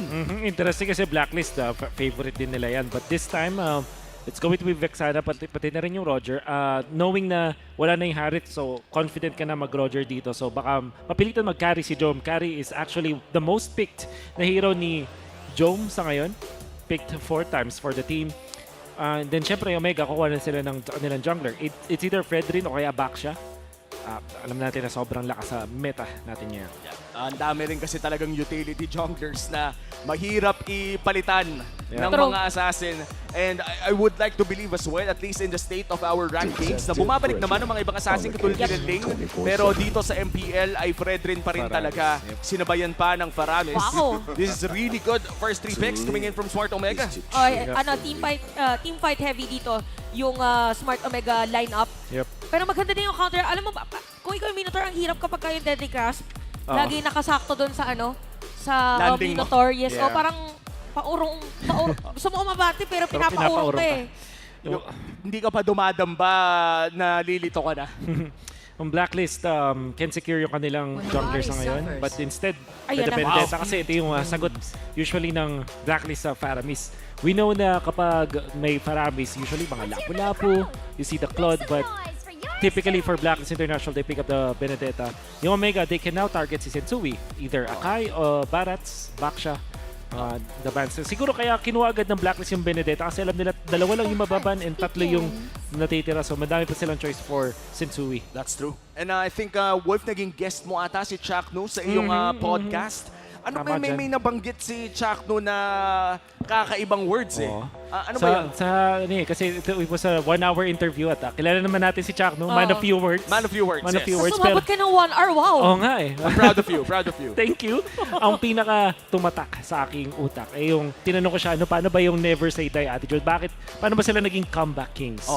And yung kanyang words na ginamit parang hindi, pardon me for the words. Okay. Don't try this at home. Ang sabi niya Paalala lamang po. paalala lamang po, pawang professional lamang. Ang Ang, sabi niya ay, ang kanilang strat ay, tatanga din yan.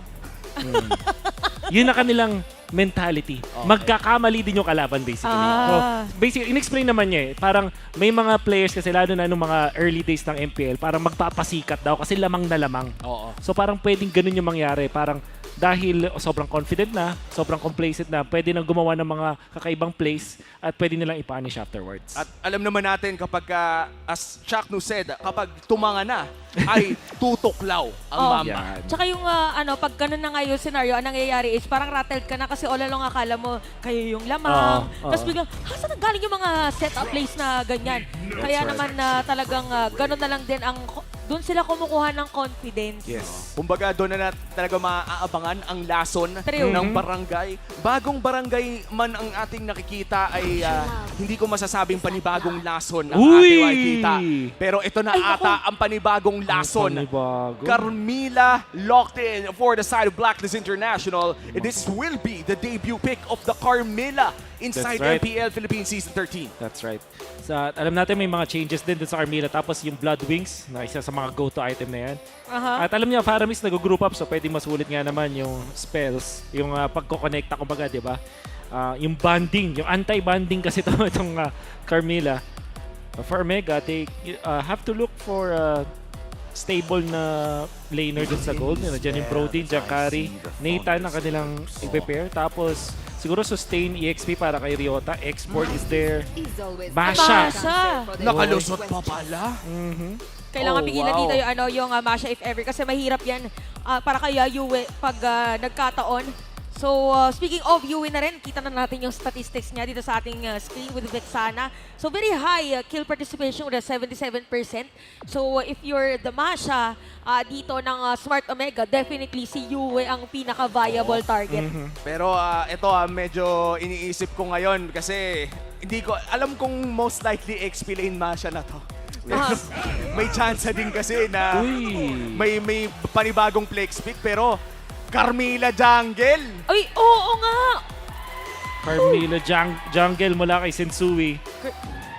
Akala ko kanina, masakit na sa ulo yung Chip tsaka Luyi. Masakit pa pala sa ulo yung ginugulat tayo sa mga draft. Asan na ba yung mental ko? Kailangan ko nung sumingot kanina pa. Imagine mo, di ba, para meron ka nung curse of blood. So maglilink yung mga kalaban. Tapos pag kinagat ni Franco yung isa, kagat lahat. Grabe. Ang tawag doon ay Mukbang International. Grabe.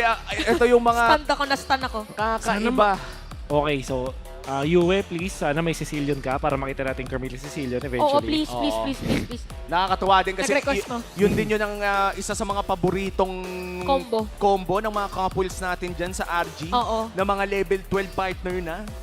Shout out sa inyo. Pero again, this is kanina pa tayo nagbibroan pero hindi natin maipagkakaila ang importansya ng seryeng ito dahil hindi lamang Blacklist at Omega ang umaasa sa resulta nito kundi ang entire Phoenix Army na rin. Ito ang mangyayari pag Blacklist ang nanalo sa serye, sila na ang pasok sa playoffs. At kung matalo ang Omega dito, at kung manalo ang Omega dito, ay may chance pa ang parehas na TNC at Omega.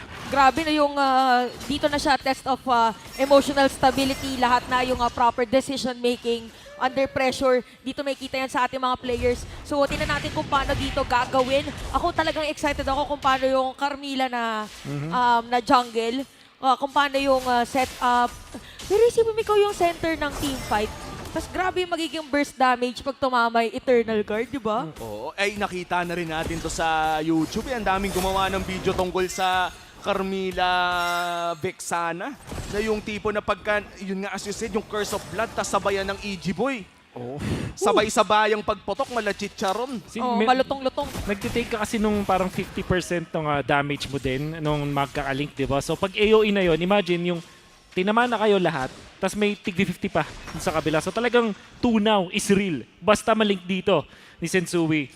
And Omega, ang tricky kasi yung kanilang composition front to back, di ba? Nakafaramis nga sila, so gusto nila magkakasama. Pag nakagatan sila ng ulti dito ni Sensui, doon na mayayari. Oo, at makikita natin yung mastery din ni Edward on this Benedetta. Kanina din na nakakita tayo ng magandang Benedetta game mula kay Sanford. This time around, Edward naman na magpapakitang gilas. Isa rin sa kanyang mga signature pick. Mukhang sakitan din dito sa gold lane. Grabe yung katapangan ng mga magigiting nating manglalaro. Doon sa may ibaba, talagang bawal kumurap eh. Talagang mag-hit lang din na mag-hit as long as there's an opportunity. At dito magkakakitaan kung paano nga ba talaga ang magiging duelo between these two junglers for this match. Maunang mag-level 4 si Edward. Electro Final Blow na gamit na agad. Grabe yung control pero sakto lang din naman yung Nether Realm. Habang sa may batang Gendy, may set of play yata para kay Chuck na hindi pa pala level 4. Kaya si Sensui ang makaka-first blood. Wow, Blacklist International with the quick rotation. First turtle, mukhang mapupunta na rin sa mga agents. Oo, pero sa may gitna yata ay mayroong pokes na gagawin at hindi na nga makakalusot at hindi na makakasilip ang Smart Omega dahil Blacklist makakakuha ng unang pagong. And the trade na gawa doon ng Omega is nakakuha ng purple buff si Jome. Sobrang aga, ninakaw niya mula doon sa side of Blacklist International. Siyempre, hindi worth it yon para sa Omega in general, pero individually kay Jome, masayang-masaya siya dun sa trade na yon. And dahil dyan, spammable ang kanyang mga abilities. And looking at Blacklist right now, no, let's look at Oheb. Meron siyang weapons master, hindi pala weapons master, tawag dito? Weakness Finder. Na alam ko, nabang din ata during this match. Yes, para sa akin hindi siya ganun kalaking buff. Pero kasi from 0.5 seconds, naging 1 second. Kaso, yung 90% reduction naging 50 na lang. So parang ano ba mas gusto mo? Mas matagal pero mas mabagal. Mas matagal pero mabagal pa rin. Alam mo yun? Mas matagal na mabagal. Oh, di ba? So I think it's a preference na lang. And at this point, Blacklist naman na nakakalamang 1,000. Jome nakakapag-farm naman sa harapan ni Oheb at mukhang bibigyan ng Omega ng priority dito si Big J. Pero nararamdaman din yata ni Oheb kasi medyo umatras siya nung moment na yon. So medyo babagal muna ang ating laro. Parang imprinted na sa ating mga players na next na meeting place natin is gonna be the turtle objective. Pero grabe yung positioning. Talagang almost no information for both. Pero si Sensui yata, bibigyan nila dito nangangalahat yung buhay. Ginamit pa Minowa's Fury at sakto doon. Sensui, akala mo kukuha. Bloody Hunt ay ginamit na rin. Antonio may bawian na mangyayari habang si Oheb. Biglang nawala. Yung pala double kill na. Kinakalmot lang ng tuloy-tuloy. Hindi tatama ang Iron Hook. Pero doon na natin nakita yung Curse of Blood combo ng Blacklist. Masakit yung damage pero si Oheb sobrang sakto nung Lycan pounce niya na kahit nag-entropy na, nahabol pa rin doon si Jome. So, we can see na yung Blacklist International, yung mechanics nila, nagdadala din sa kanila dito. At the same time, yung kanilang composition na meron sila nung panggulat factor nga with the Sensui na Carmela na mukhang hindi pa rin nakikita ng Omega kung paano yung solusyonan dito. Oh no, a 2K gold lead here for Blacklist International. Omega, kailangan pabagalin ang laro. They're running the Nathan as well. At si Haji nag-aabang lang ng magandang hook. Uy! Speaking of magandang hook, parang narinig ka yata kasi Chakno pa ang kanila nakakuha. After ng Deadly Grass, biglang dumiretso kaya naman papasok na rin si Edward dito. Nangangalahati ang buhay ni Andoryu. Bibigyan yata nilang dalawa. Abang hinahabol pa nila at napakagandang space para dito sa Blacklist na makuha yung turtle. Wala bang nagawa yung Mamba. 1v1 with the Grade 1 Haji with a flicker. Sensui, hindi tatama ang kanyang Curse of Blood at mukhang iko-contest pa niya yung orange na to. Grabe yung pressure na binibigay dito. 2.3k gold lead. Ryota trying to win it against Edward. Pero si Edward dito ay medyo masasaktan. Ginamit yung flicker. Kakalkalin! Kakalkalin! Under the turret! Ay, mainit! Ako lang, tol, ang sasabihin ko. Real talk lang, hindi nang re-recall to si Edward. Pero ngayon, may something eh. May something. Shoutout sa mga Clippers. Magandang audio doon. Smooth operator. Pero sa ilalim ng tore natin, may bawi ang side ng Omega.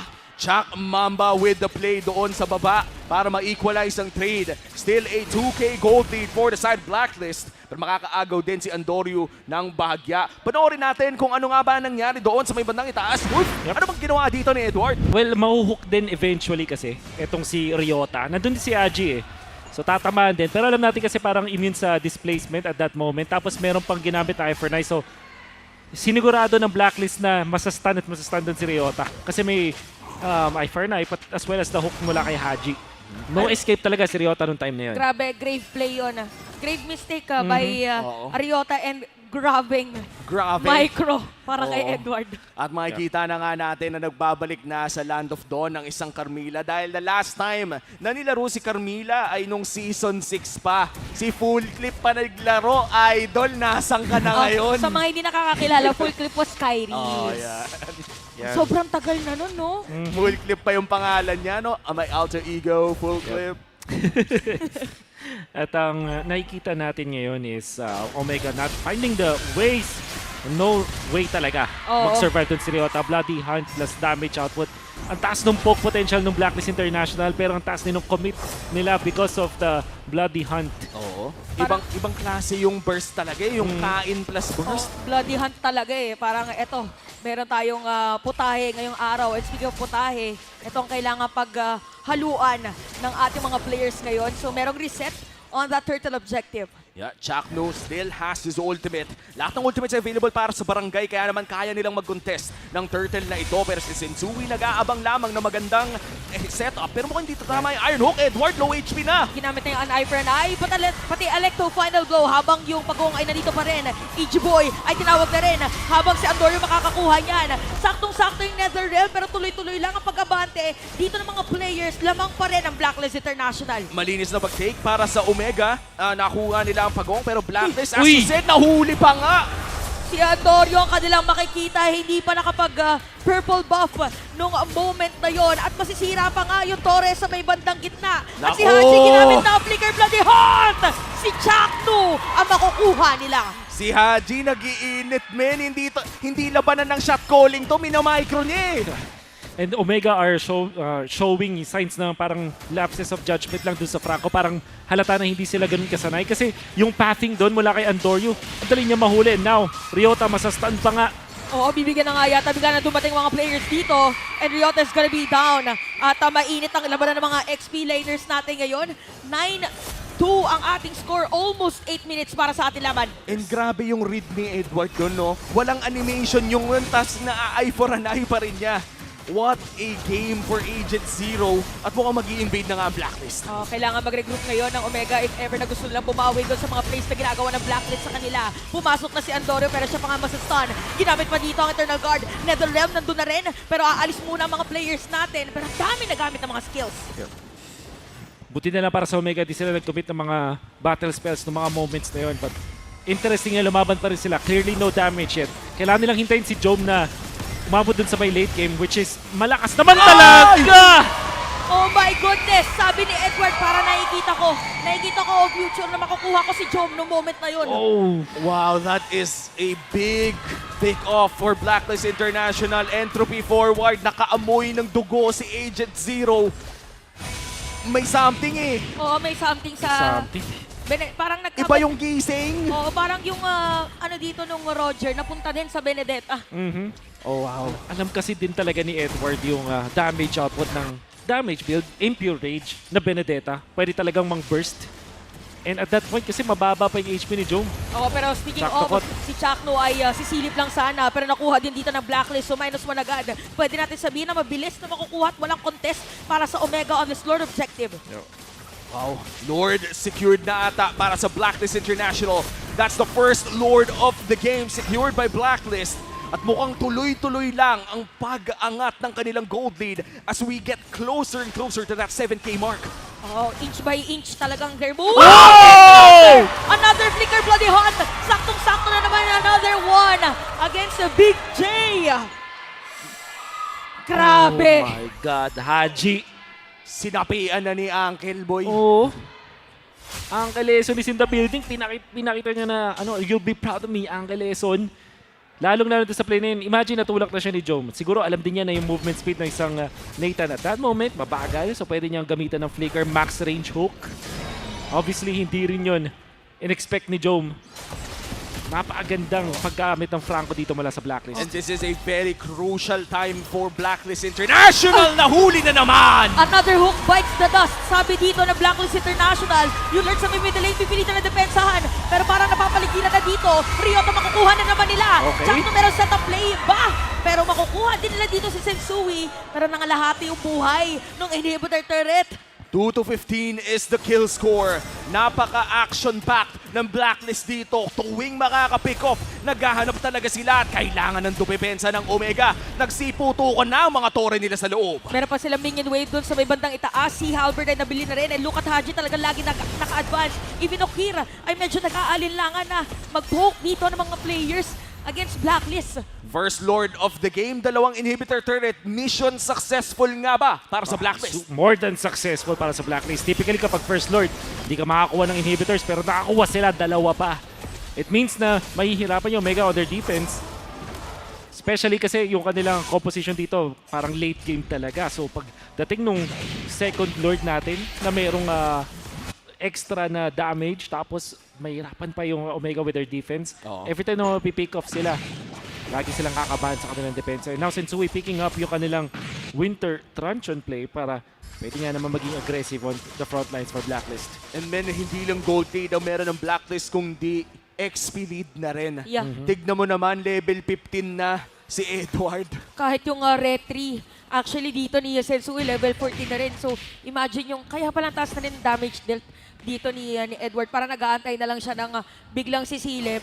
Diretso petrify, tas combo.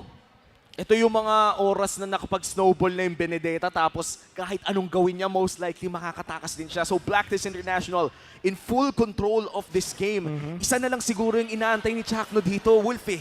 Yung moment na inaabangan niya na nabanggit niya sa podcast mo. Ang hirap nga lang sa moment na kasi Blacklist to eh.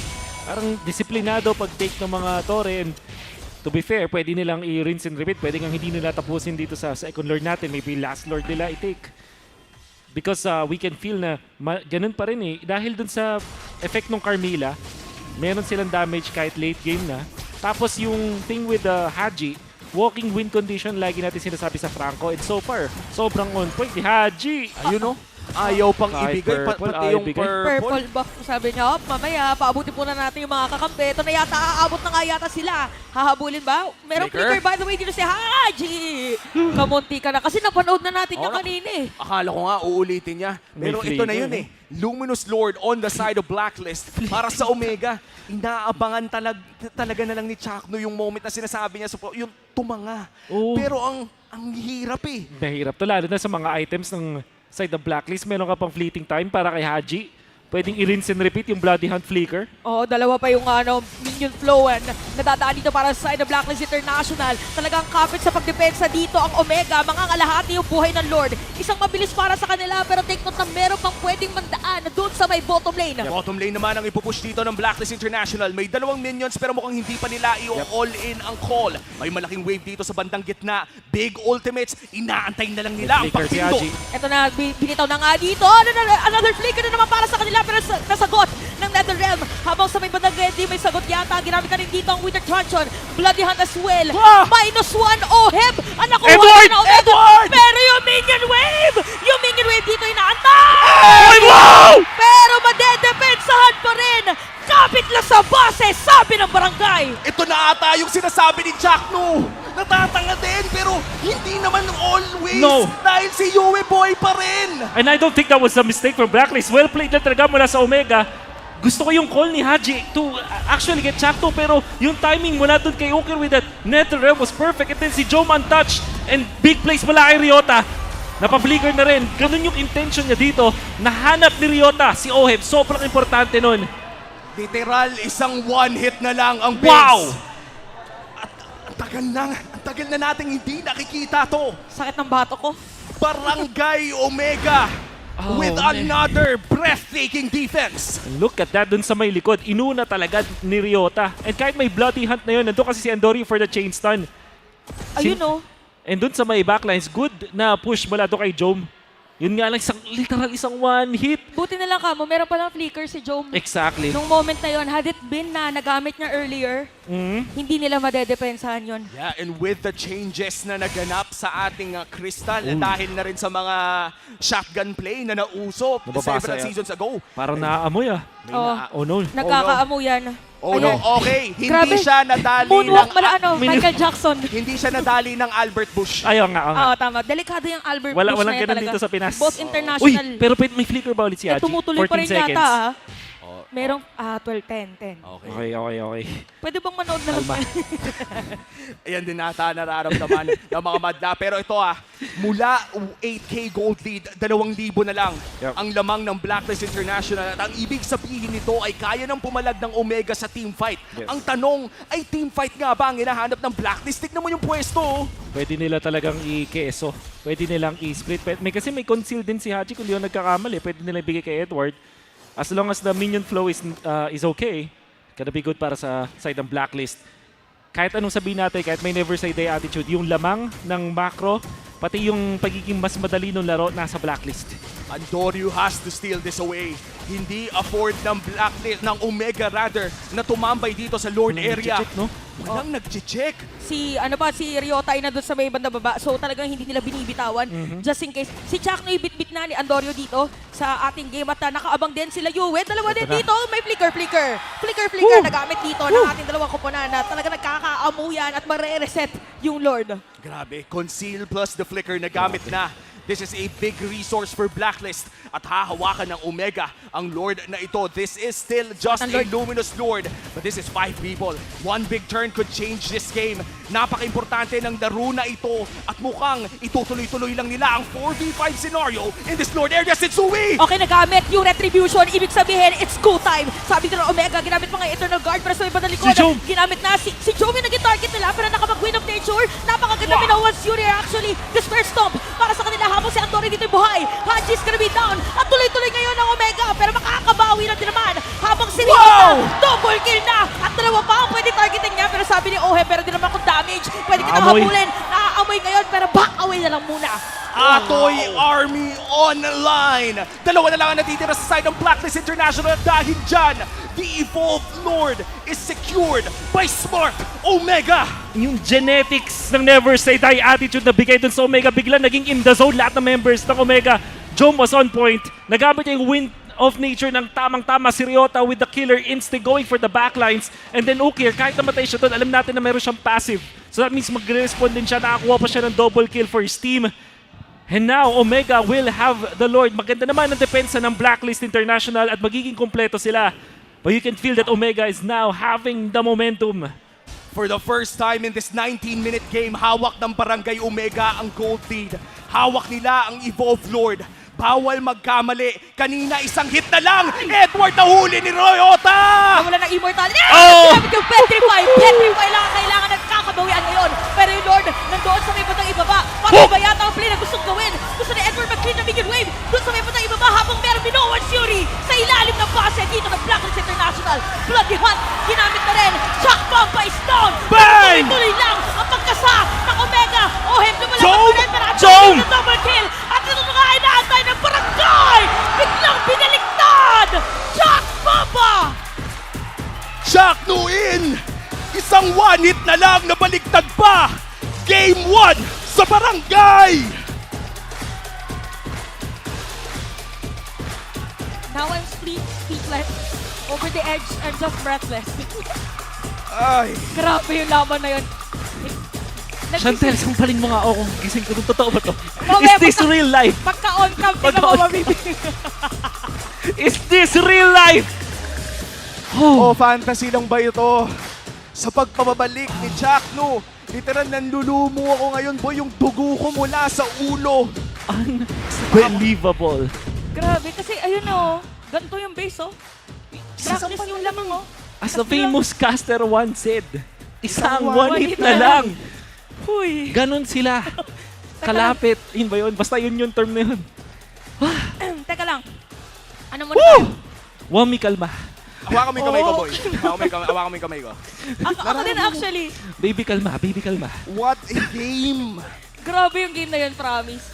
Parang way back MPL Grabe. Season 7. This is why we watch MPL. MSC 2021. Lahat ng mga memories. This is esports, This mga is kaibigan. esports, man. Sige, tubig. Sisingot muna ako dito. Hindi ko papayagan nila tayo uminom ng tubig ngayon eh. Unbelievable. Ay! Lalo na, parang pina-flashback natin yung mga moments, naging in the zone lahat ng mga members ng Omega. Tingin ko sa post-game analysis, kailangan natin i-replay lang yung actual na laro eh. Yung mga last moments, di ba? Yun talaga yun eh. Parang hindi mo maka-quantify with stats, with items, at kung ano man. It's really just about the execution. That's true. Kasi lalong-lalo na, panalo na yung Blacklist. One hits. That's One true. hits na lang.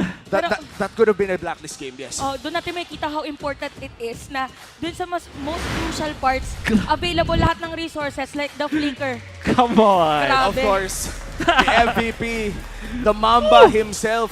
Mukhang mas kinabahan pa tayo kaysa sa kanya.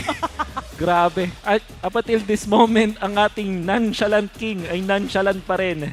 Yan, si Chakno, 1 of 4 and 11. So much struggles para sa side ng Omega. Hindi natin pwedeng itanggi na nandun ngayon. Pero pag nga naman talaga nabigyan ng isang hero itong si Chakno na pwedeng mag-turn around ng laban, he will do his best.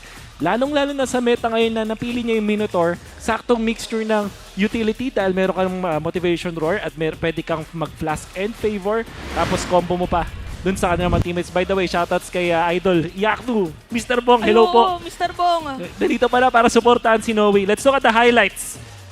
Hindi maganda para sa Omega at the start.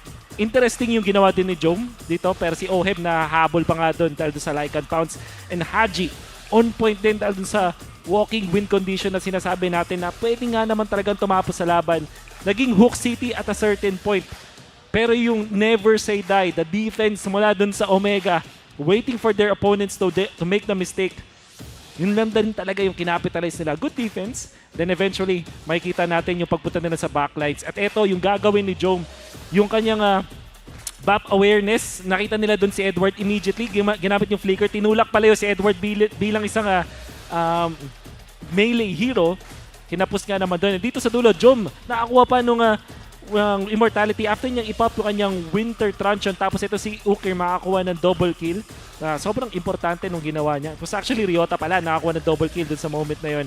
This time, na-delay din si Edward, hindi na rin niya alam yung kanyang gagawin kasi kakapatay lang niya doon kay Ryota. So, Ryota really inattract yung attention doon ni Edward, at tapos nakita na natin dito si Jom. Alam mo na, itinayo na lang. Pero si Andorian din sa likod. Kailangan ko ding i-take note dito na maganda yung ginawa ni Andorio dun sa defense nung time na nag-backstab na nga dun si, or backdoor na dun si Edward. Technically speaking, not a backdoor, pero yun yung segue play yung nakita natin dun kay Edward. Ang ginawa ni Andorio was to zone out etong si Yue, pati na rin itong si Haji. Kumbaga doon, alam natin na si Haji eventually yung pipigil kay Ryota, tinulungan niya doon si Ryota at chinainstan niya si Oheb. So kahit nakawala doon si Oheb sa initial na talon ni Ryota dahil sa ginawa ni Haji, dahil may AOE ka na taunt, tapos meron ka pang knock-ups mula doon kay Endoryo na kapag tama yung reset mo, tama yung balasa, every second meron kang knock-up na chainstan yung kalaban, naging crucial dun sa last moments para ma-punish yung Blacklist International yung ginawa ni Andoryu. Then Ukir, as well as Jom. Diba, halos lahat ng members ng Omega merong moment dun sa huling, well, not really yung huling defense, pero sa depensa na yon, nanalo pa kayong Omega. Tapos, meron pang isa pang moment si Ryota din dun sa bandang baba kung saan siya yung tumao dun sa base nila para kung sakaling magko-conceal play na nakita nga natin, na-counter pa rin niya. So, really, Blacklist International, maganda yung pinakita din sa first 12-15 minutes of the game. Pero yung never say die attitude ng Omega, nandun pa rin hanggang sa dulo. Binigay din, parang naipasa yung genes dun sa mga members nila. Kasi si Jom at saka si Andoryo biglang, for some reason talagang naging in the zone. First few minutes of the game, na-outplay talaga sila ng Blacklist International.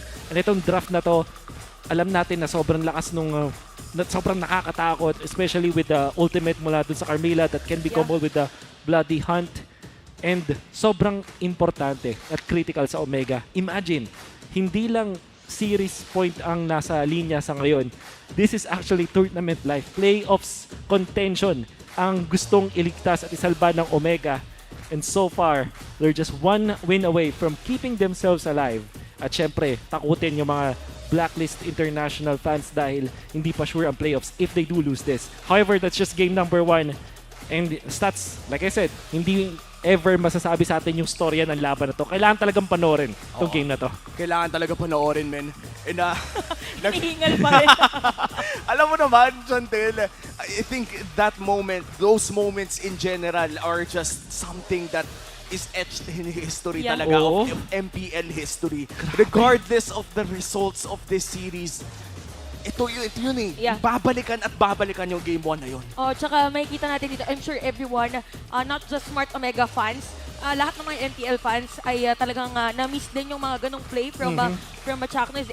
Everyone's just happy right now. So, parang hindi, pigil-hininga na yung game 1. Ano pa kaya yung game 2? Oo, parang ano pa lang to eh, parang alam mo yung season finale pa lang, wala pa yung yung mismong fourth act. First, kunwari meron kang 3 books, di ba? Trilogy siya, tapos nasa yun nga, first act ka pa lang. Grabe. Pero depende yan.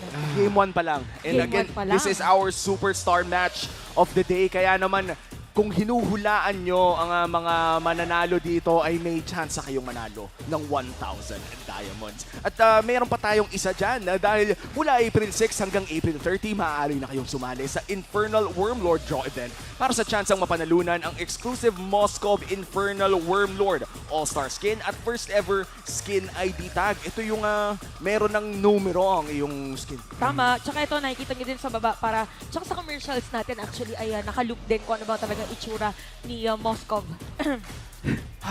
Parang kumaskas. Parang may sabit. Grabe, binabalikan ko pa rin ngayon yung laban. Ayun Ito actually legit, nagsascrub tayo dito. Kasi para makita. Ang daming mga sobrang importante mga moments na parang sabi mo, na blacklist na talaga eh. Pero di ako mapaniwala na hinipe natin si Chakno. Hinipe natin yung sinabi niya dun sa interview. Hindi ko kakalain na masasabi ko ever yung words na yon sa isang live broadcast. At sinabi pa nga natin, this is Blacklist International. They're not a team that will do that, diba? At this point, ang masasabi na lang talaga natin ay lahat naman ng mga plays na to ay magsisimula sa maliit. At kayo din na mga gustong magsimula ng sariling tournament ay pwede nang mag-assemble at maging bahagi ng e-project esports for everyone. At ipakita sa mundo ang lakas ng esports. So pwede i-enjoy ang tournament access mode, libreng in-game items, diamonds at marami pang iba. So scan nyo lang yung ating QR code sa baba para maka-register. Hindi nyo alam, malay nyo yung sunod na maglalaro sa paturna nyo, yung sunod na Chakno na pala, yung sunod na Oheb na pala. And of course, star match ang ating pinanood. Kaya naman, Watch the star matches to win MPL Philippines Season 13 playoffs tickets for 3. Tatlo, ibig sabihin, kasama mo yung jowa at yung best friend ng jowa mo. Just comment your winning team in the live stream, post and tag 2 of your friends. One winner per match will be randomly selected and will be announced on MPL Philippines official social media channels. So, di ba nanonood na kayo ng ganito kagandang one for the books talaga. Parang etched na siya sa history yung ganito ka-play. Tapos pwede pa kayo manood sa mas historic pa na mga games sa playoffs. Kasi imagine, itong mga teams natin just fighting for their tournament lives. Yeah. How much more kapag ka talagang yun na yun. Yun na yun. Road to MSC. Yep. At masasabi natin na talagang kahit yung mga teams na delikadong makapasok sa playoffs malakas talaga at kayang-kayang makabalik dun sa ating malaban. We can say na at this point, di ba, yung bagong team lang ng Omega, what if, di ba, sila umabot sa playoffs, dire-diretso. Di natin masasabi talaga, everything can happen sa MPL Philippines. Yeah. And I think, ato lang hindi ko alam, gusto ko lang imagine sa utak ko, bago natin balikan yung draft, somewhere out there, nanonood si Eto, Max at Kendra ng serye na to. At ang saya-saya nila sa nangyari ng Game 1 na yun. And speaking of Game 1, ito ang draft na napanood natin. I think my opinions about this is kapag Masha ang iyong XP laner, hindi nagmamatter ang KDA, nagmamatter kung ano ang trabaho ng Masha na to. O, tsaka pag umabot talaga sa yung full item Masha, kasi diba there were instances wherein talagang binaburst sa early game, pero it came to a point yung equilibrium nga na binabanggit natin, or kahit first 3 items or 4 items, tapos instantly pwede ka na makakill. Ganon yung ginawa ni Rio. Running man.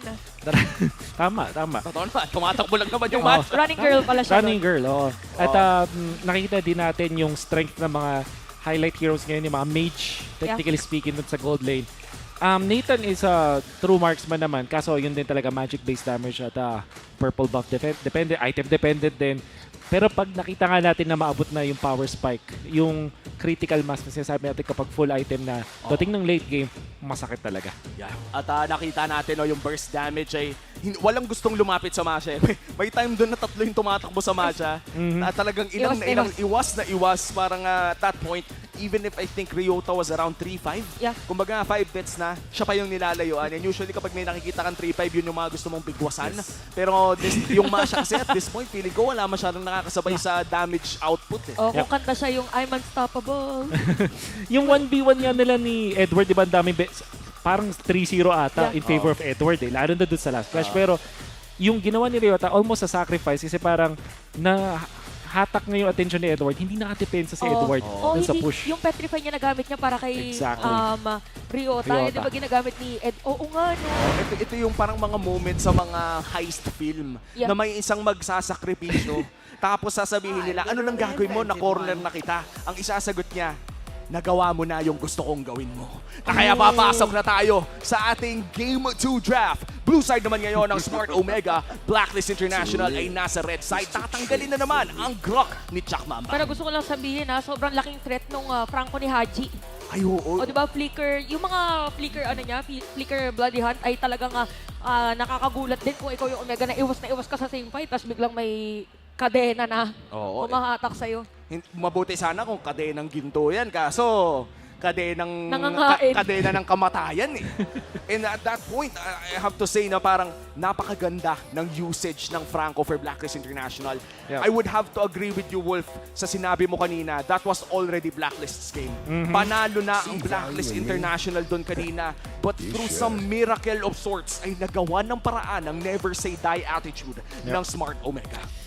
So, will Blacklist open up yung Matilda or Minotaur? Dalawa ang pinag-iisipan. Siyempre, nandiyan din yung Nolan. Namdaman natin na napakalakas sa ating meta sa ngayon. Pero yung Omega, interestingly, sila yung nagban ng Fredrin. Kahit nakita naman natin, sila yung malupit. Ang daming mga signature heroes actually na open. So, for example, Matilda and Minotaur para kay Haji, pati na rin dito kay Mr. Chakno. Andiyan din yung Arlot na gustong-gustong hawakan ng Blacklist International for sure. And then, the Nolan. Feeling ko pina-prioritize ng Omega yung Minotaur ni Chakno. Feeling ko lang Yes, I agree. So, Minotaur para sa Omega. And then, ang sagot ng Blacklist siguro, Matilda Faramis ko na nila parehas. And I think alternatively, pwede rin mag-Valentino dito ang Blacklist International. Para lang meron ding kasabayan ng isang Minoan Fury. That's right. Pero ibang Mamba ang ating makikita dito. Yep. Mamba Airlines. Mamba Airlines. The Flying Mamba. The Flying Mamba. Paano yun doon? Ang ating Air Mamba. Air Mamba. Ayun. So, Arlot Mino, maybe, para sa Blacklist. Let's see if it's going to be a Minotaur. Pero dahil hindi pa natin nakikita, bisitahin muna natin yung stats ni Oheb. Grabe Kasabayan pala niya si Doming sa top 1 spot sa ating total kills after week 5. At ma-update yan kasi ongoing pa naman ang ating game right now. Exactly. Okay, so hindi nga naman required na mag-Mino na ang Blacklist kasi na-reveal na yung Matilda on the other side. Nandiyan pa rin ang Nathan para sa Omega. Maybe they'll secure it this time. Tapos, typically back siya siguro para may magandang or Barats, I mean, kasi Barats Matilda pa rin yung combo na yan, nandiyan pa rin. Si Masha nga open din, ayan na nga yung sinasabi mo. Barats Nathan, I guess, para sa Omega. There are a lot of options pero Claude ang kanilang kukunin. Mapapamino ka talaga dito pag blacklist ka. And bakit nga ba Mino ang best pick dito if you're Blacklist International? Knock-up ka, madami ka knock-ups. Which, yun yung hate ni Claude kasi maka-cancel ulti niya. Tapos yung rage pa. Pero this time, ayaw nilang maban yung big ticket na gold laner. So, kukunin na ngayon ng Blacklist International. Oheb on this Dayton. Isa sa mga naging favorite pick niya as of late. Mukhang tatanggalin na rin ng Blacklist International ang isa sa mga naging sakit sa ulo in Game 1 which was the Masha. Ito yung parang hindi mo maintindihan. 2-5 yung Masha pero bakit ako wina one hit? Ito may triple kill, ito may double kill. So, good good ban para dito sa Blacklist International. Same goes with Nolan. So, inano nila dito yung tendency na or opportunity na pwedeng gawing flex yung Barats. Yep. Kasi ginagamit nga din naman siya dito ni Ryota. Yeah. If you're Omega, titignan mo na dito is the jungle, maybe yung back siya na pwedeng i-ban. And another, siguro in combo with knock-up, siguro Guinevere, knowing na isa, I don't know if they'll remember it, but Sensui plays that actually. So, hindi na ganun, underrated na yung Guinevere ngayon pero I think worthy pa rin na iban. Pero mukhang back siya, magiging choice. And nabanggit mo ang Guinevere, there is a big chance na kunin ito ng Blacklist. That's right. Flex pick din yun, pwede rin kasing Guinevere roam. Exactly. Parang part talaga siya ng identity ng Blacklist International. Mataas yung win rate din nila with the hero. Ano nga lang dito is kailangan talaga nila ng tanky din. Or, hindi, may Nathan na sabihin ko sana maganda din yung carry. Pero may Nathan, pwede bang Nathan jungle? Hindi, no? Nakakita na tayo ng isang Nathan jungle kung hindi nagkakamali. Pero Tapos yes, biglang Ruby Gold Lane. Yeah. Ayan na. Pakito. So, roam na ang ating Arlot ngayon. Unless Pakito jungle to. Yep. Pwede pa rin ng Benedetta para kay Ryota. Pero alam natin na yung mga teams parang Pakito over Benedetta. So, what else will be there para kay... I think yung kailangan nila dito pang dive Yuzong siguro para kay Mr. Ryota. Para pang dive dun sa Nathan. That's true. And apart from the Yuzong as well, kung Vengeance users naman, nandiyan pa rin ang mga CC. Tapos CC actually. Kumbaga mga anti-banat. What if CC Angela para sa Omega? And may Matilda na sila, no? So parang grabe yung sustain. Sustain. Plus mabilis din if ever. Although parang kita kasi natin yung di ba sinabi mo parang kung maaari lang. Oo. Pero Angela Mage, why not? Ayun na Ayun ay CC. Novaria. Novaria. Basically, parang damage pa rin talaga ang kanilang habol. Yep. I would call this lineup coming in from Omega as a very balanced lineup. Kumbaga parang basic na basic to compared sa Blacklist International na mukhang susubukan ulit ang kanilang Carmilla jungle. This time though, parang mas maganda pa rin yung Carmilla jungle the previous game. Ito, okay naman yung combo with Arlot, all things considered. Ang thing is, pwede kasi siyang kainin itong Barats. Yeah. So, which is, pag nagkaroon sila ng palitan sa may turtle, parang Eagles ata si Carmilla. Hindi katulad ng previous game na etong si Fredrin ay exposed. Oo. Parang heavy relying doon sa final slash or crowd control nung Arlot if ever. Yeah, tama. Dito na natin makikita kung magiging clutch nga ba ang mga setups ni Haji or katulad na lamang ng Game 1 ay magkakaroon ba tayo ng palitan para sa panalo na to. Tuloy pa rin ang istorya ng Omega, isang win na lang at buhay pa rin ang pangarap ng Barangay at TNC. And for Blacklist International, kung manalo sila dito in Game 2 and 3, pasok na sa playoffs. Importante pa rin ang serye na to at after a very, very close game in Game 1, mapapatanong ka na lang, ano nga ba ang mangyayari in Game number 2? Kung kanina nagulantang na tayo sa mga nangyari, baka mamaya maging replica nung Game number 1. So, parang ano natin labanan ng patatagan ng puso. Parang ano ito na yung masasabi natin na classic esports around 2020 or 2021 na talagang pusuan Hanggat may base pa, laban lang. And looking at the emblem builds, Wolf, may napapansin ka bang kakaiba? Or meron ka bang gustong pag-focusan dito? Pretty standard. This time, nakita natin si Uwe na Impure Rage. Tapos ganun din si Ukir. Wala talagang kakaiba dito sa dalawang teams natin. It's gonna be up to execution, I feel like. Katulad ng ginagawa ni Uwe at ni Haji dito, sinozone out nila si Ukir. Parang pinifrizan nila. So, kinailangan na tumulong si Andorio na, ayun, sinundo agad ni Chaknu. And looking at the gold lane matchup, pares naman atang late game scaling. Ang ating napapansin doon sa gold lane. Kaya naman, feeling ko, mas mabagal ang takbo ng laro natin in Game 2. Oo, tsaka kita din natin ginagawa ni Ryota. Actually, pinabababa niya na lang muna. Predatonas welcome. Magkakagulatan dito sa ating XP lane. First blood, mapupunta sa Smart Omega. Wow. Naalala ko nung season 9, ang una kong nakita dun sa playoffs na gumamit ang Matilda Barats. Pero Chakno din yun. May palitan na naman. Wow! Okay. Sabi niya, halika na dito, itutur kita sa Jurassic Park. Air Mamba with a flicker play at si Haji, delikado dun sa damage ni Atoy R. Napawaw tayo lahat kasi ang laki ng Barats nung time na yan. Ba't aggressive ang Smart Omega ngayon? Fortunately for Blacklist International, hindi na dinayan ng minions doon si Edward. So magle-level 4 pa rin siya. Sensui looking for the steal. Si Ryota ay hindi mag-level 4 pero Okir ang makakakuha dito ng pagong para sa ating laban. Very minimal lang ang kalamangan dito ng Smart Omega para sa ating game. And the reason kung bakit hindi ganun ka-deadly yung naging lead ng Omega, ay may natira pa mga minions para saluhin doon para kay Edward. At the same time though, yung XP, yun yung di natin pwedeng itanggi para sa Omega. Kasi nakakuha nga sila ng kuha ng turtle, tapos ito si Ukir at si Chakno nakakuha din ng mga assists. So, it's gonna be good. Another Detonas welcome sa may bandang gitna. Yue ang kanilang kukuhanin habang si Haji dito ay magda-dash in, dash out. Pero sakit ng damage ni Okir agad. Wow, 2 out of 2. Parang lahat ng pinuntahang mukbang ni Andorio, lahat nakakain. On point. Yung kanina pa mid-animation pero habang hinahatak, ginamit na din yung ulti. So makikita natin na this is not the first time na pinakita to kay Chakno, na pinagamit to kay Chakno. So even when hindi nag-work, nakita natin na nahirapan siya dun sa Minotaur. This time as na Matilda, clear na in control ang Chakmamba. In Blacklist International right now, behind by 1,000, mukhang naghahanap pa rin sila ng tsansa nila na dikdikin ng konti dito si Jome dahil kung gold lane lang naman ang usapan, if makalabang si Ohib, dabawas talaga yun mamaya. And mayroong mga pokes sa may top lane pero may Astral Echo kanina so nakita din na nandun yung 3 players na Blacklist sa may top lane. So napaka-importante talaga dito ng mga minion wave as much as possible kaya naman ginamit na yung Blazing Duet para maklear at least yung dalawa. Pero final slash ginamit na habang si Jome dito yung mapaalis na. Si Chakno ready if ever pero look at Ohib, makakaplato dun sa taap.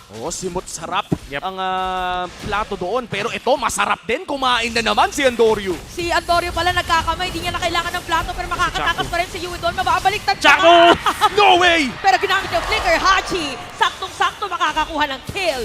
Haji with the vengeance. Mukhang final slash pa para kay Chaknu. Pero nag-aabang siya ng isa pang vengeance dash. Jome ngayon ang babawas sa kanya. Meron pag-dash dito para kay Haji. Meron mga free hit. Astral Echo ginamit na rin. Habang si Ryota magbibigay ng vision. Ginamit na yung mga yu. Napakagandang curtain call. Dalawa itatamaan. Makakatakas ba? Vengeance out. Edward! Pero look at Edward. Mukhang mag-ilinis yata. Pero hindi. Aalis na muna sila. Sensui with a turtle take. At dahil dyan, Blacklist na ulit ang may hawak ng kalamangan. It is a 700 gold lead for the side of Blacklist. Napakagandang place na pinakita nila sa may gold lane area. Yep. And not only that, na dinayan nila si Jome ng isang gold lane cart tapos nakakuha pa ng kill kay Andorio. And then eventually the turtle. So in the past minute natin yung Blacklist International making the right place. Ang bonus pa dyan, makakuha pa si Edward ng kalahating outer turret and shields dun sa may bottom lane bago mag-drop. So, lalaki talaga yung lamang dito ng Blacklist International. Sulit ang rotation para sa Blacklist International. And looking at the items earlier, no, Wolf, may napansin ako, naka-magic blade ata ang isang Claude. At sa tingin mo ba, babagal ang power spike ng Claude dahil doon? I don't think so. Parang may Matilda pa rin kasi, so pwede siyang ma-save. Pwede siyang bitbitin dun sa double lane setup, di ba? So, will it be slower? Hindi naman. Then, lalo na kasi yung katapat niya, is also Nathan because of that. At siguro, minake sure lang niya na hindi siya one hit. Kaya naman din dun sa top lane, hindi siya ganun kabilis na patay. So, with all due fairness, tingin ko, sulit naman yung ginawa dito ni Joe. Good purchase, kumbaga. 5 out of 5 ang rating kung binili ang Magic Blade na yon. Pero mukhang magpupush sa XP lane at may trade sa taas ang bilis na burst. Oh, hindi nakatakas pa yung Deadly Grasp tapos ginamitan pa ng EG Boy at wala naging trade against Edward doon sa may bandang iba. Rather, naging trade lang nila is gonna be that turret na kanilang nakakuha at mukhang pwede pang umikot ngayon at dumedire-diretso ang Blacklist International. Tuloy nga rin nata yung pag-push nila. Tatama ang Astral, ang Star Shatter ni Ukir.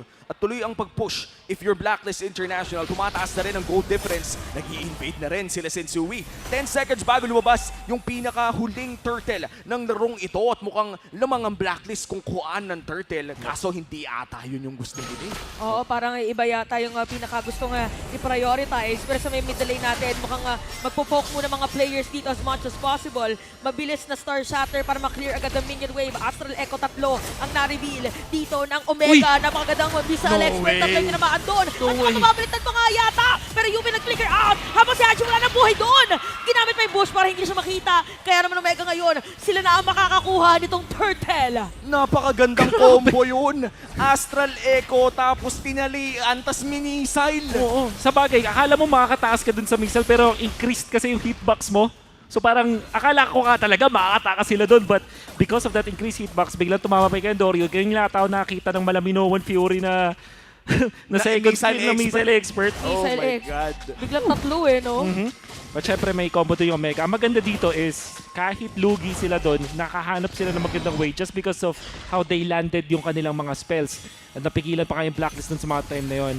Fortunately for Blacklist, dahil disiplinado sila, hindi na sila umasim pa afterwards. Ito na naman! Sino na mahuhuli nila? Ginamit pero pinalayo lang. Sabi lang medyo masakit. Pero masakit na naman nasagot dito. Si Joe medyo na-cancel yung kanyang Blazing Duet. Nabantayan dito ng Final Slash. So sa dami-dami ng mga ginamit na skills, wala mo ng casualty. Pero sakit ng damage dito. Ang Blacklist nung time na yun. Automatic disengage yun. Ang ganda ng Final Slash ni Haji. Yep. Alam natin na yung damage ni Ohe pati ni Yue, magic base, masakit at this point. Kailangan pa ng magic defense eventually dito ng side ng Omega to last that. So, kailangan nila ng late game talaga at this point. And Sensui humaharap para mangwasiwas yung isa. Final Slash para nag-serve sa badminton. Andorio ang kanilang shuttlecock nung moment na yun. Habang ginamit na yung Circling Eagle at ang ganda nung naging play ng Blacklist. Yep. Napag-push pa sila because of that. Objective-based pa rin. And kita mo naman yung ginagawa ni Yue dito. Sinuzone agad sila Okir at si Chakno. Baka makapag-push sila. And this is entropy na available kay Oheb. Di pa niya gagamitin pero sobrang bilis sila mag-take ng Torre kung sakali. Natalian si Yue at Edward. Hindi tatama yung Final Slash pero mong disengage lang muna. Kalma lang muna. Dahil 10 segundo na lang, lalabas yung pinakaunang yun. Grabe mag-push yung yung Nathan. Ang bilis. Ramdam mo na yung damage. Medyo mahihirapan na later on ang Omega kung gusto lang gumawa ng counterplay dito against Blacklist. Yep. Dati pa lang alam natin yung Nathan as one of the fastest kung usapang objectives, buildings, yung mga lord. Lalo na ngayon na nagkaroon ng change. This is not literally now pero nagkaroon kasi ng change na magic. Kung mas mataas yung magic attack mo, magic na rin yung kinakompute pag inaatake mo yung Torre. So nag-benefit yung Nathan din dun sa change na yun. And that change actually, hindi lang Nathan nag-benefit, pati na rin yung Harith and other mages na nagbibuild ng napakataas na magic power. Pero mukhang sisimulan na nga ng Blacklist International ang pinakaunang lord na to. 4-man Astral Echo, Chakno magbibigay ng vision pero si Edward nag-aabang ng mabibiktima. Si Ukir nakapag-flicker out at ginamit ng Aya Circling Eagle. Pipilitin pa ba dito? Wow! Kamunti ka na pero yung nga lang Final Slash para ito kay Haji. Ginamit tayo mga flicker. Flicker dito ni Chakno, Ukir, and even Haji. Habang yung Lord na nandito pa rin. Antori and the rest of the players sa Blacklist International. Sama pa si Ryota ay nakapwesto na. Hero yata ka ng gusto kuhanin. Dito na welcome. Pero set of play with the H-Boy. Tapos si si Haji halos wala ng buhay doon. Ginamit ang blessing to it. Haji is down. Ryota! Habang si Joe at yung mga players ng Omega nakatutok lang dito sa Lord. Ryota versus the world! At na-secure ng Omega ang pinakaunang Lord ng larong ito. Tsaka to still hunting. Meron silang ulti. Good defense nga lang para kay Oheb. At ang ganda nung pinakita doon ng Omega with Ryota. Sinabi mo, Ryota versus the world. Nakagulat na nabuhay pa rin siya after that. And also Yue na maganda yung spacing. Kahit siya yung tinarget ni Ryota, nabuhay pa rin siya. At nabaton na niya yung spells before siya i-go ni Ryota. So parang may impact na siya doon. Tapos na-dodge pa niya yung Star Shatter na papatay sana sa kanya. Pero with that flicker, he gets out.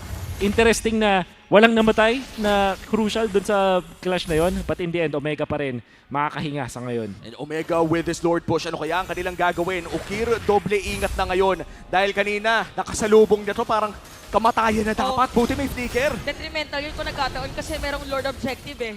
So siya din yung tagapagbigay ng vision pero mabilis din na makakapag-push dito ang Omega. Pero immediately na hindi pa rin ibibigay dito ng side ng Blacklist International.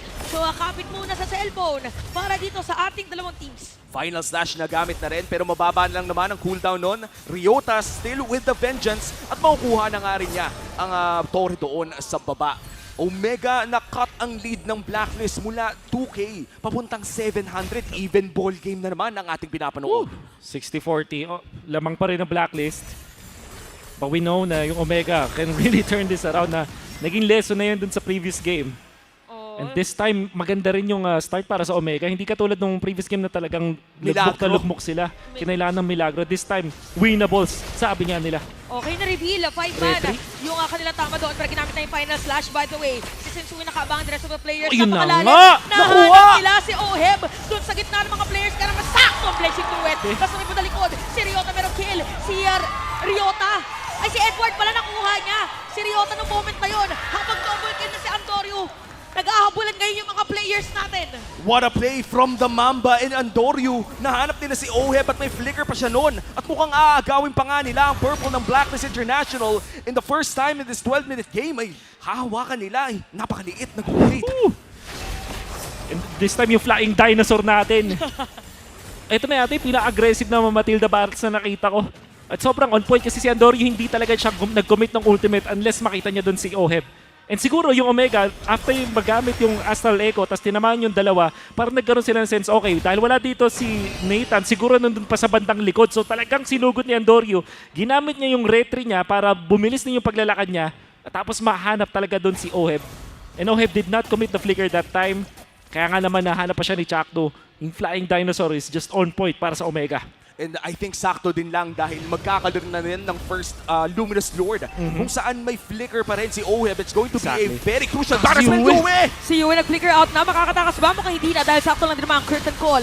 Habang dito sa may badalikod, nakaredy lang din naman. Ginamit ang dito na welcome. Sino mga angat-ngat nila? Meron si pang naka para sa kanila. Habang si Oheb ang target. Choom! From the back. Talagang hinanap yung kanyang lane. Sensui patay na rin. Double kill para kay Ryota. Nako, tatlo na wala. Hindi, 4 sa barangay. Si Edward nakadepensa at nakakuha ng isa. Si Joe ang kanyang nakuha. Pero 10 seconds para kay Yume. Endable ba? Endable ba? Buhay pa rin ba Nandiyan ang si Ryota. pangarap ng barangay? Nandiyan si Sisi. Ito na yata, tingnan natin kung kaya ba ng barangay na mahabain pa ang kanilang buhay. Edward dito with the sa play. ating torneo. Dahil si Edward pinipilit na mapensa. Si Yue nandito na rin. Nagkaroon din ng Walang minions! International. Talagang walang mga minion. Inilalaban din ng Blacklist International kanilang spot for the playoffs. But Omega right now, sobrang ganda nung pinapakita nila. You gotta have to hand it to Edward. Ginamit niya yung ulti para matulak yung mga minions palayo doon. Tapos sakto nag-spawn yung minions. So lalong natulak pa yung minions ng Omega at naubusan eventually. Understandable kung ba't ginawa ng Omega, but this time, magiging even na ulit yung ating Lord fight. At dahil doon, may chance pa ang Blacklist na bumawi. Oh my 3-man God, what an Astral echo. Ryota nandun sa gilid, tumama sa isa. Silipad si Chakto pero babalik din sa barangay. At ito na nga yung Lord Take. Haji looking for the play. Habang si Jom nag-free hit, take note walang BMI dito si Jom. Pwedeng hanapin nila Haji, same goes with Sensui. Pero grabe yung zone dito ng barangay. Sino makaka-retry ng Lord habang lumalapit na sila? Jom is down, pero yung Lord mapupunta pa rin sa Omega Killis. Pinabara kay Ryota at papasok pa nga. Edward. Merong curtain call, pati yung mga Edward. yo para sa kanila. Astral Echo ginamit na rin. At si Ryota nandun na nga rin sa harap. Si Edward kailangan na makatakbo pero na-stun pa! At si Edward ay bumagsak na Isama mo na rin si Sensui. Dalawa na lang ang magbe-depensa para sa Blacklist International. A 4v2. Ito na ba yun? Ito na nga yata. This time, meron pa silang bit-bit na Lord. Kapit-kapit sa kanilang pangarap. Itutuloy pa rin ang pangarap na tumuloy para sa playoffs dahil Smart Omega wins the series! At sa pagbabalik ng Jack Mamba ay nakuha ng Smart Omega ang pinakauna nilang sweep victory. Chuck Mamba effect. Naging in the zone yung mga members ng Omega. Makikita mo na ito na yung pinaka-confident na laro nila ever. Contenders muli ang Omega because of this. Hindi pa tapos ang istorya for Smart Omega. Ang huling slot ng Season 13 playoffs ay nasa ere pa rin dahil sa nangyari ngayong gabi. Grabe yung naging performance dito ng whole Smart Omega. At talagang parang napanood ko na to nung iba pa ang lineup ng Smart Omega. Yung lason na tinatawag natin. And of course, show of sportsmanship. The last 3 teams hoping to get the last slot in playoffs. Palakpakan pa rin natin ang Blacklist International for the most exhilarating series of the night. And men, looking at Smart Omega, this is their best form. Grabe. When was this? In week 1, 2, 3, 4, 5? Bakit ngayon lang dumating? Malalaman na natin kung ano nga ba ang nararamdaman. Ang answer sa sagot. Jack Mamba, welcome back. Pumunta na tayo kay Mara and kay Hans. My goodness! Okay. Kailangan ko marinig to sa inyo. One shot! Isa pa. One shot! Congratulations, Smart Omega Chaknu. Ibibigay ko na. Dito ka. Sabi ko sa'yo, bumabango ka eh. Pati yung laro mo eh. Finally, okay, nandito ka na.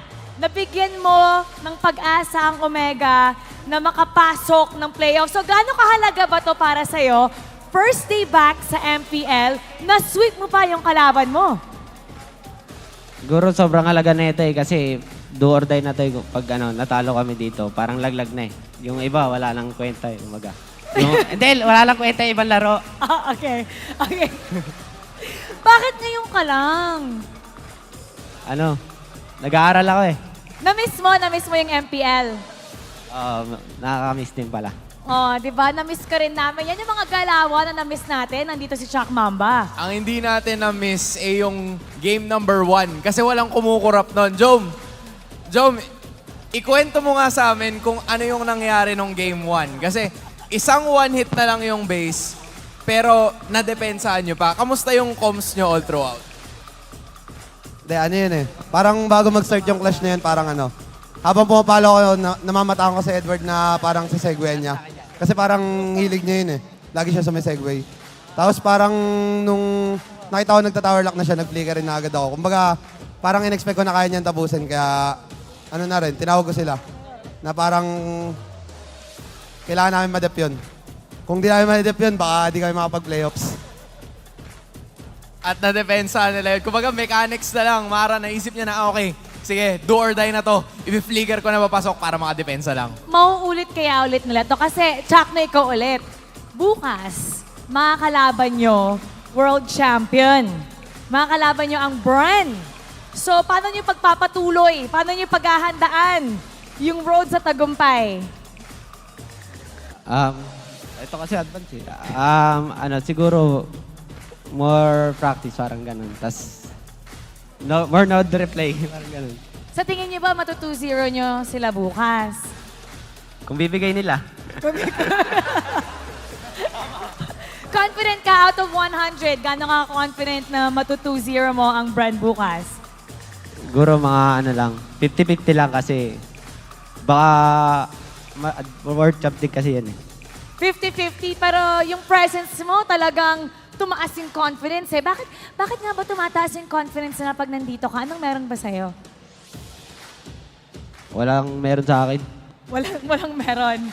Feeling ko meron eh. Kasi dumating siya, ang ganda ng performance eh. How about Exactly. i-announce na natin, sino yung MVP?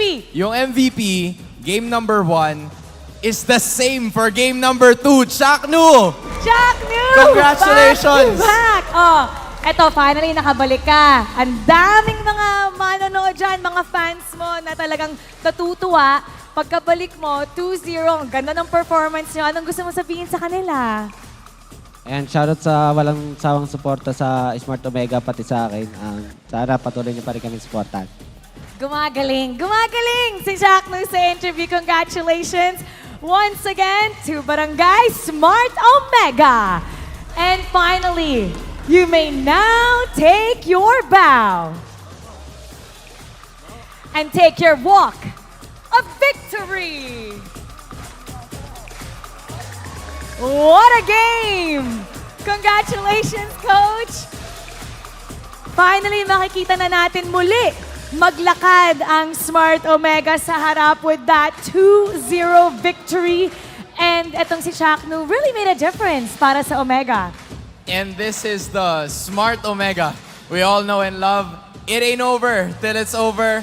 At hanggat meron pa silang lupang kayang takbuhan, tatakbo at tatakbo sila para sa tagumpay. That's what I love about this. It can be very unpredictable. Anything can happen paparating sa ating playoffs. At ngayon, punta na tayo sa ating mga casters to break it down for you. Casters, pasok!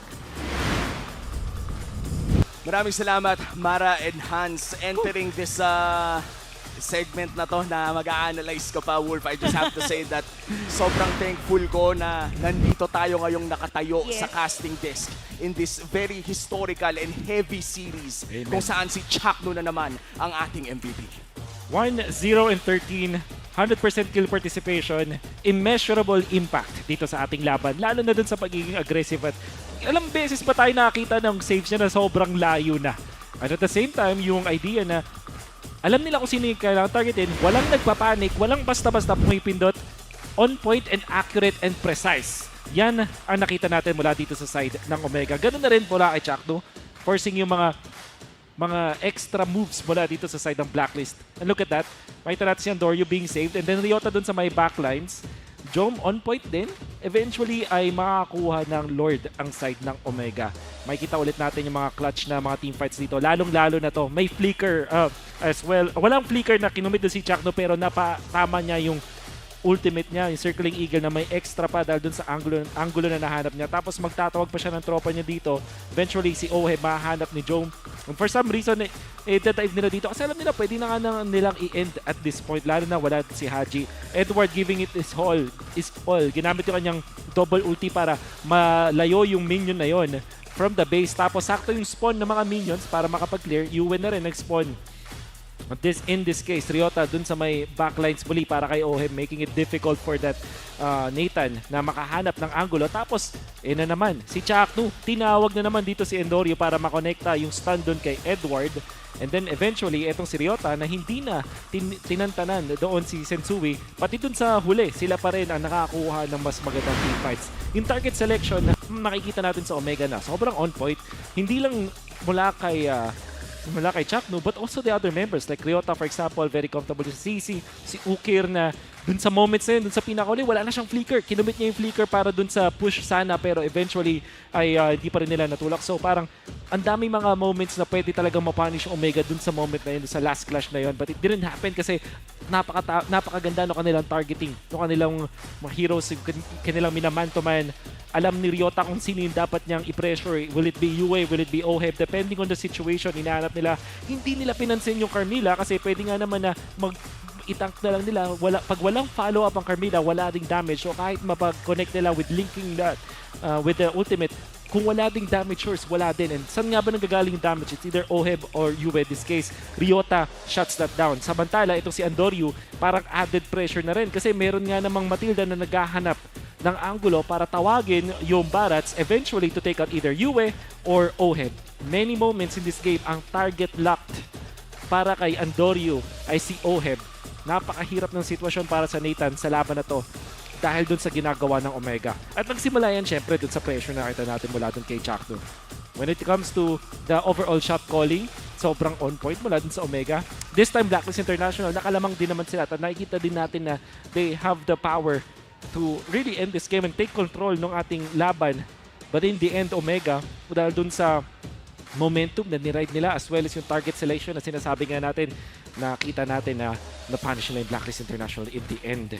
Mukhang nabuhayan na talaga ang Omega. The stats will never tell you kung ano nga ba ang nangyari sa game na to. Not even the draft. Hindi siya about the draft, hindi siya about the stats.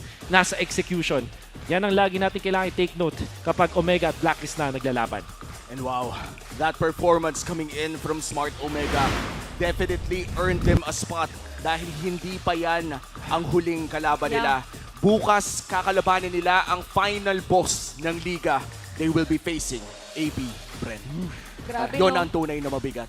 Pero with the level of intensity, mataas ang chance.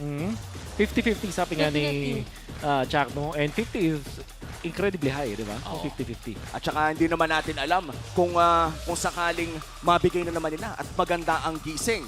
Baka sakaling may chance ba talaga.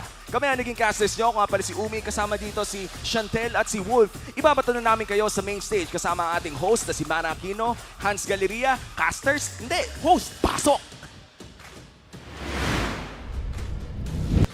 And just like that, the fight for the playoff spot continues, Hans. Grabe ang epekto ng isang Chak Mamba. Hindi lang ang pag-asa ng Bagong Barangay ang binuhay niya. Binigyan niya rin ng chance na lumaban pa ang Phoenix Army. Pero hindi pa tapos ang bakbakan ngayong linggo dahil bukas, 3 laban muli ang ating matutunghayan. Huwag kayong mawawala. My name is Mara Aquino. At ako naman si Hans Galeria. Na nagpapaalalang, magkakaiba man ang ating pinagdadaanan. Sama-sama pa rin tayo sa laban para sa tagumpay. Keep it good vibes, everybody. And see you tomorrow.